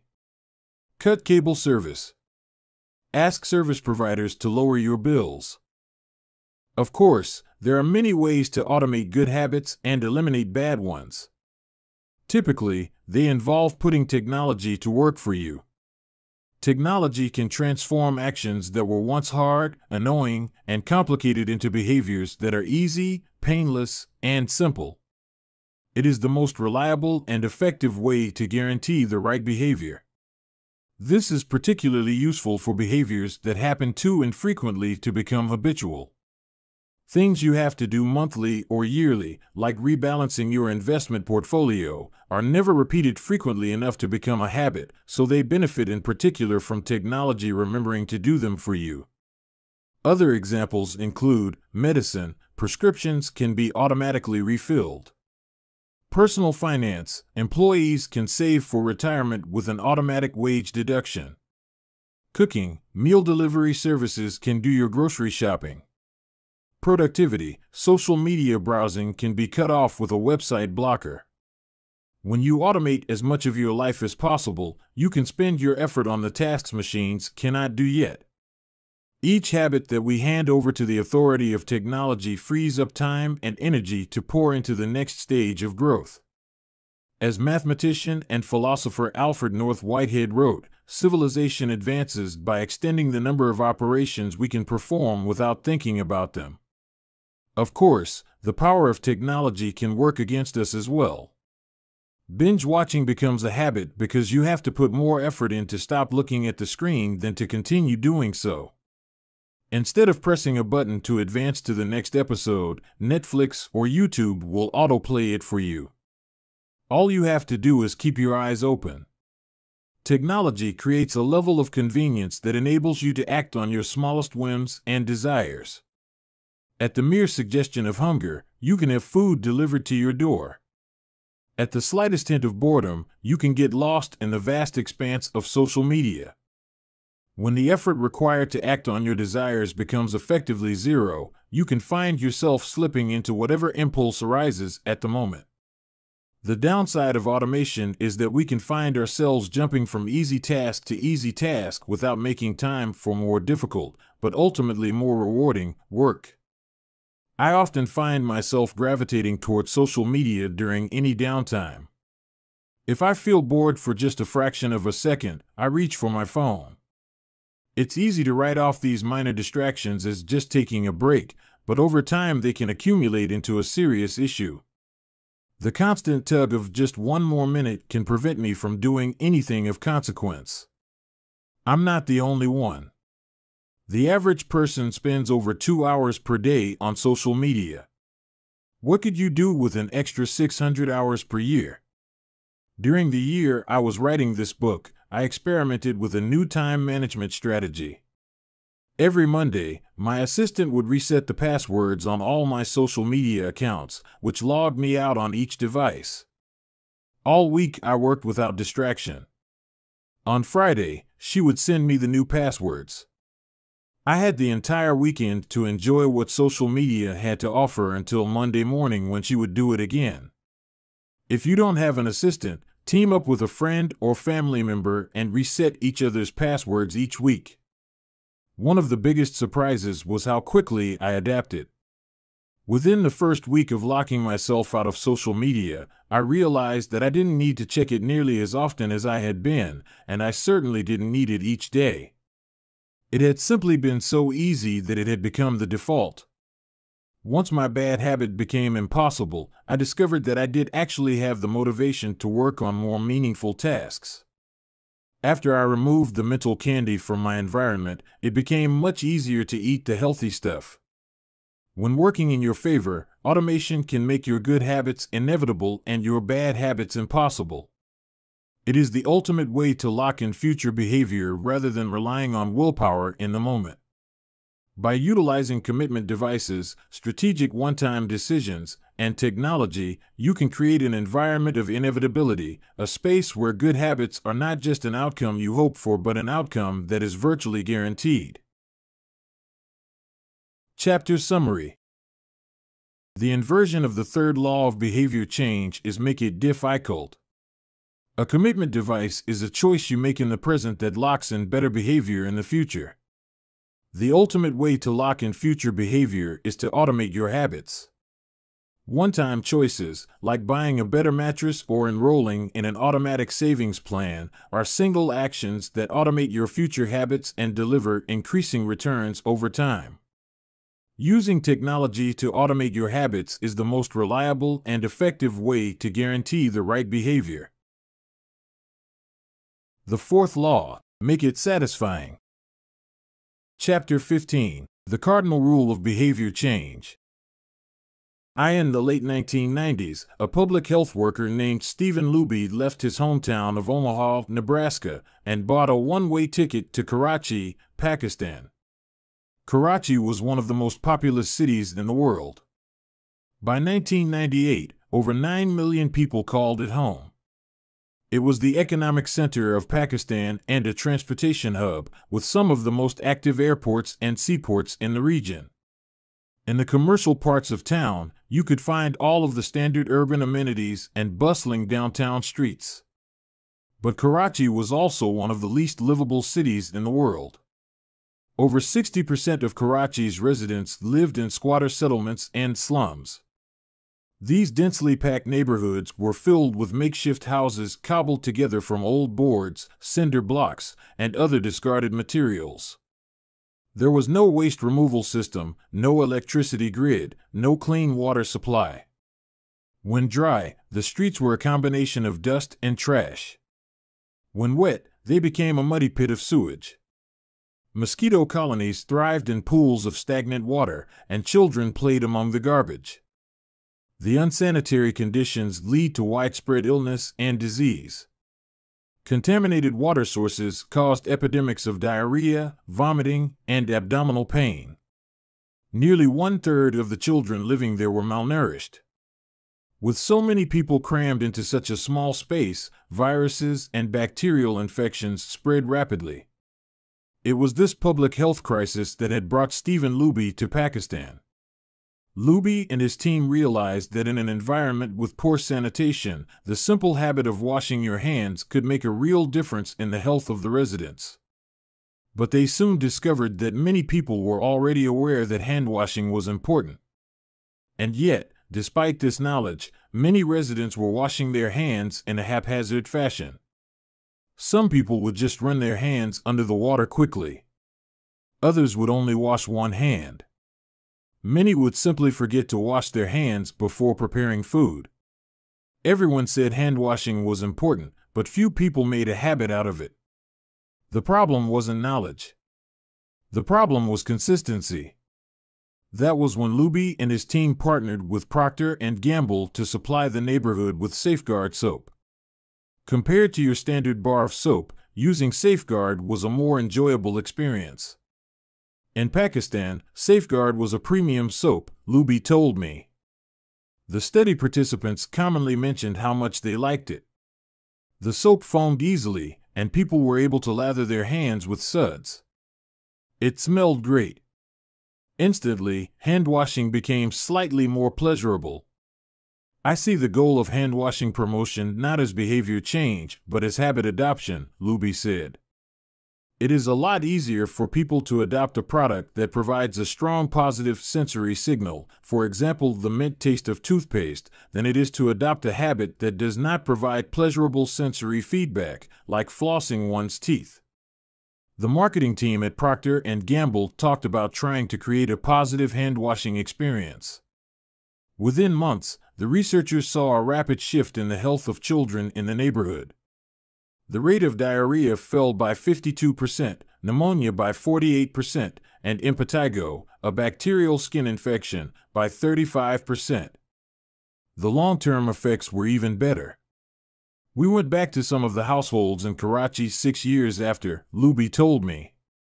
Over 95% of households who had been given the soap for free and encouraged to wash their hands had a hand-washing station with soap and water available when our study team visited.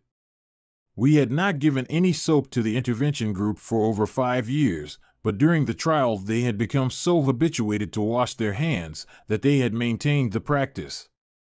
It was a powerful example of the fourth and final law of behavior change: make it satisfying. We are more likely to repeat a behavior when the experience is satisfying. This is entirely logical. Feelings of pleasure, even minor ones like washing your hands with soap that smells nice and lathers well, are signals that tell the brain, this feels good. Do this again, next time. Pleasure teaches your brain that a behavior is worth remembering and repeating. Take the story of chewing gum. Chewing gum had been sold commercially throughout the 1800s, but it wasn't until Wrigley launched in 1891 that it became a worldwide habit. Early versions were made from relatively bland resins, chewy, but not tasty. Wrigley revolutionized the industry by adding flavors like spearmint and juicy fruit, which made the product flavorful and fun to use. Then they went a step further and began pushing chewing gum as a pathway to a clean mouth. Advertisements told readers to refresh your taste. Tasty flavors and the feeling of a fresh mouth provided little bits of immediate reinforcement and made the product satisfying to use. Consumption skyrocketed, and Wrigley became the largest chewing gum company in the world. Toothpaste had a similar trajectory. Manufacturers enjoyed great success when they added flavors like spearmint, peppermint, and cinnamon to their products. These flavors don't improve the effectiveness of toothpaste. They simply create a clean mouth feel and make the experience of brushing your teeth more pleasurable. My wife actually stopped using Sensodyne because she didn't like the aftertaste. She switched to a brand with a stronger mint flavor, which proved to be more satisfying. Conversely, if an experience is not satisfying, we have little reason to repeat it. In my research, I came across the story of a woman who had a narcissistic relative who drove her nuts. In an attempt to spend less time with this egomaniac, she acted as dull and as boring as possible whenever he was around. Within a few encounters, he started avoiding her because he found her so uninteresting. Stories like these are evidence of the cardinal rule of behavior change: what is rewarded is repeated. What is punished is avoided. You learn what to do in the future based on what you were rewarded for doing, or punished for doing, in the past. Positive emotions cultivate habits. Negative emotions destroy them. The first 3 laws of behavior change: make it obvious, make it attractive, and make it easy, increase the odds that a behavior will be performed this time. The fourth law of behavior change, make it satisfying, increases the odds that a behavior will be repeated next time. It completes the habit loop. But there is a trick. We are not looking for just any type of satisfaction. We are looking for immediate satisfaction. The mismatch between immediate and delayed rewards. Imagine you're an animal roaming the plains of Africa, a giraffe, or an elephant or a lion. On any given day, most of your decisions have an immediate impact. You are always thinking about what to eat or where to sleep or how to avoid a predator. You are constantly focused on the present or the very near future. You live in what scientists call an immediate return environment because your actions instantly deliver clear and immediate outcomes. Now switch back to your human self. In modern society, many of the choices you make today will not benefit you immediately. If you do a good job at work, you'll get a paycheck in a few weeks.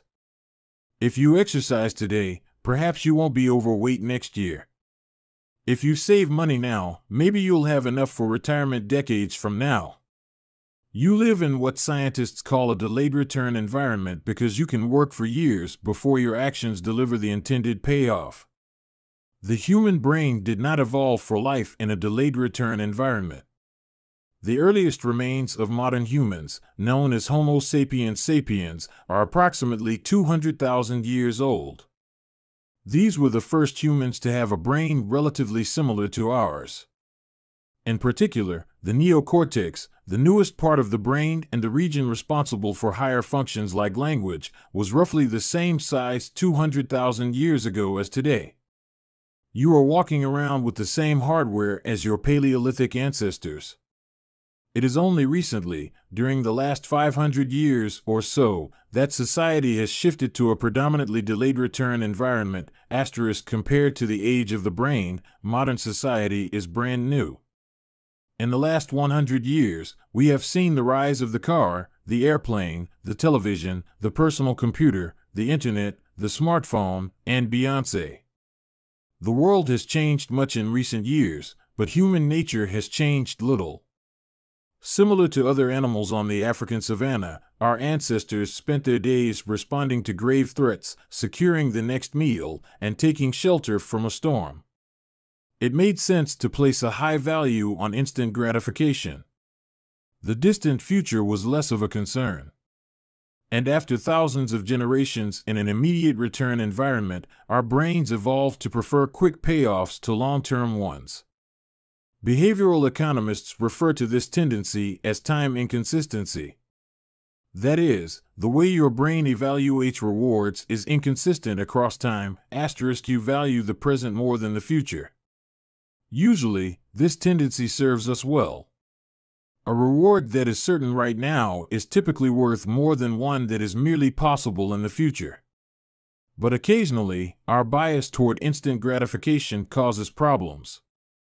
Why would someone smoke if they know it increases the risk of lung cancer?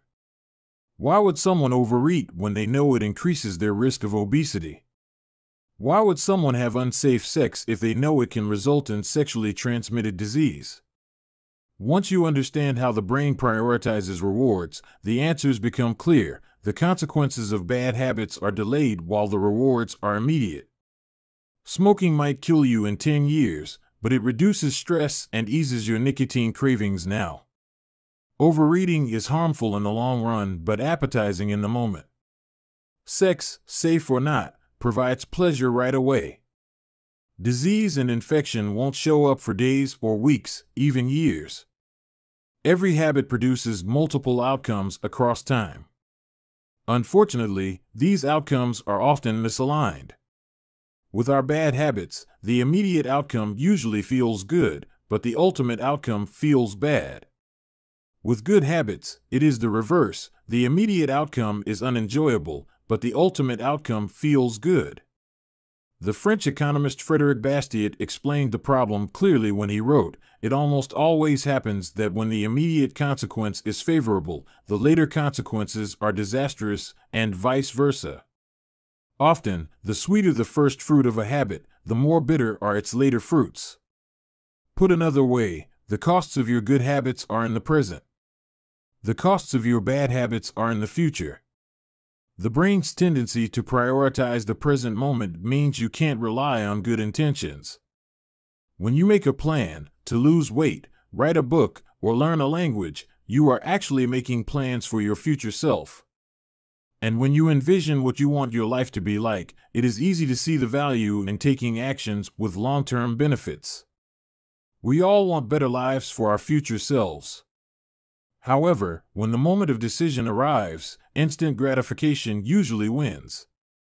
You are no longer making a choice for future you, who dreams of being fitter or wealthier or happier. You are choosing for present you, who wants to be full, pampered, and entertained.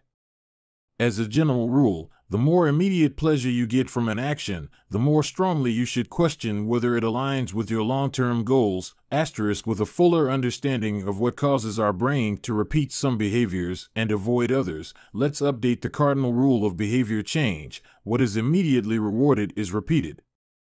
What is immediately punished is avoided. Our preference for instant gratification reveals an important truth about success. Because of how we are wired, most people will spend all day chasing quick hits of satisfaction. The road less traveled is the road of delayed gratification. If you're willing to wait for the rewards, you'll face less competition and often get a bigger payoff. As the saying goes, the last mile is always the least crowded. This is precisely what research has shown. People who are better at delaying gratification have higher SAT scores, lower levels of substance abuse, lower likelihood of obesity, better responses to stress, and superior social skills. We've all seen this play out in our own lives. If you delay watching television and get your homework done, you'll generally learn more and get better grades. If you don't buy desserts and chips at the store, you'll often eat healthier food when you get home. At some point, success in nearly every field requires you to ignore an immediate reward in favor of a delayed reward. Here's the problem: most people know that delaying gratification is the wise approach. They want the benefits of good habits, to be healthy, productive, at peace. But these outcomes are seldom top of mind at the decisive moment. Thankfully, it's possible to train yourself to delay gratification, but you need to work with the grain of human nature, not against it. The best way to do this is to add a little bit of immediate pleasure to the habits that pay off in the long run and a little bit of immediate pain to ones that don't. How to turn instant gratification to your advantage. The vital thing in getting a habit to stick is to feel successful, even if it's in a small way. The feeling of success is a signal that your habit paid off and that the work was worth the effort. In a perfect world, the reward for a good habit is the habit itself. In the real world, good habits tend to feel worthwhile only after they have provided you with something. Early on, it's all sacrifice. You've gone to the gym a few times, but you're not stronger or fitter or faster, at least, not in any noticeable sense. It's only months later, once you shed a few pounds or your arms gain some definition, that it becomes easier to exercise for its own sake. In the beginning, you need a reason to stay on track. This is why immediate rewards are essential. They keep you excited while the delayed rewards accumulate in the background.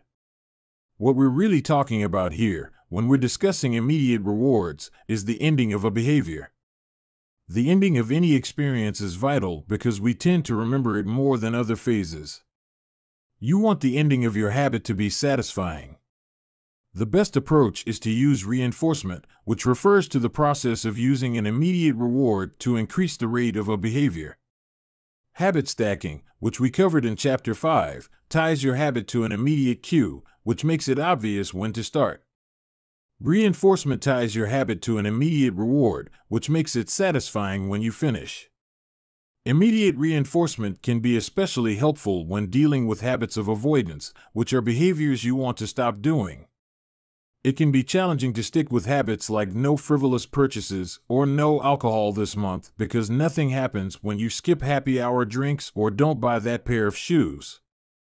It can be hard to feel satisfied when there is no action in the first place. All you're doing is resisting temptation, and there isn't much satisfying about that. One solution is to turn the situation on its head. You want to make avoidance visible.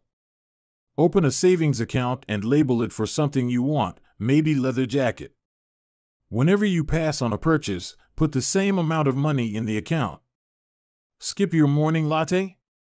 Transfer $5. Pass on another month of Netflix? Move $10 over. It's like creating a loyalty program for yourself. The immediate reward of seeing yourself save money toward the leather jacket feels a lot better than being deprived. You are making it satisfying to do nothing. One of my readers and his wife used a similar setup. They wanted to stop eating out so much and start cooking together more. They labeled their savings account Trip to Europe.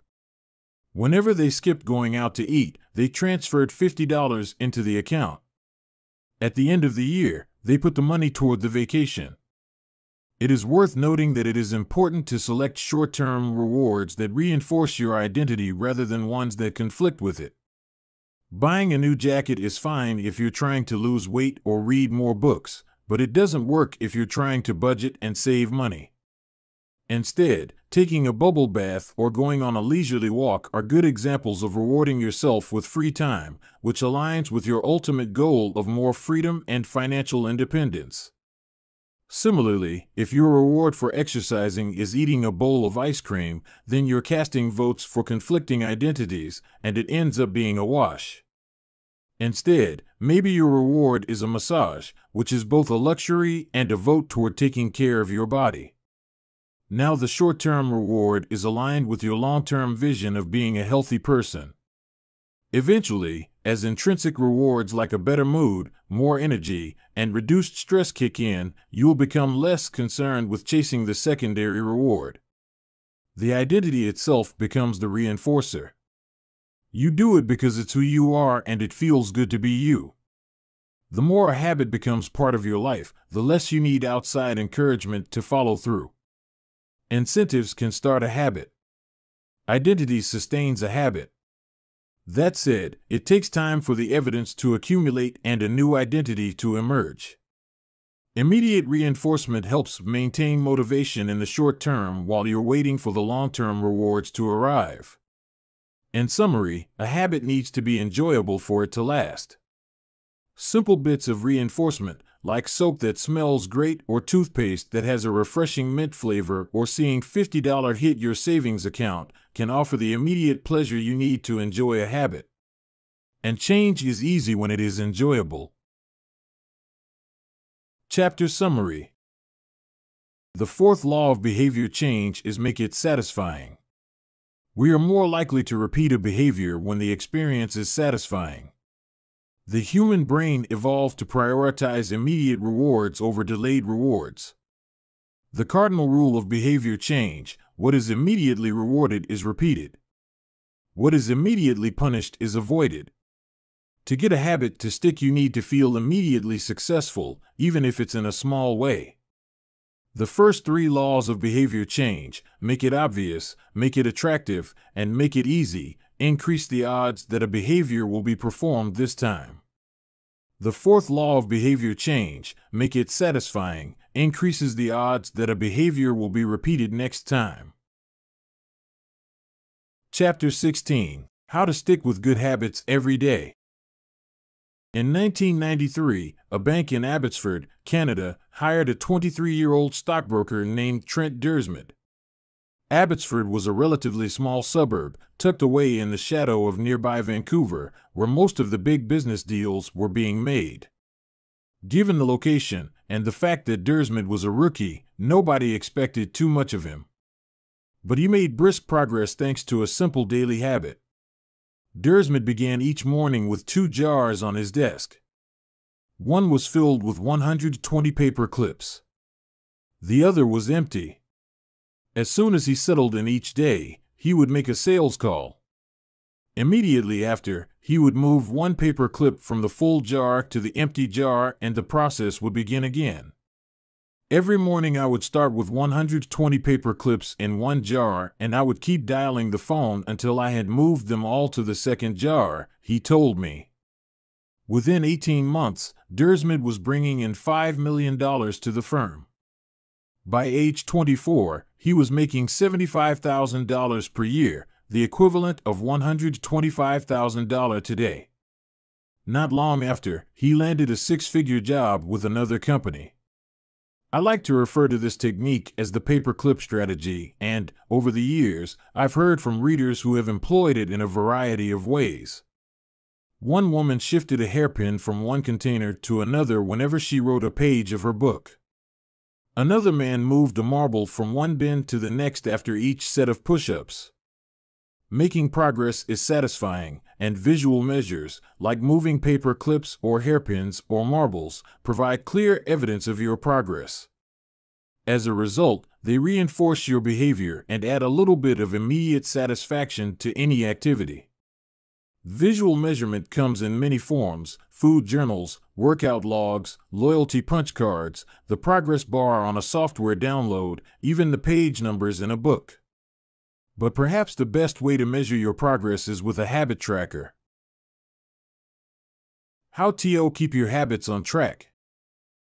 A habit tracker is a simple way to measure whether you did a habit. The most basic format is to get a calendar and cross off each day you stick with your routine.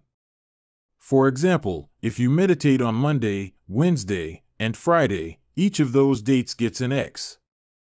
As time rolls by, the calendar becomes a record of your habit streak. Countless people have tracked their habits, but perhaps the most famous was Benjamin Franklin. Beginning at age 20, Franklin carried a small booklet everywhere he went and used it to track 13 personal virtues. This list included goals like lose no time, be always employed in something useful, and avoid trifling conversation. At the end of each day, Franklin would open his booklet and record his progress. Jerry Seinfeld reportedly uses a habit tracker to stick with his streak of writing jokes. In the documentary Comedian, he explains that his goal is simply to never break the chain of writing jokes every day. In other words, he is not focused on how good or bad a particular joke is or how inspired he feels.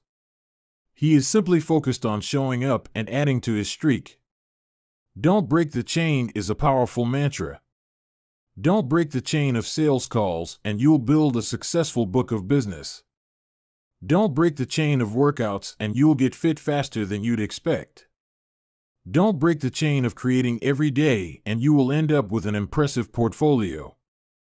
Habit tracking is powerful because it leverages multiple laws of behavior change. It simultaneously makes a behavior obvious, attractive, and satisfying. Let's break down each one. Benefit number 1, habit tracking is obvious. Recording your last action creates a trigger that can initiate your next one. Habit tracking naturally builds a series of visual cues like the streak of X's on your calendar or the list of meals in your food log.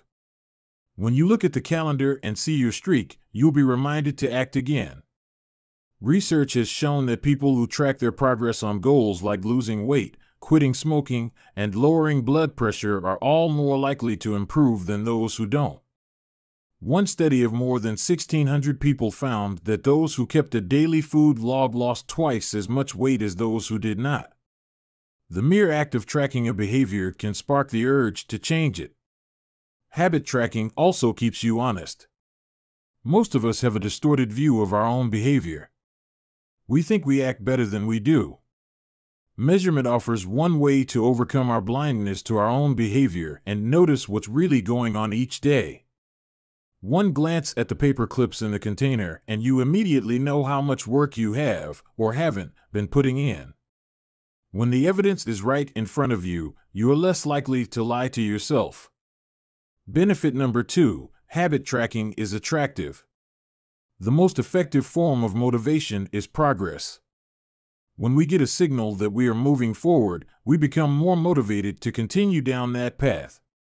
In this way, habit tracking can have an addictive effect on motivation. Each small win feeds your desire. This can be particularly powerful on a bad day. When you're feeling down, it's easy to forget about all the progress you have already made. Habit tracking provides visual proof of your hard work, a subtle reminder of how far you've come. Plus, the empty square you see each morning can motivate you to get started because you don't want to lose your progress by breaking the streak. Benefit number 3, habit tracking is satisfying. This is the most crucial benefit of all. Tracking can become its own form of reward. It is satisfying to cross an item off your to-do list, to complete an entry in your workout log, or to mark an X on the calendar. It feels good to watch your results grow, the size of your investment portfolio, the length of your book manuscript, and if it feels good, then you're more likely to endure. Habit tracking also helps keep your eye on the ball. You're focused on the process rather than the result. You're not fixated on getting six-pack abs. You're just trying to keep the streak alive and become the type of person who doesn't miss workouts.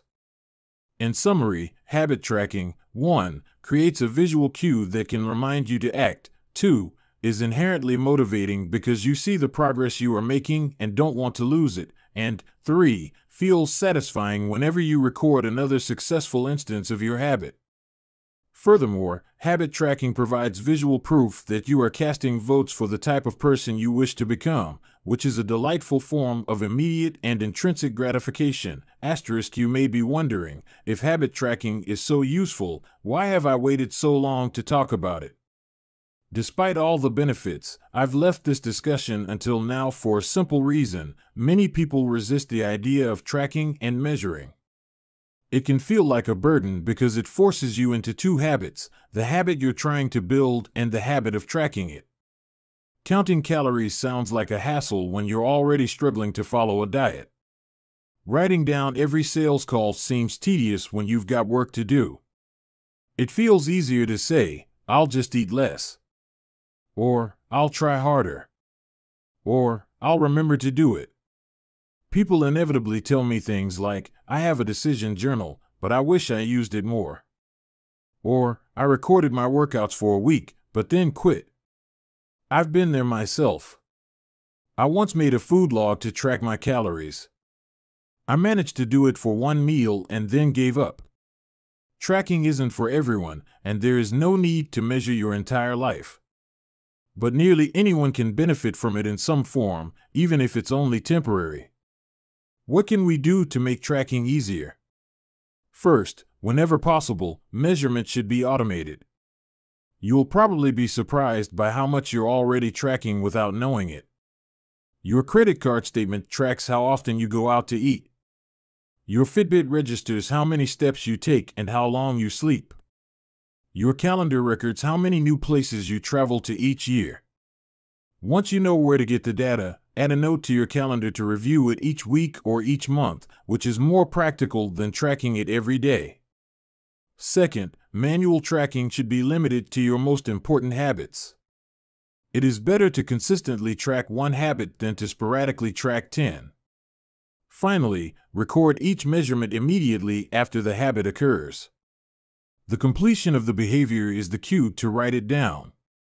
This approach allows you to combine the habit stacking method mentioned in Chapter 5 with habit tracking.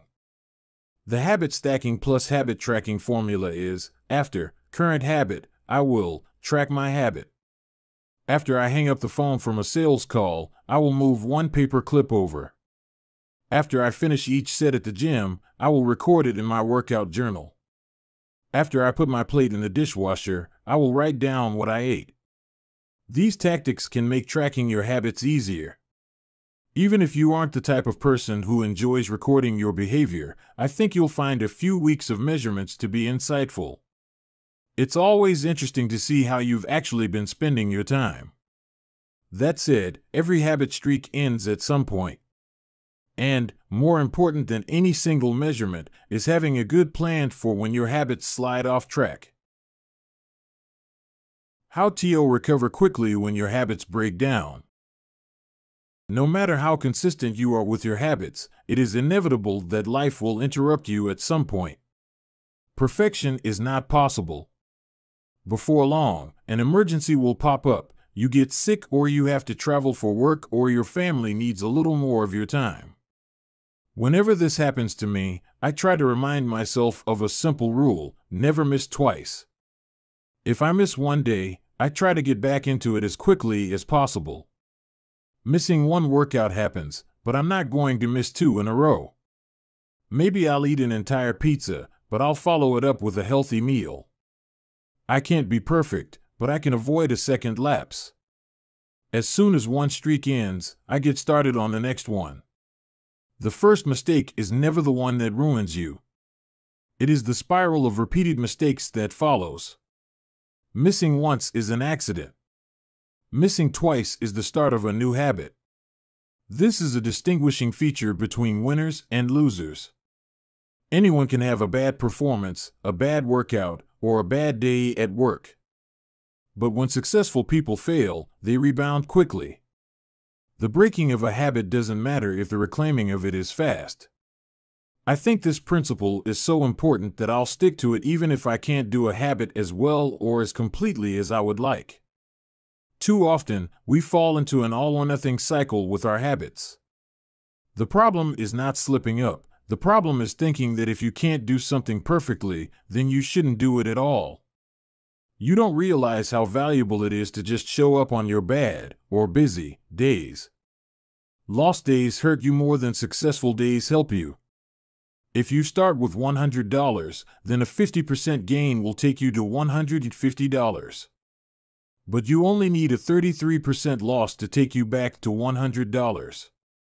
In other words, avoiding a 33% loss is just as valuable as achieving a 50% gain. As Charlie Munger says, the first rule of compounding: never interrupt it unnecessarily. This is why the bad workouts are often the most important ones. Sluggish days and bad workouts maintain the compound gains you accrued from previous good days.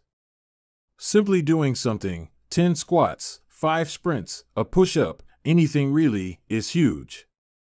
Don't put up a zero. Don't let losses eat into your compounding.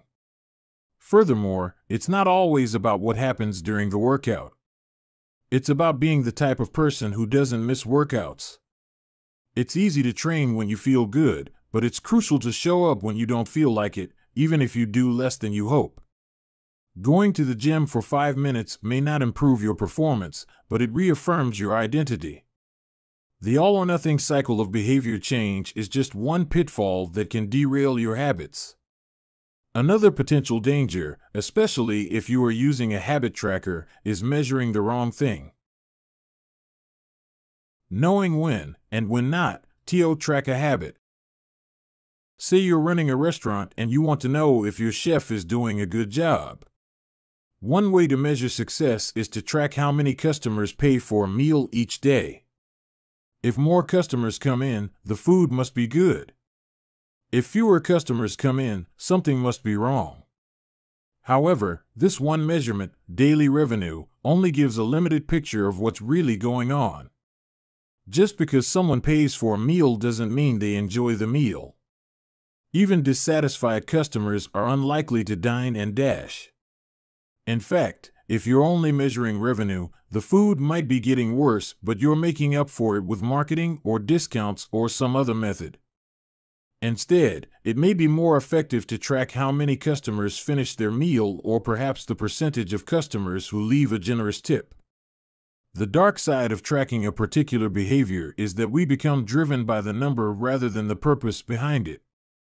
If your success is measured by quarterly earnings, you will optimize sales, revenue, and accounting for quarterly earnings. If your success is measured by a lower number on the scale, you will optimize for a lower number on the scale, even if that means embracing crash diets, juice cleanses, and fat loss pills. The human mind wants to win whatever game is being played. This pitfall is evident in many areas of life. We focus on working long hours instead of getting meaningful work done. We care more about getting 10,000 steps than we do about being healthy. We teach for standardized tests instead of emphasizing learning, curiosity, and critical thinking. In short, we optimize for what we measure. When we choose the wrong measurement, we get the wrong behavior. This is sometimes referred to as Goodhart's law. Named after the economist Charles Goodhart, the principle states, when a measure becomes a target, it ceases to be a good measure. Measurement is only useful when it guides you and adds context to a larger picture, not when it consumes you. Each number is simply one piece of feedback in the overall system. In our data-driven world, we tend to overvalue numbers and undervalue anything ephemeral, soft, and difficult to quantify. We mistakenly think the factors we can measure are the only factors that exist. But just because you can measure something doesn't mean it's the most important thing. And just because you can't measure something doesn't mean it's not important at all. All of this to say, it's crucial to keep habit tracking in its proper place. It can feel satisfying to record a habit and track your progress, but the measurement is not the only thing that matters. Furthermore, there are many ways to measure progress, and sometimes it helps to shift your focus to something entirely different. This is why non-scale victories can be effective for weight loss. The number on the scale may be stubborn, so if you focus solely on that number, your motivation will sag. But you may notice that your skin looks better, or you wake up earlier, or your sex drive got a boost. All of these are valid ways to track your improvement. If you're not feeling motivated by the number on the scale, perhaps it's time to focus on a different measurement, one that gives you more signals of progress. No matter how you measure your improvement, habit tracking offers a simple way to make your habits more satisfying. Each measurement provides a little bit of evidence that you're moving in the right direction and a brief moment of immediate pleasure for a job well done. Chapter Summary. One of the most satisfying feelings is the feeling of making progress. A habit tracker is a simple way to measure whether you did a habit, like marking an X on a calendar. Habit trackers and other visual forms of measurement can make your habits satisfying by providing clear evidence of your progress. Don't break the chain. Try to keep your habit streak alive. Never miss twice. If you miss one day, try to get back on track as quickly as possible. Just because you can measure something doesn't mean it's the most important thing. Chapter 17. How an accountability partner can change everything. After serving as a pilot in World War II, Roger Fisher attended Harvard Law School and spent 34 years specializing in negotiation and conflict management. He founded the Harvard Negotiation Project and worked with numerous countries and world leaders on peace resolutions, hostage crises, and diplomatic compromises. But it was in the 1970s and 1980s, as the threat of nuclear war escalated, that Fisher developed perhaps his most interesting idea. At the time, Fisher was focused on designing strategies that could prevent nuclear war, and he had noticed a troubling fact. Any sitting president would have access to launch codes that could kill millions of people but would never actually see anyone die because he would always be thousands of miles away. My suggestion was quite simple, he wrote in 1981. Put that nuclear code number in a little capsule and then implant that capsule right next to the heart of a volunteer.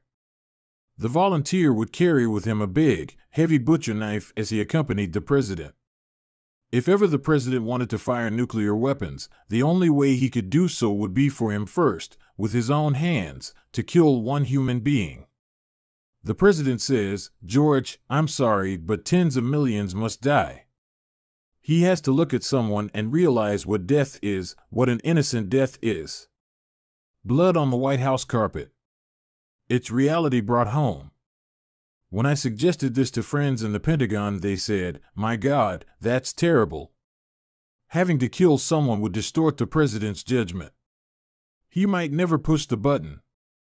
Throughout our discussion of the fourth law of behavior change, we have covered the importance of making good habits immediately satisfying. Fisher's proposal is an inversion of the fourth law, make it immediately unsatisfying. Just as we are more likely to repeat an experience when the ending is satisfying, we are also more likely to avoid an experience when the ending is painful. Pain is an effective teacher. If a failure is painful, it gets fixed. If a failure is relatively painless, it gets ignored. The more immediate and more costly a mistake is, the faster you will learn from it. The threat of a bad review forces a plumber to be good at his job. The possibility of a customer never returning makes restaurants create good food. The cost of cutting the wrong blood vessel makes a surgeon master human anatomy and cut carefully. When the consequences are severe, people learn quickly. The more immediate the pain, the less likely the behavior. If you want to prevent bad habits and eliminate unhealthy behaviors, then adding an instant cost to the action is a great way to reduce their odds. We repeat bad habits because they serve us in some way, and that makes them hard to abandon. The best way I know to overcome this predicament is to increase the speed of the punishment associated with the behavior. There can't be a gap between the action and the consequences. As soon as actions incur an immediate consequence, behavior begins to change. Customers pay their bills on time when they are charged a late fee. Students show up to class when their grade is linked to attendance. We'll jump through a lot of hoops to avoid a little bit of immediate pain.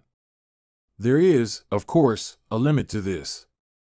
If you're going to rely on punishment to change behavior, then the strength of the punishment must match the relative strength of the behavior it is trying to correct. To be productive, the cost of procrastination must be greater than the cost of action. To be healthy, the cost of laziness must be greater than the cost of exercise. Getting fined for smoking in a restaurant or failing to recycle adds consequence to an action. Behavior only shifts if the punishment is painful enough and reliably enforced. In general, the more local, tangible, concrete, and immediate the consequence, the more likely it is to influence individual behavior. The more global, intangible, vague, and delayed the consequence, the less likely it is to influence individual behavior. Thankfully, there is a straightforward way to add an immediate cost to any bad habit: create a habit contract.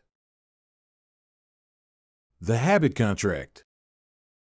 The first seatbelt law was passed in New York on December 1, 1984. At the time, just 14% of people in the United States regularly wore a seatbelt, but that was all about to change. Within 5 years, over half of the nation had seatbelt laws. Today, wearing a seatbelt is enforceable by law in 49 of the 50 states. And it's not just the legislation, the number of people wearing seatbelts has changed dramatically as well. In 2016, over 88% of Americans buckled up each time they got in a car. In just over 30 years, there was a complete reversal in the habits of millions of people. Laws and regulations are an example of how government can change our habits by creating a social contract. As a society, we collectively agree to abide by certain rules and then enforce them as a group. Whenever a new piece of legislation impacts behavior, seatbelt laws, banning smoking inside restaurants, mandatory recycling, it is an example of a social contract shaping our habits. The group agrees to act in a certain way, and if you don't follow along, you'll be punished. Just as governments use laws to hold citizens accountable, you can create a habit contract to hold yourself accountable. A habit contract is a verbal or written agreement in which you state your commitment to a particular habit and the punishment that will occur if you don't follow through. Then you find 1 or 2 people to act as your accountability partners and sign off on the contract with you. Brian Harris, an entrepreneur from Nashville, Tennessee, was the first person I saw put this strategy into action. Shortly after the birth of his son, Harris realized he wanted to shed a few pounds. He wrote up a habit contract between himself, his wife, and his personal trainer. The first version read, "Brian's number 1 objective for Q1 of 2017 is to start eating correctly again so he feels better, looks better, and is able to hit his long-term goal of 200 pounds at 10% body fat." Below that statement, Harris laid out a roadmap for achieving his ideal outcome. Phase number 1, get back to a strict slow-carb diet in Q1. Phase number 2, start a strict macronutrient tracking program in Q2.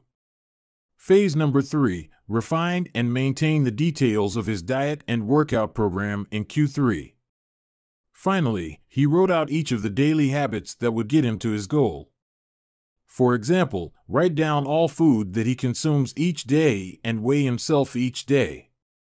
And then he listed the punishment if he failed. If Brian doesn't do these 2 items, then the following consequence will be enforced. he will have to dress up each workday and each Sunday morning for the rest of the quarter. Dress up is defined as not wearing jeans, t-shirts, hoodies, or shorts. He will also give Joey, his trainer, $200 to use as he sees fit if he misses one day of logging food. At the bottom of the page, Harris, his wife, and his trainer all signed the contract. My initial reaction was that a contract like this seemed overly formal and unnecessary, especially the signatures. But Harris convinced me that signing the contract was an indication of seriousness. "Anytime I skip this part," he said, "I start slacking almost immediately." 3 months later, after hitting his targets for Q1, Harris upgraded his goals. The consequences escalated, too. If he missed his carbohydrate and protein targets, he had to pay his trainer $100. And if he failed to weigh himself, he had to give his wife $500 to use as she saw fit.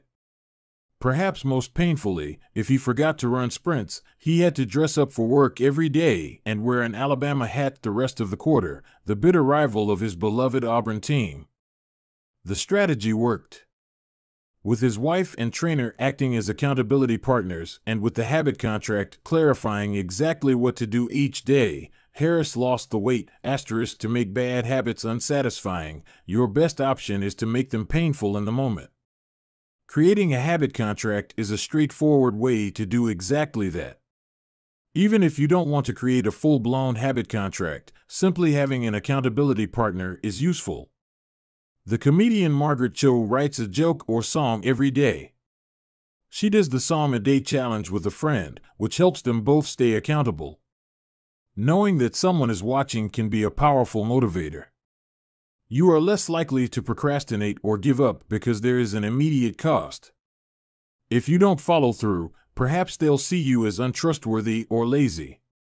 Suddenly, you are not only failing to uphold your promises to yourself, but also failing to uphold your promises to others. You can even automate this process.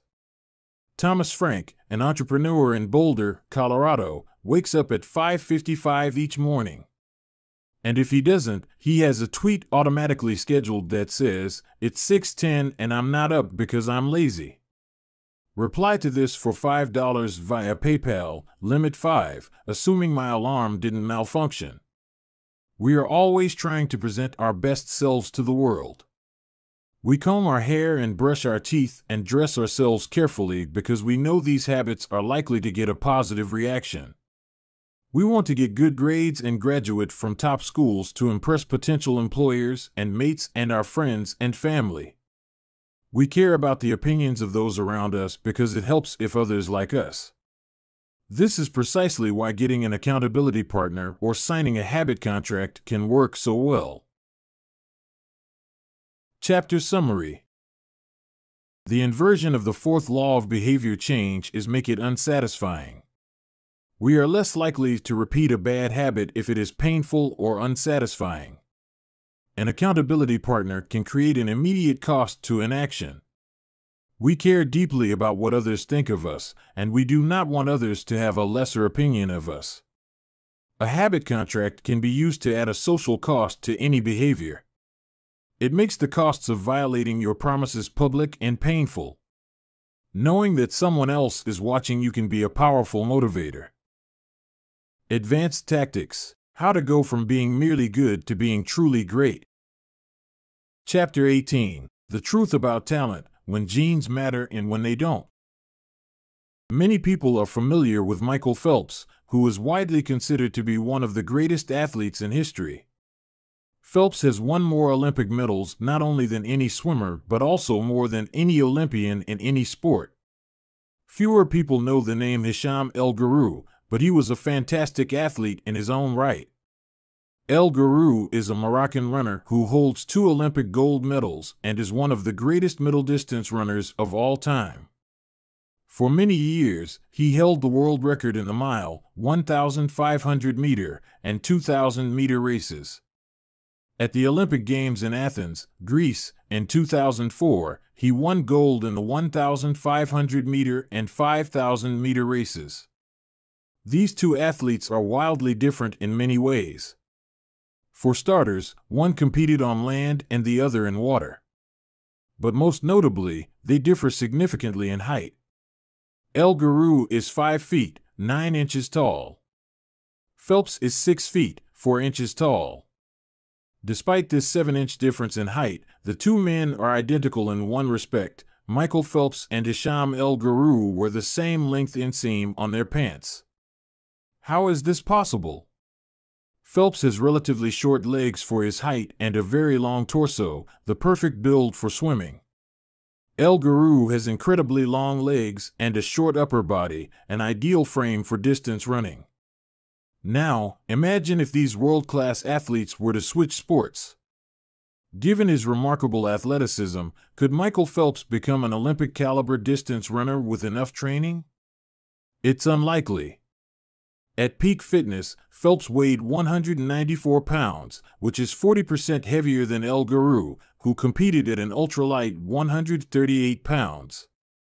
Taller runners are heavier runners, and every extra pound is a curse when it comes to distance running. Against elite competition, Phelps would be doomed from the start. Similarly, El Guru might be one of the best runners in history, but it's doubtful he would ever qualify for the Olympics as a swimmer. Since 1976, the average height of Olympic gold medalists in the men's 1,500-meter run is 5 feet, 10 inches. In comparison, the average height of Olympic gold medalists in the men's 100-meter freestyle swim is 6 feet, 4 inches. Swimmers tend to be tall and have long backs and arms, which are ideal for pulling through the water. El Guru would be at a severe disadvantage before he ever touched the pool. The secret to maximizing your odds of success is to choose the right field of competition. This is just as true with habit change as it is with sports and business. Habits are easier to perform and more satisfying to stick with when they align with your natural inclinations and abilities. Like Michael Phelps in the pool or Hisham El Guru on the track, you want to play a game where the odds are in your favor. Embracing this strategy requires the acceptance of the simple truth that people are born with different abilities. Some people don't like to discuss this fact. On the surface, your genes seem to be fixed, and it's no fun to talk about things you cannot control.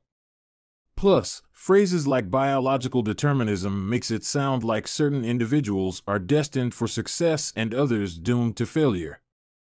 But this is a short-sighted view of the influence of genes on behavior. The strength of genetics is also their weakness. Genes cannot be easily changed, which means they provide a powerful advantage in favorable circumstances and a serious disadvantage in unfavorable circumstances. If you want to dunk a basketball, being 7 feet tall is very useful. If you want to perform a gymnastics routine, being 7 feet tall is a great hindrance. Our environment determines the suitability of our genes and the utility of our natural talents. When our environment changes, so do the qualities that determine success. This is true not just for physical characteristics, but for mental ones as well. I'm smart if you ask me about habits and human behavior, not so much when it comes to knitting, rocket propulsion, or guitar chords. Competence is highly dependent on context. The people at the top of any competitive field are not only well-trained, they are also well-suited to the task. And this is why, if you want to be truly great, selecting the right place to focus is crucial.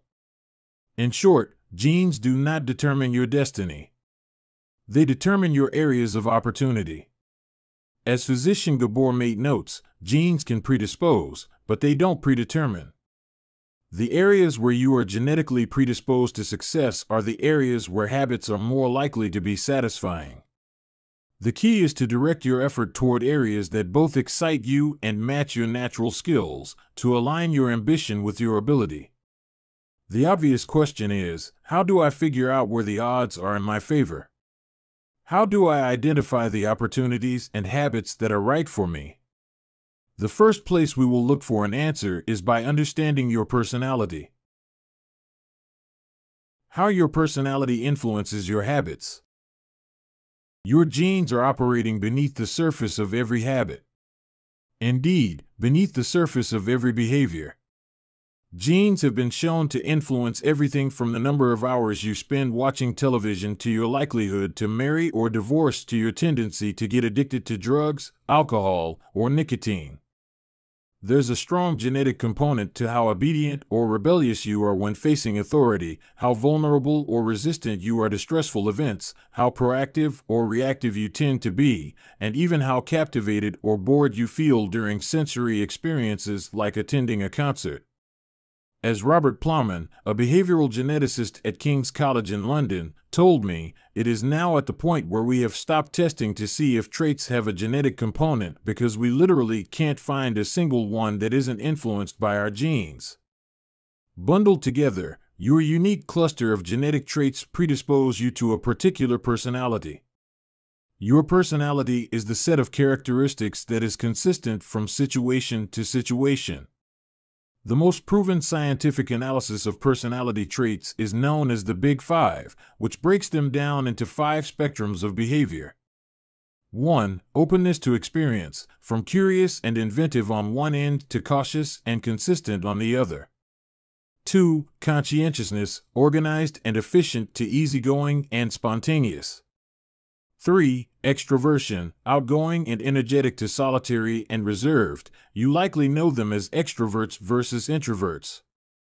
4. Agreeableness, friendly and compassionate to challenging and detached.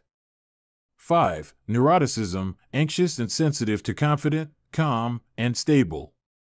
All 5 characteristics have biological underpinnings. Extroversion, for instance, can be tracked from birth. If scientists play a loud noise in the nursing ward, some babies turn toward it while others turn away. When the researchers tracked these children through life, they found that the babies who turned toward the noise were more likely to grow up to be extroverts. Those who turned away were more likely to become introverts. People who are high in agreeableness are kind, considerate, and warm. They also tend to have higher natural oxytocin levels, a hormone that plays an important role in social bonding, increases feelings of trust, and can act as a natural antidepressant. You can easily imagine how someone with more oxytocin might be inclined to build habits like writing thank you notes or organizing social events. As a third example, consider neuroticism, which is a personality trait all people possess to various degrees. People who are high in neuroticism tend to be anxious and worry more than others. This trait has been linked to hypersensitivity of the amygdala, the portion of the brain responsible for noticing threats. In other words, people who are more sensitive to negative cues in their environment are more likely to score high in neuroticism. Our habits are not solely determined by our personalities, but there is no doubt that our genes nudge us in a certain direction. Our deeply rooted preferences make certain behaviors easier for some people than for others. You don't have to apologize for these differences or feel guilty about them, but you do have to work with them. A person who scores lower on conscientiousness, for example, will be less likely to be orderly by nature and may need to rely more heavily on environment design to stick with good habits. As a reminder for the less conscientious readers among us, environment design is a strategy we discussed in chapters 6 and 12. The takeaway is that you should build habits that work for your personality. People can get ripped working out like a bodybuilder, but if you prefer rock climbing or cycling or rowing, then shape your exercise habit around your interests. If your friend follows a low-carb diet, but you find that low-fat works for you, then more power to you. If you want to read more, don't be embarrassed if you prefer steamy romance novels over nonfiction. Read whatever fascinates you. You don't have to build the habits everyone tells you to build. Choose the habit that best suits you, not the one that is most popular. There is a version of every habit that can bring you joy and satisfaction. Find it. Habits need to be enjoyable if they are going to stick. This is the core idea behind the 4th law. Tailoring your habits to your personality is a good start, but this is not the end of the story. Let's turn our attention to finding and designing situations where you're at a natural advantage. How to find a game where the odds are in your favor. Learning to play a game where the odds are in your favor is critical for maintaining motivation and feeling successful. In theory, you can enjoy almost anything. In practice, you are more likely to enjoy the things that come easily to you. People who are talented in a particular area tend to be more competent at that task and are then praised for doing a good job. They stay energized because they are making progress where others have failed, and because they get rewarded with better pay and bigger opportunities, which not only makes them happier but also propels them to produce even higher quality work. It's a virtuous cycle. Pick the right habit and progress is easy. Pick the wrong habit and life is a struggle. How do you pick the right habit? The first step is something we covered in the third law: make it easy. In many cases, when people pick the wrong habit, it simply means they picked a habit that was too difficult. When a habit is easy, you are more likely to be successful. When you are successful, you are more likely to feel satisfied. However, there is another level to consider. In the long run, if you continue to advance and improve, any area can become challenging. At some point, you need to make sure you're playing the right game for your skill set. How do you figure that out? The most common approach is trial and error. Of course, there's a problem with this strategy: life is short. You don't have time to try every career, date every eligible bachelor, or play every musical instrument. Thankfully, there is an effective way to manage this conundrum, and it is known as the explore/exploit trade-off. In the beginning of a new activity, there should be a period of exploration. In relationships, it's called dating. In college, it's called the liberal arts. In business, it's called split testing. The goal is to try out many possibilities, research a broad range of ideas, and cast a wide net. After this initial period of exploration, shift your focus to the best solution you've found, but keep experimenting occasionally. The proper balance depends on whether you're winning or losing. If you are currently winning, you exploit, exploit, exploit. If you are currently losing, you continue to explore, explore, explore. In the long run, it is probably most effective to work on the strategy that seems to deliver the best results about 80 to 90% of the time and keep exploring with the remaining 10 to 20%.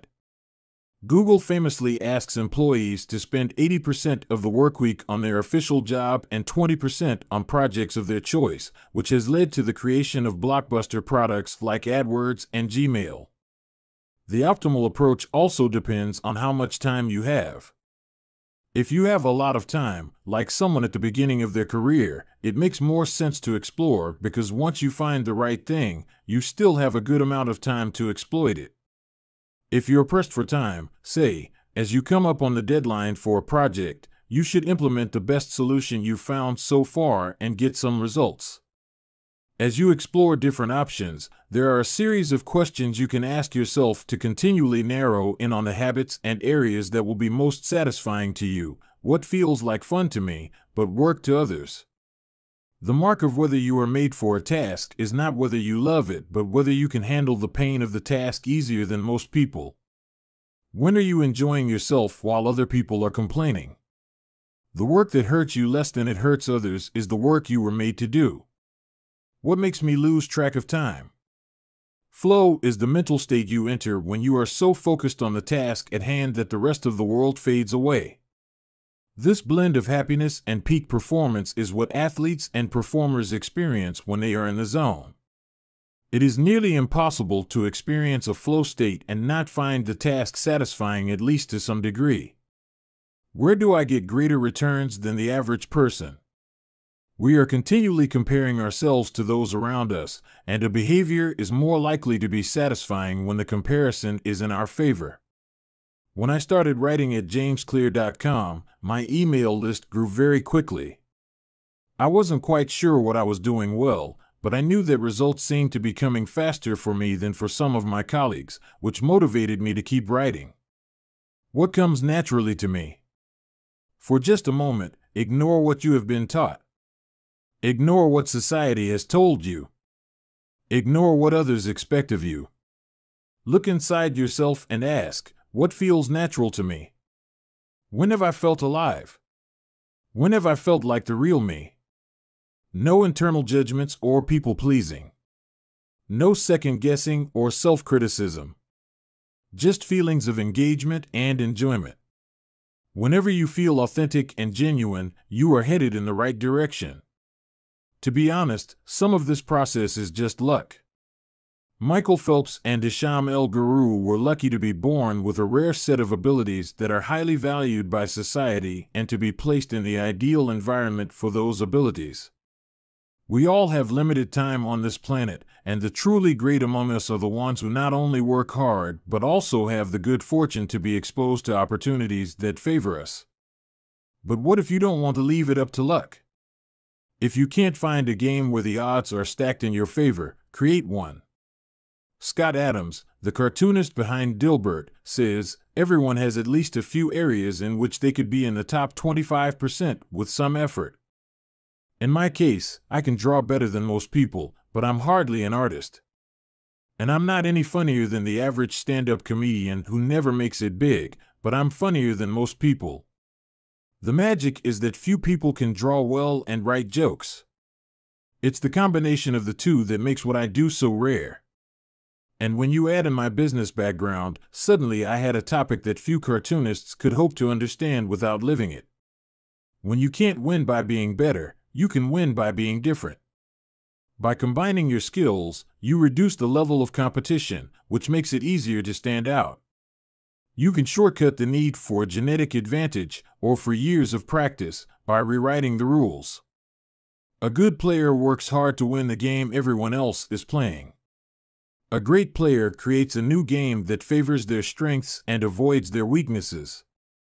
In college, I designed my own major, biomechanics, which was a combination of physics, chemistry, biology, and anatomy. I wasn't smart enough to stand out among the top physics or biology majors, so I created my own game. And because it suited me, I was only taking the courses I was interested in. Studying felt like less of a chore. It was also easier to avoid the trap of comparing myself to everyone else. After all, nobody else was taking the same combination of classes, so who could say if they were better or worse? Specialization is a powerful way to overcome the accident of bad genetics. The more you master a specific skill, the harder it becomes for others to compete with you. Many bodybuilders are stronger than the average arm wrestler, but even a massive bodybuilder may lose at arm wrestling because the arm wrestling champ has very specific strength. Even if you're not the most naturally gifted, you can often win by being the best in a very narrow category. Boiling water will soften a potato but harden an egg. You can't control whether you're a potato or an egg, but you can decide to play a game where it's better to be hard or soft. If you can find a more favorable environment, you can transform the situation from one where the odds are against you to one where they are in your favor. How to get the most out of your genes. Our genes do not eliminate the need for hard work. They clarify it. They tell us what to work hard on. Once we realize our strengths, we know where to spend our time and energy. We know which types of opportunities to look for and which types of challenges to avoid. The better we understand our nature, the better our strategy can be. Biological differences matter. Even so, it's more productive to focus on whether you are fulfilling your own potential than comparing yourself to someone else. The fact that you have a natural limit to any specific ability has nothing to do with whether you are reaching the ceiling of your capabilities.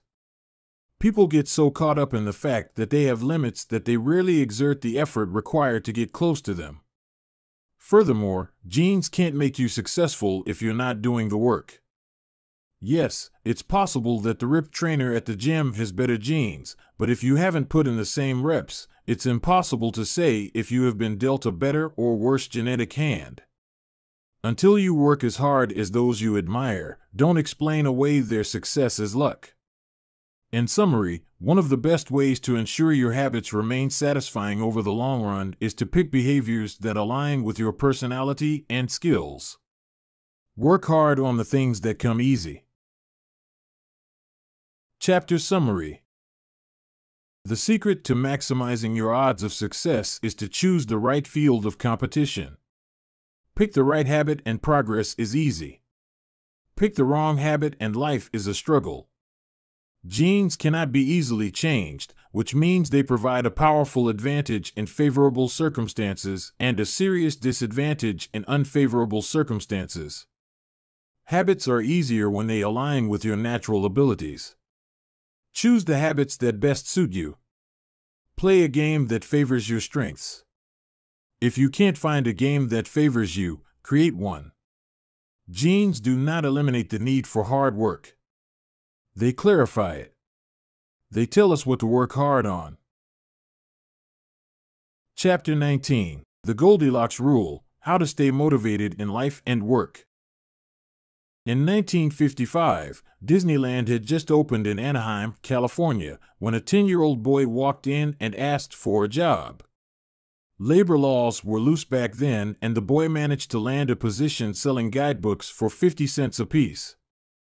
Within a year, he had transitioned to Disney's Magic Shop, where he learned tricks from the older employees. He experimented with jokes and tried out simple routines on visitors. Soon he discovered that what he loved was not performing magic, but performing in general. He set his sights on becoming a comedian. Beginning in his teenage years, he started performing in little clubs around Los Angeles. The crowds were small and his act was short. He was rarely on stage for more than 5 minutes. Most of the people in the crowd were too busy drinking or talking with friends to pay attention. One night, he literally delivered his stand-up routine to an empty club. It wasn't glamorous work, but there was no doubt he was getting better. His first routines would only last 1 or 2 minutes. By high school, his material had expanded to include a 5-minute act and, a few years later, a 10-minute show. At 19, he was performing weekly for 20 minutes at a time. He had to read 3 poems during the show just to make the routine long enough, but his skills continued to progress. He spent another decade experimenting, adjusting, and practicing. He took a job as a television writer and, gradually, he was able to land his own appearances on talk shows. By the mid-1970s, he had worked his way into being a regular guest on The Tonight Show and Saturday Night Live. Finally, after nearly 15 years of work, the young man rose to fame. He toured 60 cities in 63 days. Then 72 cities in 80 days. Then 85 cities in 90 days. He had 18,695 people attend one show in Ohio. Another 45,000 tickets were sold for his 3-day show in New York. He catapulted to the top of his genre and became one of the most successful comedians of his time. His name is Steve Martin. Martin's story offers a fascinating perspective on what it takes to stick with habits for the long run. Comedy is not for the timid. It is hard to imagine a situation that would strike fear into the hearts of more people than performing alone on stage and failing to get a single laugh. And yet Steve Martin faced this fear every week for 18 years. In his words, 10 years spent learning, 4 years spent refining, and 4 years as a wild success. Why is it that some people, like Martin, stick with their habits, whether practicing jokes or drawing cartoons or playing guitar, while most of us struggle to stay motivated? How do we design habits that pull us in rather than ones that fade away? Scientists have been studying this question for many years. While there is still much to learn, one of the most consistent findings is that the way to maintain motivation and achieve peak levels of desire is to work on tasks of just manageable difficulty. The human brain loves a challenge, but only if it is within an optimal zone of difficulty. If you love tennis and try to play a serious match against a 4-year-old, you will quickly become bored. It's too easy. You will win every point. In contrast, if you play a professional tennis player like Roger Federer or Serena Williams, you will quickly lose motivation because the match is too difficult. Now consider playing tennis against someone who is your equal. As the game progresses, you win a few points and you lose a few. You have a good chance of winning, but only if you really try. Your focus narrows, distractions fade away, and you find yourself fully invested in the task at hand. This is a challenge of just manageable difficulty, and it is a prime example of the Goldilocks rule. The Goldilocks rule states that humans experience peak motivation when working on tasks that are right on the edge of their current abilities. Not too hard. Not too easy. Just right. The Goldilocks rule. Martin's comedy career is an excellent example of the Goldilocks rule in practice. Each year, he expanded his comedy routine, but only by a minute or two. He was always adding new material, but he also kept a few jokes that were guaranteed to get laughs. There were just enough victories to keep him motivated and just enough mistakes to keep him working hard. When you're starting a new habit, it's important to keep the behavior as easy as possible so you can stick with it even when conditions aren't perfect. This is an idea we covered in detail while discussing the third law of behavior change. Once a habit has been established, however, it's important to continue to advance in small ways. These little improvements and new challenges keep you engaged. And if you hit the Goldilocks zone just right, you can achieve a flow state. A flow state is the experience of being in the zone and fully immersed in an activity. Scientists have tried to quantify this feeling. They found that to achieve a state of flow, a task must be roughly 4% beyond your current ability. In real life, it's typically not feasible to quantify the difficulty of an action in this way, but the core idea of the Goldilocks rule remains: working on challenges of just manageable difficulty, something on the perimeter of your ability, seems crucial for maintaining motivation. Improvement requires a delicate balance. You need to regularly search for challenges that push you to your edge while continuing to make enough progress to stay motivated. Behaviors need to remain novel in order for them to stay attractive and satisfying. Without variety, we get bored. And boredom is perhaps the greatest villain on the quest for self-improvement. How to stay focused when you get bored working on your goals. After my baseball career ended, I was looking for a new sport. I joined a weightlifting team, and one day an elite coach visited our gym. He had worked with thousands of athletes during his long career, including a few Olympians. I introduced myself, and we began talking about the process of improvement. What's the difference between the best athletes and everyone else? I asked. What do the really successful people do that most don't? He mentioned the factors you might expect: genetics, luck, talent. But then he said something I wasn't expecting. At some point it comes down to who can handle the boredom of training every day, doing the same lifts over and over and over. His answer surprised me because it's a different way of thinking about work ethic. People talk about getting amped up to work on their goals. Whether it's business or sports or art, you hear people say things like, "It all comes down to passion," or "You have to really want it."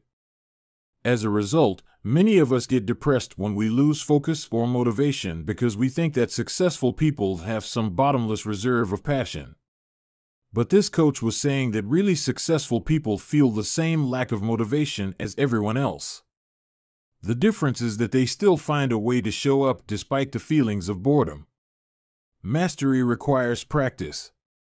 But the more you practice something, the more boring and routine it becomes. Once the beginner gains have been made and we learn what to expect, our interest starts to fade. Sometimes it happens even faster than that. All you have to do is hit the gym a few days in a row or publish a couple of blog posts on time, and letting one day slip doesn't feel like much. Things are going well. It's easy to rationalize taking a day off because you're in a good place. The greatest threat to success is not failure but boredom. We get bored with habits because they stop delighting us. The outcome becomes expected. And as our habits become ordinary, we start derailing our progress to seek novelty. Perhaps this is why we get caught up in a never-ending cycle, jumping from one workout to the next, one diet to the next, one business idea to the next. As soon as we experience the slightest dip in motivation, we begin seeking a new strategy, even if the old one was still working. As Machiavelli noted, men desire novelty to such an extent that those who are doing well wish for a change as much as those who are doing badly. Perhaps this is why many of the most habit-forming products are those that provide continuous forms of novelty. Video games provide visual novelty. Porn provides sexual novelty. Junk foods provide culinary novelty. Each of these experiences offer continual elements of surprise. In psychology, this is known as a variable reward. Slot machines are the most common real-world example. A gambler hits the jackpot every now and then, but not at any predictable interval. The pace of rewards varies. This variance leads to the greatest spike of dopamine, enhances memory recall, and accelerates habit formation. Variable rewards won't create a craving. That is, you can't take a reward people are uninterested in, give it to them at a variable interval, and hope it will change their mind, but they are a powerful way to amplify the cravings we already experience because they reduce boredom. The sweet spot of desire occurs at a 50-50 split between success and failure. Half of the time you get what you want. Half of the time you don't. You need just enough winning to experience satisfaction and just enough wanting to experience desire. This is one of the benefits of following the Goldilocks rule. If you're already interested in a habit, working on challenges of just manageable difficulty is a good way to keep things interesting. Of course, not all habits have a variable reward component, and you wouldn't want them to. If Google only delivered a useful search result some of the time, I would switch to a competitor pretty quickly. If Uber only picked up half of my trips, I doubt I'd be using that service much longer. And if I flossed my teeth each night and only sometimes ended up with a clean mouth, I think I'd skip it. Variable rewards or not, no habit will stay interesting forever. At some point, everyone faces the same challenge on the journey of self-improvement. You have to fall in love with boredom. We all have goals that we would like to achieve and dreams that we would like to fulfill, but it doesn't matter what you are trying to become better at. If you only do the work when it's convenient or exciting, then you'll never be consistent enough to achieve remarkable results. I can guarantee that if you manage to start a habit and keep sticking to it, there will be days when you feel like quitting. When you start a business, there will be days when you don't feel like showing up. When you're at the gym, there will be sets that you don't feel like finishing. When it's time to write, there will be days that you don't feel like typing. But stepping up when it's annoying or painful or draining to do so, that's what makes the difference between a professional and an amateur. Professionals stick to the schedule, amateurs let life get in the way. Professionals know what is important to them and work toward it with purpose. Amateurs get pulled off course by the urgencies of life. David Kane, an author and meditation teacher, encourages his students to avoid being fair-weather meditators. Similarly, you don't want to be a fair-weather athlete or a fair-weather writer or a fair-weather anything. When a habit is truly important to you, you have to be willing to stick to it in any mood. Professionals take action even when the mood isn't right. They might not enjoy it, but they find a way to put the reps in. There have been a lot of sets that I haven't felt like finishing, but I've never regretted doing the workout. There have been a lot of articles I haven't felt like writing, but I've never regretted publishing on schedule. There have been a lot of days I've felt like relaxing, but I've never regretted showing up and working on something that was important to me. The only way to become excellent is to be endlessly fascinated by doing the same thing over and over. You have to fall in love with boredom. Chapter Summary. The Goldilocks rule states that humans experience peak motivation when working on tasks that are right on the edge of their current abilities. The greatest threat to success is not failure but boredom. As habits become routine, they become less interesting and less satisfying. We get bored. Anyone can work hard when they feel motivated. It's the ability to keep going when work isn't exciting that makes the difference. Professionals stick to the schedule, amateurs let life get in the way. Chapter 20: The Downside of Creating Good Habit. Habits create the foundation for mastery. In chess, it is only after the basic movements of the pieces have become automatic that a player can focus on the next level of the game. Each chunk of information that is memorized opens up the mental space for more effortful thinking. This is true for any endeavor. When you know the simple movements so well that you can perform them without thinking, you are free to pay attention to more advanced details. In this way, habits are the backbone of any pursuit of excellence. However, the benefits of habits come at a cost. At first, each repetition develops fluency, speed, and skill. But then, as a habit becomes automatic, you become less sensitive to feedback. You fall into mindless repetition. It becomes easier to let mistakes slide. When you can do it good enough on autopilot, you stop thinking about how to do it better. The upside of habits is that we can do things without thinking. The downside of habits is that you get used to doing things a certain way and stop paying attention to little errors. You assume you're getting better because you're gaining experience. In reality, you are merely reinforcing your current habits, not improving them. In fact, some research has shown that once a skill has been mastered, there is usually a slight decline in performance over time. Usually, this minor dip in performance is no cause for worry. You don't need a system to continuously improve how well you brush your teeth or tie your shoes or make your morning cup of tea. With habits like these, good enough is usually good enough. The less energy you spend on trivial choices, the more you can spend it on what really matters. However, when you want to maximize your potential and achieve elite levels of performance, you need a more nuanced approach. You can't repeat the same things blindly and expect to become exceptional. Habits are necessary, but not sufficient for mastery. What you need is a combination of automatic habits and deliberate practice. Habits plus deliberate practice equals mastery. To become great, certain skills do need to become automatic. Basketball players need to be able to dribble without thinking before they can move on to mastering layups with their non-dominant hand.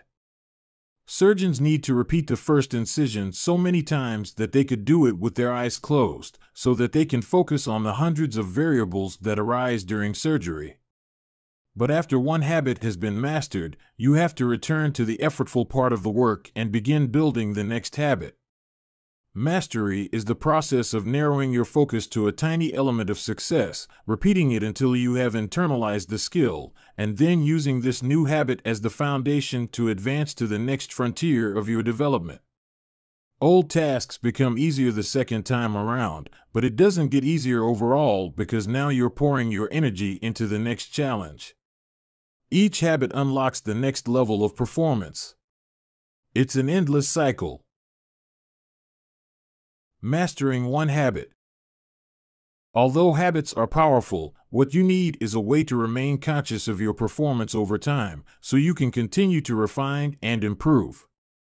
It is precisely at the moment when you begin to feel like you have mastered a skill, right when things are starting to feel automatic and you are becoming comfortable, that you must avoid slipping into the trap of complacency. The solution? Establish a system for reflection and review. How to review your habits and make adjustments. In 1986, the Los Angeles Lakers had one of the most talented basketball teams ever assembled, but they are rarely remembered that way. The team started the 1985 to 1986 NBA season with an astounding 29-5 record. The pundits were saying that we might be the best team in the history of basketball, head coach Pat Riley said after the season. Surprisingly, the Lakers stumbled in the 1986 playoffs and suffered a season-ending defeat in the Western Conference Finals. The best team in the history of basketball didn't even play for the NBA championship. After that blow, Riley was tired of hearing about how much talent his players had and about how much promise his team held. He didn't want to see flashes of brilliance followed by a gradual fade in performance. He wanted the Lakers to play up to their potential, night after night. In the summer of 1986, he created a plan to do exactly that, a system that he called the Career Best Effort Program, or CBE. When players first joined the Lakers, Riley explained, we track their basketball statistics all the way back to high school. I call this taking their number. We look for an accurate gauge of what a player can do, then build him into our plan for the team, based on the notion that he will maintain and then improve upon his averages. After determining a player's baseline level of performance, Riley added a key step. He asked each player to improve their output by at least 1% over the course of the season. If they succeeded, it would be a CBE, or Career Best Effort.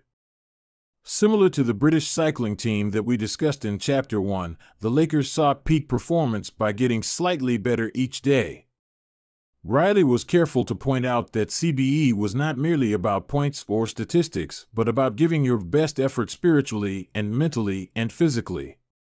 Players got credit for allowing an opponent to run into you when you know that a foul will be called against him, diving for loose balls, going after rebounds whether you are likely to get them or not, helping a teammate when the player he's guarding has surged past him, and other unsung hero deeds. As an example, let's say that Magic Johnson, the Lakers' star player at the time, had 11 points, 8 rebounds, 12 assists, 2 steals, and 5 turnovers in a game. Magic also got credit for an unsung hero deed by diving after a loose ball, +1. Finally, he played a total of 33 minutes in this imaginary game. The positive numbers, 11 plus 8 plus 12 plus 2 plus 1, add up to 34. Then, we subtract the 5 turnovers, 34 to 5, to get 29. Finally, we divide 29 by 33 minutes played. 29 divided by 33 is equal to 0.879. Magic's CBE number here would be 879. This number was calculated for all of a player's games, and it was the average CBE that a player was asked to improve by 1% over the season. Riley compared each player's current CBE to not only their past performances but also those of other players in the league. As Riley put it, we rank team members alongside league opponents who play the same position and have similar role definitions. Sports writer Jackie McMullen noted, Riley trumpeted the top performers in the league in bold lettering on the blackboard each week and measured them against the corresponding players on his own roster. Solid, reliable players generally rated a score in the 600s, while elite players scored at least 800. Magic Johnson, who submitted 138 triple-doubles in his career, often scored over 1,000. The Lakers also emphasized year-over-year progress by making historical comparisons of CBE data. Riley said, we stacked the month of November 1986 next to November 1985 and showed the players whether they were doing better or worse than at the same point last season. Then we showed them how their performance figures for December 1986 stacked up against November's. The Lakers rolled out CBE in October 1986. 8 months later, they were NBA champions. The following year, Pat Riley led his team to another title as the Lakers became the first team in 20 years to win back-to-back NBA championships. Afterward, he said, sustaining an effort is the most important thing for any enterprise. The way to be successful is to learn how to do things right, then do them the same way every time. The CBE program is a prime example of the power of reflection and review. The Lakers were already talented. CBE helped them get the most out of what they had and made sure their habits improved rather than declined. Reflection and review enables the long-term improvement of all habits because it makes you aware of your mistakes and helps you consider possible paths for improvement. Without reflection, we can make excuses, create rationalizations, and lie to ourselves. We have no process for determining whether we are performing better or worse compared to yesterday. Top performers in all fields engage in various types of reflection and review, and the process doesn't have to be complex. Kenyan runner Eliud Kipchoge is one of the greatest marathoners of all time and an Olympic gold medalist. He still takes notes after every practice in which he reviews his training for the day and searches for areas that can be improved. Similarly, gold medal swimmer Katie Ledecky records her wellness on a scale of 1 to 10 and includes notes on her nutrition and how well she slept. She also records the times posted by other swimmers. At the end of each week, her coach goes over her notes and adds his thoughts. It's not just athletes either. When comedian Chris Rock is preparing fresh material, he will first appear at small nightclubs dozens of times and test hundreds of jokes. He brings a notepad on stage and records which bits go over well and where he needs to make adjustments. The few killer lines that survive will form the backbone of his new show. I know of executives and investors who keep a decision journal in which they record the major decisions they make each week, why they made them, and what they expect the outcome to be. They review their choices at the end of each month or year to see where they were correct and where they went wrong. Improvement is not just about learning habits, it's also about fine-tuning them. Reflection and review ensures that you spend your time on the right things and make course corrections whenever necessary, like Pat Riley adjusting the effort of his players on a nightly basis. You don't want to keep practicing a habit if it becomes ineffective. Personally, I employ two primary modes of reflection and review. Each December, I perform an annual review, in which I reflect on the previous year. I tally my habits for the year by counting up how many articles I published, how many workouts I put in, how many new places I visited, and more. Then, I reflect on my progress, or lack thereof, by answering 3 questions. 1. What went well this year?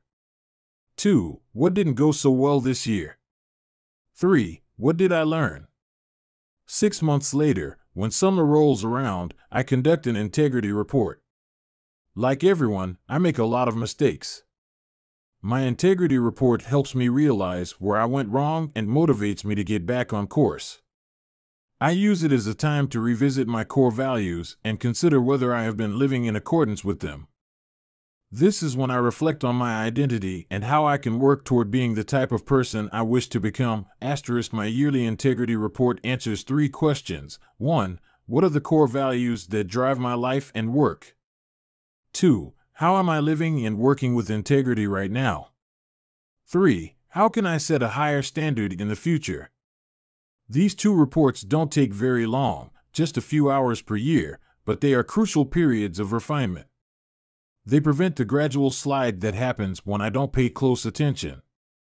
They provide an annual reminder to revisit my desired identity and consider how my habits are helping me become the type of person I wish to be. They indicate when I should upgrade my habits and take on new challenges, and when I should dial my efforts back and focus on the fundamentals. Reflection can also bring a sense of perspective. Daily habits are powerful because of how they compound, but worrying too much about every daily choice is like looking at yourself in the mirror from an inch away. You can see every imperfection and lose sight of the bigger picture. There is too much feedback. Conversely, never reviewing your habits is like never looking in the mirror. You aren't aware of easily fixable flaws, a spot on your shirt, a bit of food in your teeth. There is too little feedback. Periodic reflection and review is like viewing yourself in the mirror from a conversational distance.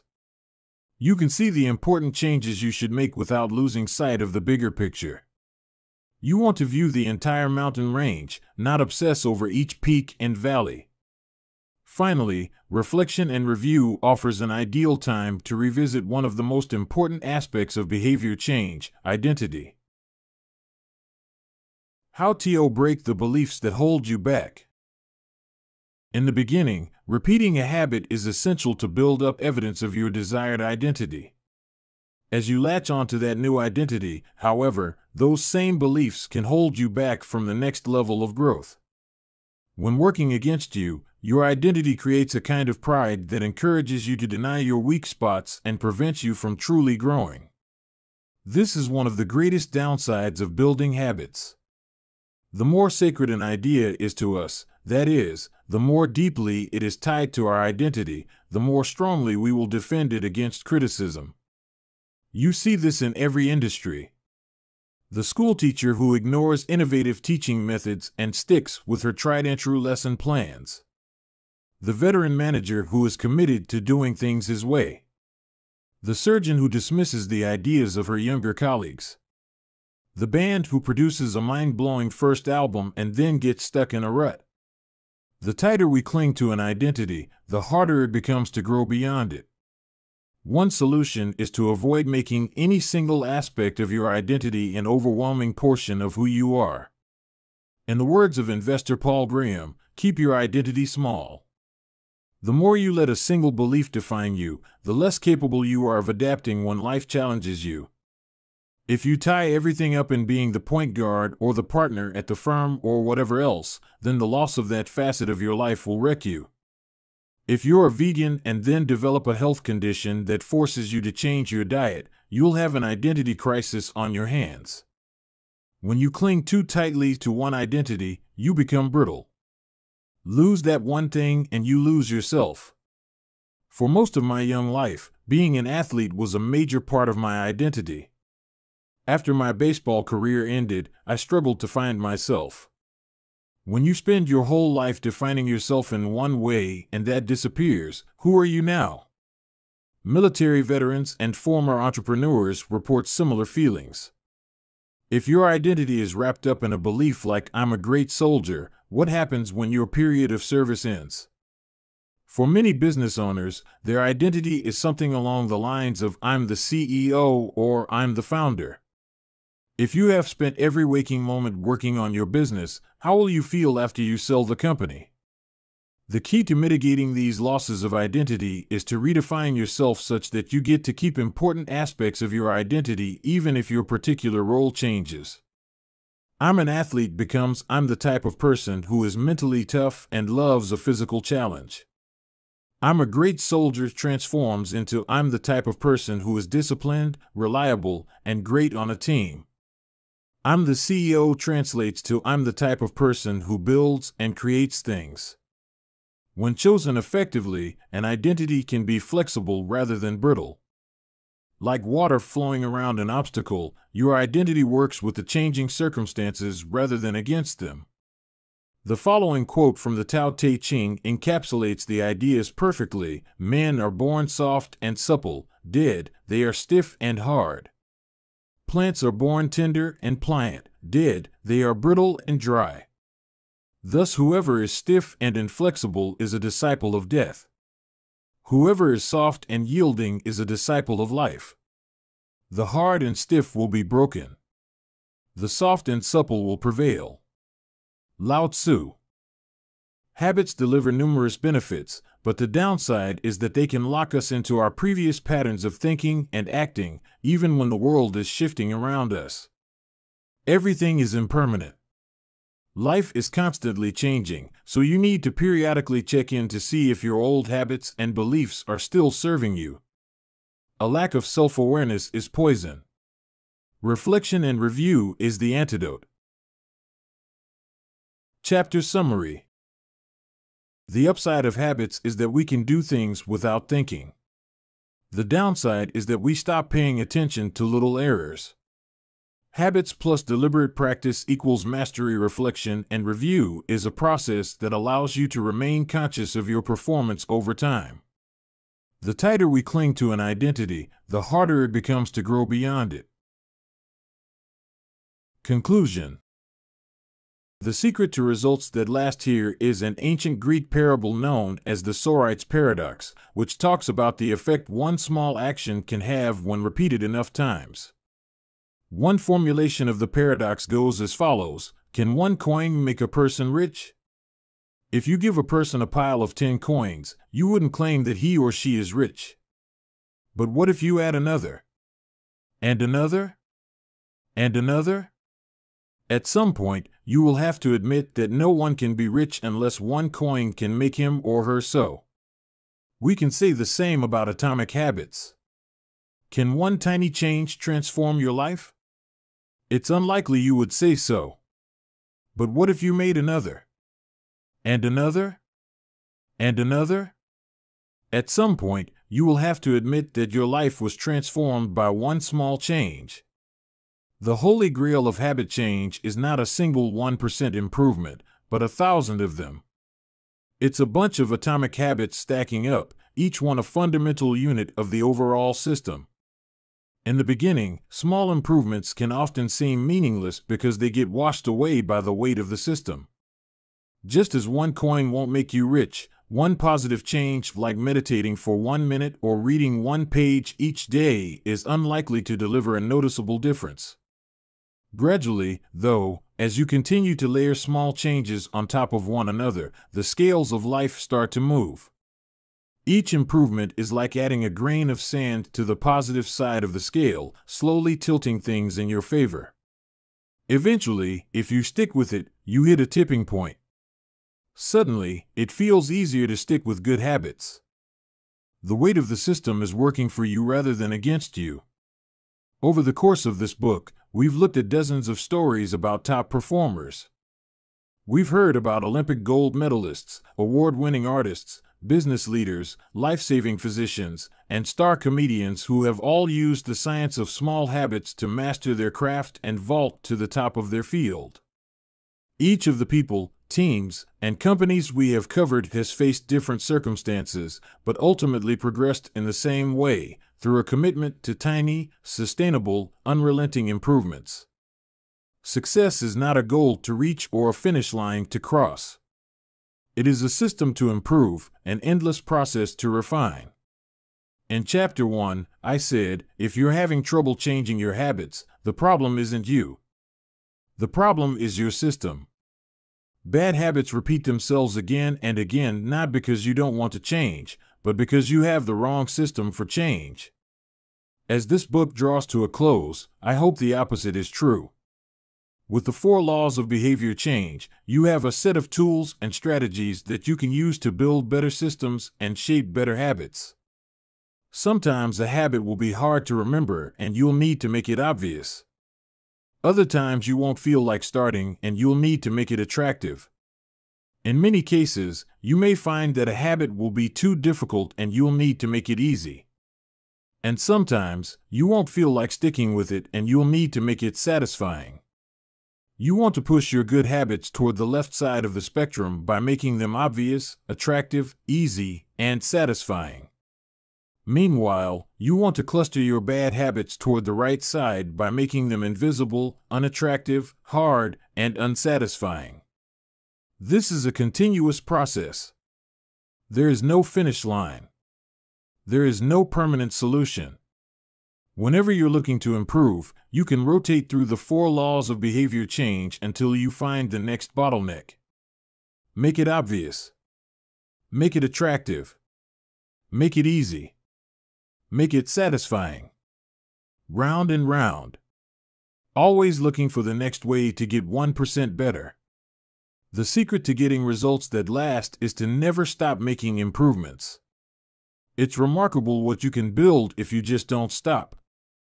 It's remarkable the business you can build if you don't stop working. It's remarkable the body you can build if you don't stop training. It's remarkable the knowledge you can build if you don't stop learning. It's remarkable the fortune you can build if you don't stop saving. It's remarkable the friendships you can build if you don't stop caring. Small habits don't add up. They compound. That's the power of atomic habits. Tiny changes. Remarkable results. Appendix. What should you read next? Thank you so much for taking the time to read this book. It has been a pleasure sharing my work with you. If you are looking for something to read next, allow me to offer a suggestion. If you enjoyed Atomic Habits, then you may like my other writing as well. My latest articles are sent out in my free weekly newsletter. Subscribers are also the first to hear about my newest books and projects. Finally, in addition to my own work, each year I send out a reading list of my favorite books from other authors on a wide range of subjects. You can sign up at jamesclear.com/newsletter. Little Lessons from the Four Laws. In this book, I have introduced a 4-step model for human behavior: cue, craving, response, reward. This framework not only teaches us how to create new habits, but also reveals some interesting insights about human behavior. In this section, I have compiled some lessons and a few bits of common sense that are confirmed by the model. The purpose of these examples is to clarify just how useful and wide-ranging this framework is when describing human behavior. Once you understand the model, you'll see examples of it everywhere. Awareness comes before desire. A craving is created when you assign meaning to a cue. Your brain constructs an emotion or feeling to describe your current situation, and that means a craving can only occur after you have noticed an opportunity. Happiness is simply the absence of desire. When you observe a cue, but do not desire to change your state, you are content with the current situation. Happiness is not about the achievement of pleasure, which is joy or satisfaction, but about the lack of desire. It arrives when you have no urge to feel differently. Happiness is the state you enter when you no longer want to change your state. However, happiness is fleeting because a new desire always comes along. As Claude Boudris says, happiness is the space between one desire being fulfilled and a new desire forming. Likewise, suffering is the space between craving a change in state and getting it. It is the idea of pleasure that we chase. We seek the image of pleasure that we generate in our minds. At the time of action, we do not know what it will be like to attain that image, or even if it will satisfy us. The feeling of satisfaction only comes afterward. This is what the Austrian urologist Viktor Frankl meant when he said that happiness cannot be pursued, it must ensue. Desire is pursued. Pleasure ensues from action. Peace occurs when you don't turn your observations into problems. The first step in any behavior is observation. You notice a cue, a bit of information, an event. If you do not desire to act on what you observe, then you are at peace. Craving is about wanting to fix everything. Observation without craving is the realization that you do not need to fix anything. Your desires are not running rampant. You do not crave a change in state. Your mind does not generate a problem for you to solve. You're simply observing and existing. With a big enough why you can overcome any how. Friedrich Nietzsche, the German philosopher and poet, famously wrote, "He who has a why to live for can bear almost any how." This phrase harbors an important truth about human behavior. If your motivation and desire are great enough, that is, why you are acting, you'll take action even when it is quite difficult. Great craving can power great action, even when friction is high. Being curious is better than being smart. Being motivated and curious counts for more than being smart because it leads to action. Being smart will never deliver results on its own because it doesn't get you to act. It is desire, not intelligence, that prompts behavior. As Naval Ravikant says, the trick to doing anything is first cultivating a desire for it. Emotions drive behavior. Every decision is an emotional decision at some level. Whatever your logical reasons are for taking action, you only feel compelled to act on them because of emotion.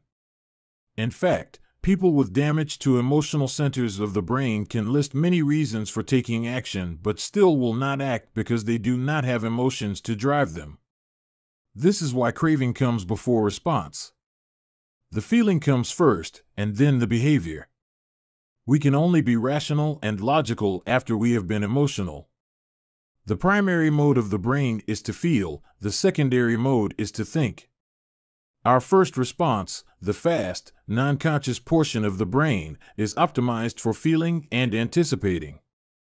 Our second response, the slow, conscious portion of the brain, is the part that does the thinking. Psychologists refer to this as System 1, feelings and rapid judgments, versus System 2, rational analysis. The feeling comes first, System 1, the rationality only intervenes later, System 2. This works great when the two are aligned, but it results in illogical and emotional thinking when they are not. Your response tends to follow your emotions. Our thoughts and actions are rooted in what we find attractive, not necessarily in what is logical. Two people can notice the same set of facts and respond very differently because they run those facts through their unique emotional filter. This is one reason why appealing to emotion is typically more powerful than appealing to reason. If a topic makes someone feel emotional, they will rarely be interested in the data. This is why emotions can be such a threat to wise decision-making. Put another way, most people believe that the reasonable response is the one that benefits them, the one that satisfies their desires. To approach a situation from a more neutral emotional position allows you to base your response on the data rather than the emotion. Suffering drives progress. The source of all suffering is the desire for a change in state. This is also the source of all progress.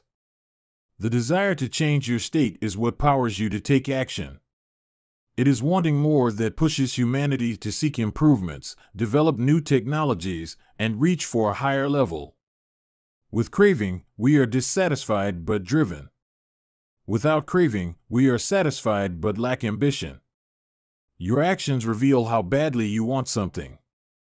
If you keep saying something is a priority but you never act on it, then you don't really want it. It's time to have an honest conversation with yourself. Your actions reveal your true motivations. Reward is on the other side of sacrifice. Response, sacrifice of energy, always precedes reward, the collection of resources. The runner's high only comes after the hard run. The reward only comes after the energy is spent. Self-control is difficult because it is not satisfying.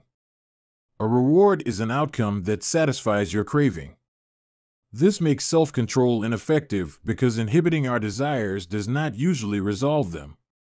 Resisting temptation does not satisfy your craving, it just ignores it. It creates space for the craving to pass.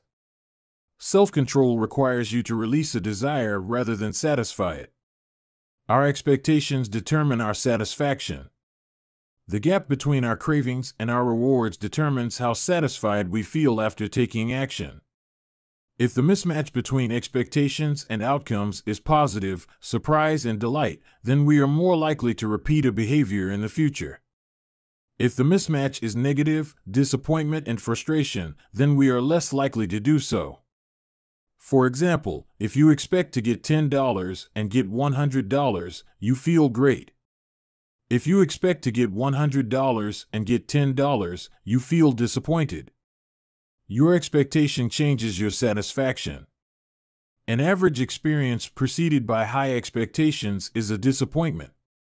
An average experience preceded by low expectations is a delight. When liking and wanting are approximately the same, you feel satisfied.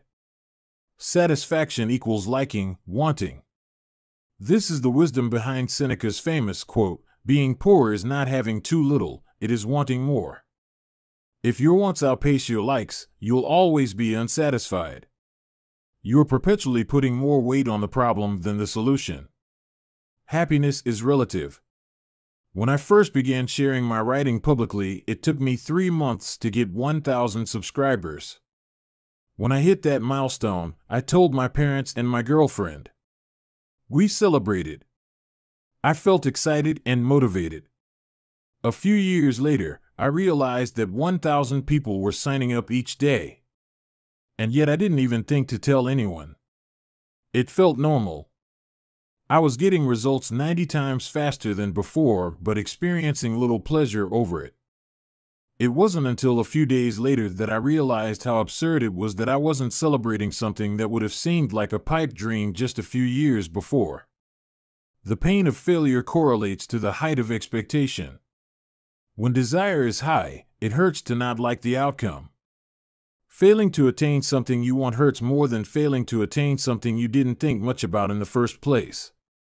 This is why people say, "I don't want to get my hopes up."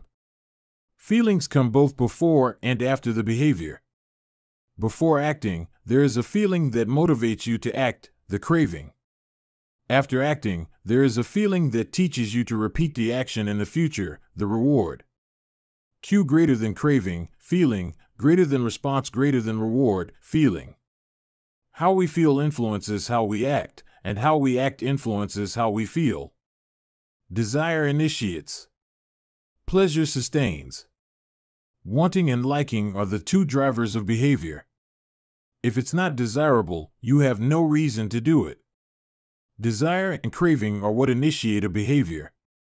But if it's not enjoyable, you have no reason to repeat it. Pleasure and satisfaction are what sustain a behavior. Feeling motivated gets you to act. Feeling successful gets you to repeat. Hope declines with experience and is replaced by acceptance. The first time an opportunity arises, there is hope of what could be. Your expectation, cravings, is based solely on promise. The second time around, your expectation is grounded in reality. You begin to understand how the process works, and your hope is gradually traded for a more accurate prediction and acceptance of the likely outcome. This is one reason why we continually grasp for the latest get-rich-quick or weight loss scheme. New plans offer hope because we don't have any experiences to ground our expectations. New strategies seem more appealing than old ones because they can have unbounded hope. As Aristotle noted, youth is easily deceived because it is quick to hope.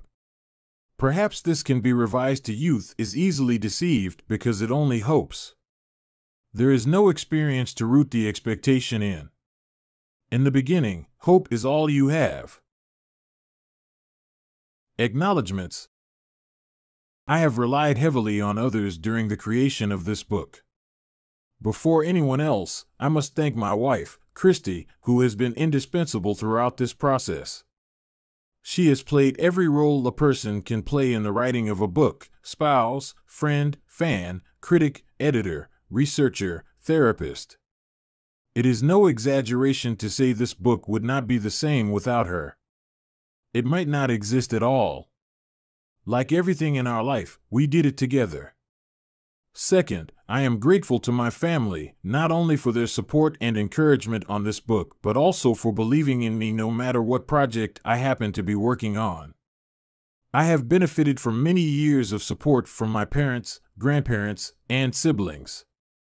In particular, I want my mom and dad to know that I love them. It is a special feeling to know that your parents are your greatest fans. Third, to my assistant, Lindsay Knuckles. At this point, her job defies description as she has been asked to do nearly everything one could imagine for a small business. Thankfully, her skills and talents are more powerful than my questionable management style. Some sections of this book are as much hers as they are mine. I am deeply grateful for her help. As for the content and writing of the book, I have a long list of people to thank. To start, there are a few people from whom I have learned so much that it would be a crime to not mention them by name. Leo Babauta, Charles Duhigg, Nir Eyal, and B.J. Fogg have each influenced my thoughts on habits in meaningful ways. Their work and ideas can be found sprinkled throughout this text. If you enjoyed this book, I'd encourage you to read their writing as well. At various stages of writing, I benefited from the guidance of many fine editors. Thanks to Peter Guzzardi for walking me through the early stages of the writing process and for a kick in the pants when I really needed it. I am indebted to Blake Atwood and Robin Delabo for transforming my ugly and insanely long first drafts into a tight, readable manuscript. And I am thankful to Anne Barngrover for her ability to add a little class and poetic style to my writing. I'd like to thank the many people who read early versions of the manuscript, including Bruce Ammons, Darcy Ansell, Tim Ballard, Vishal Bardwaj, Charlotte Blank, Jerome Burt, Sim Campbell, Alabama Carlos, Nikki Case, Julie Chang, Jason Collins, Deborah Croy, Roger Dooley, Tiago Forte, Matt Gartland, Andrew Gearer, Randy Giffen, John Gigante, Adam Gilbert, Stephen Guyanet, Jeremy Hendon, Jane Horvath, Joachim Jansen, Josh Kaufman, and Kavanaugh, Chris Klaus, Zeke Lopez, Katie Macon, Sid Matson, Kira McGrath, Amy Mitchell, Anna Moise, Stacy Morris, Tara Nicole Nelson, Taylor Pearson, Max Shank, Trey Shelton, Jason Shen, Jacob Zangelitis, and Ari Zelmano. The book benefited greatly from your feedback.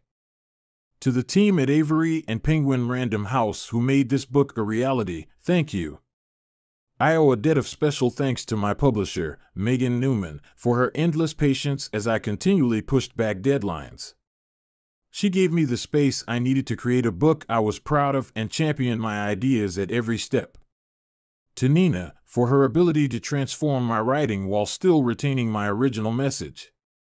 To Lindsay, Farron, Casey, and the rest of the PRH team for spreading the message of this book to more people than I could ever reach on my own. To Pete Garceau, for designing a beautiful cover for this book. And to my agent, Lisa DeMona, for her guidance and insight at every step of the publishing process. To the many friends and family members who asked how's the book going and offered a word of encouragement when I inevitably replied slowly, thank you. Every author faces a few dark moments when writing a book, and one kind word can be enough to get you to show up again the next day. I am sure there are people I have forgotten, but I keep an updated list of anyone who has influenced my thinking in meaningful ways at jamesclear.com/thanks. And finally, to you. Life is short and you have shared some of your precious time with me by reading this book. Thank you.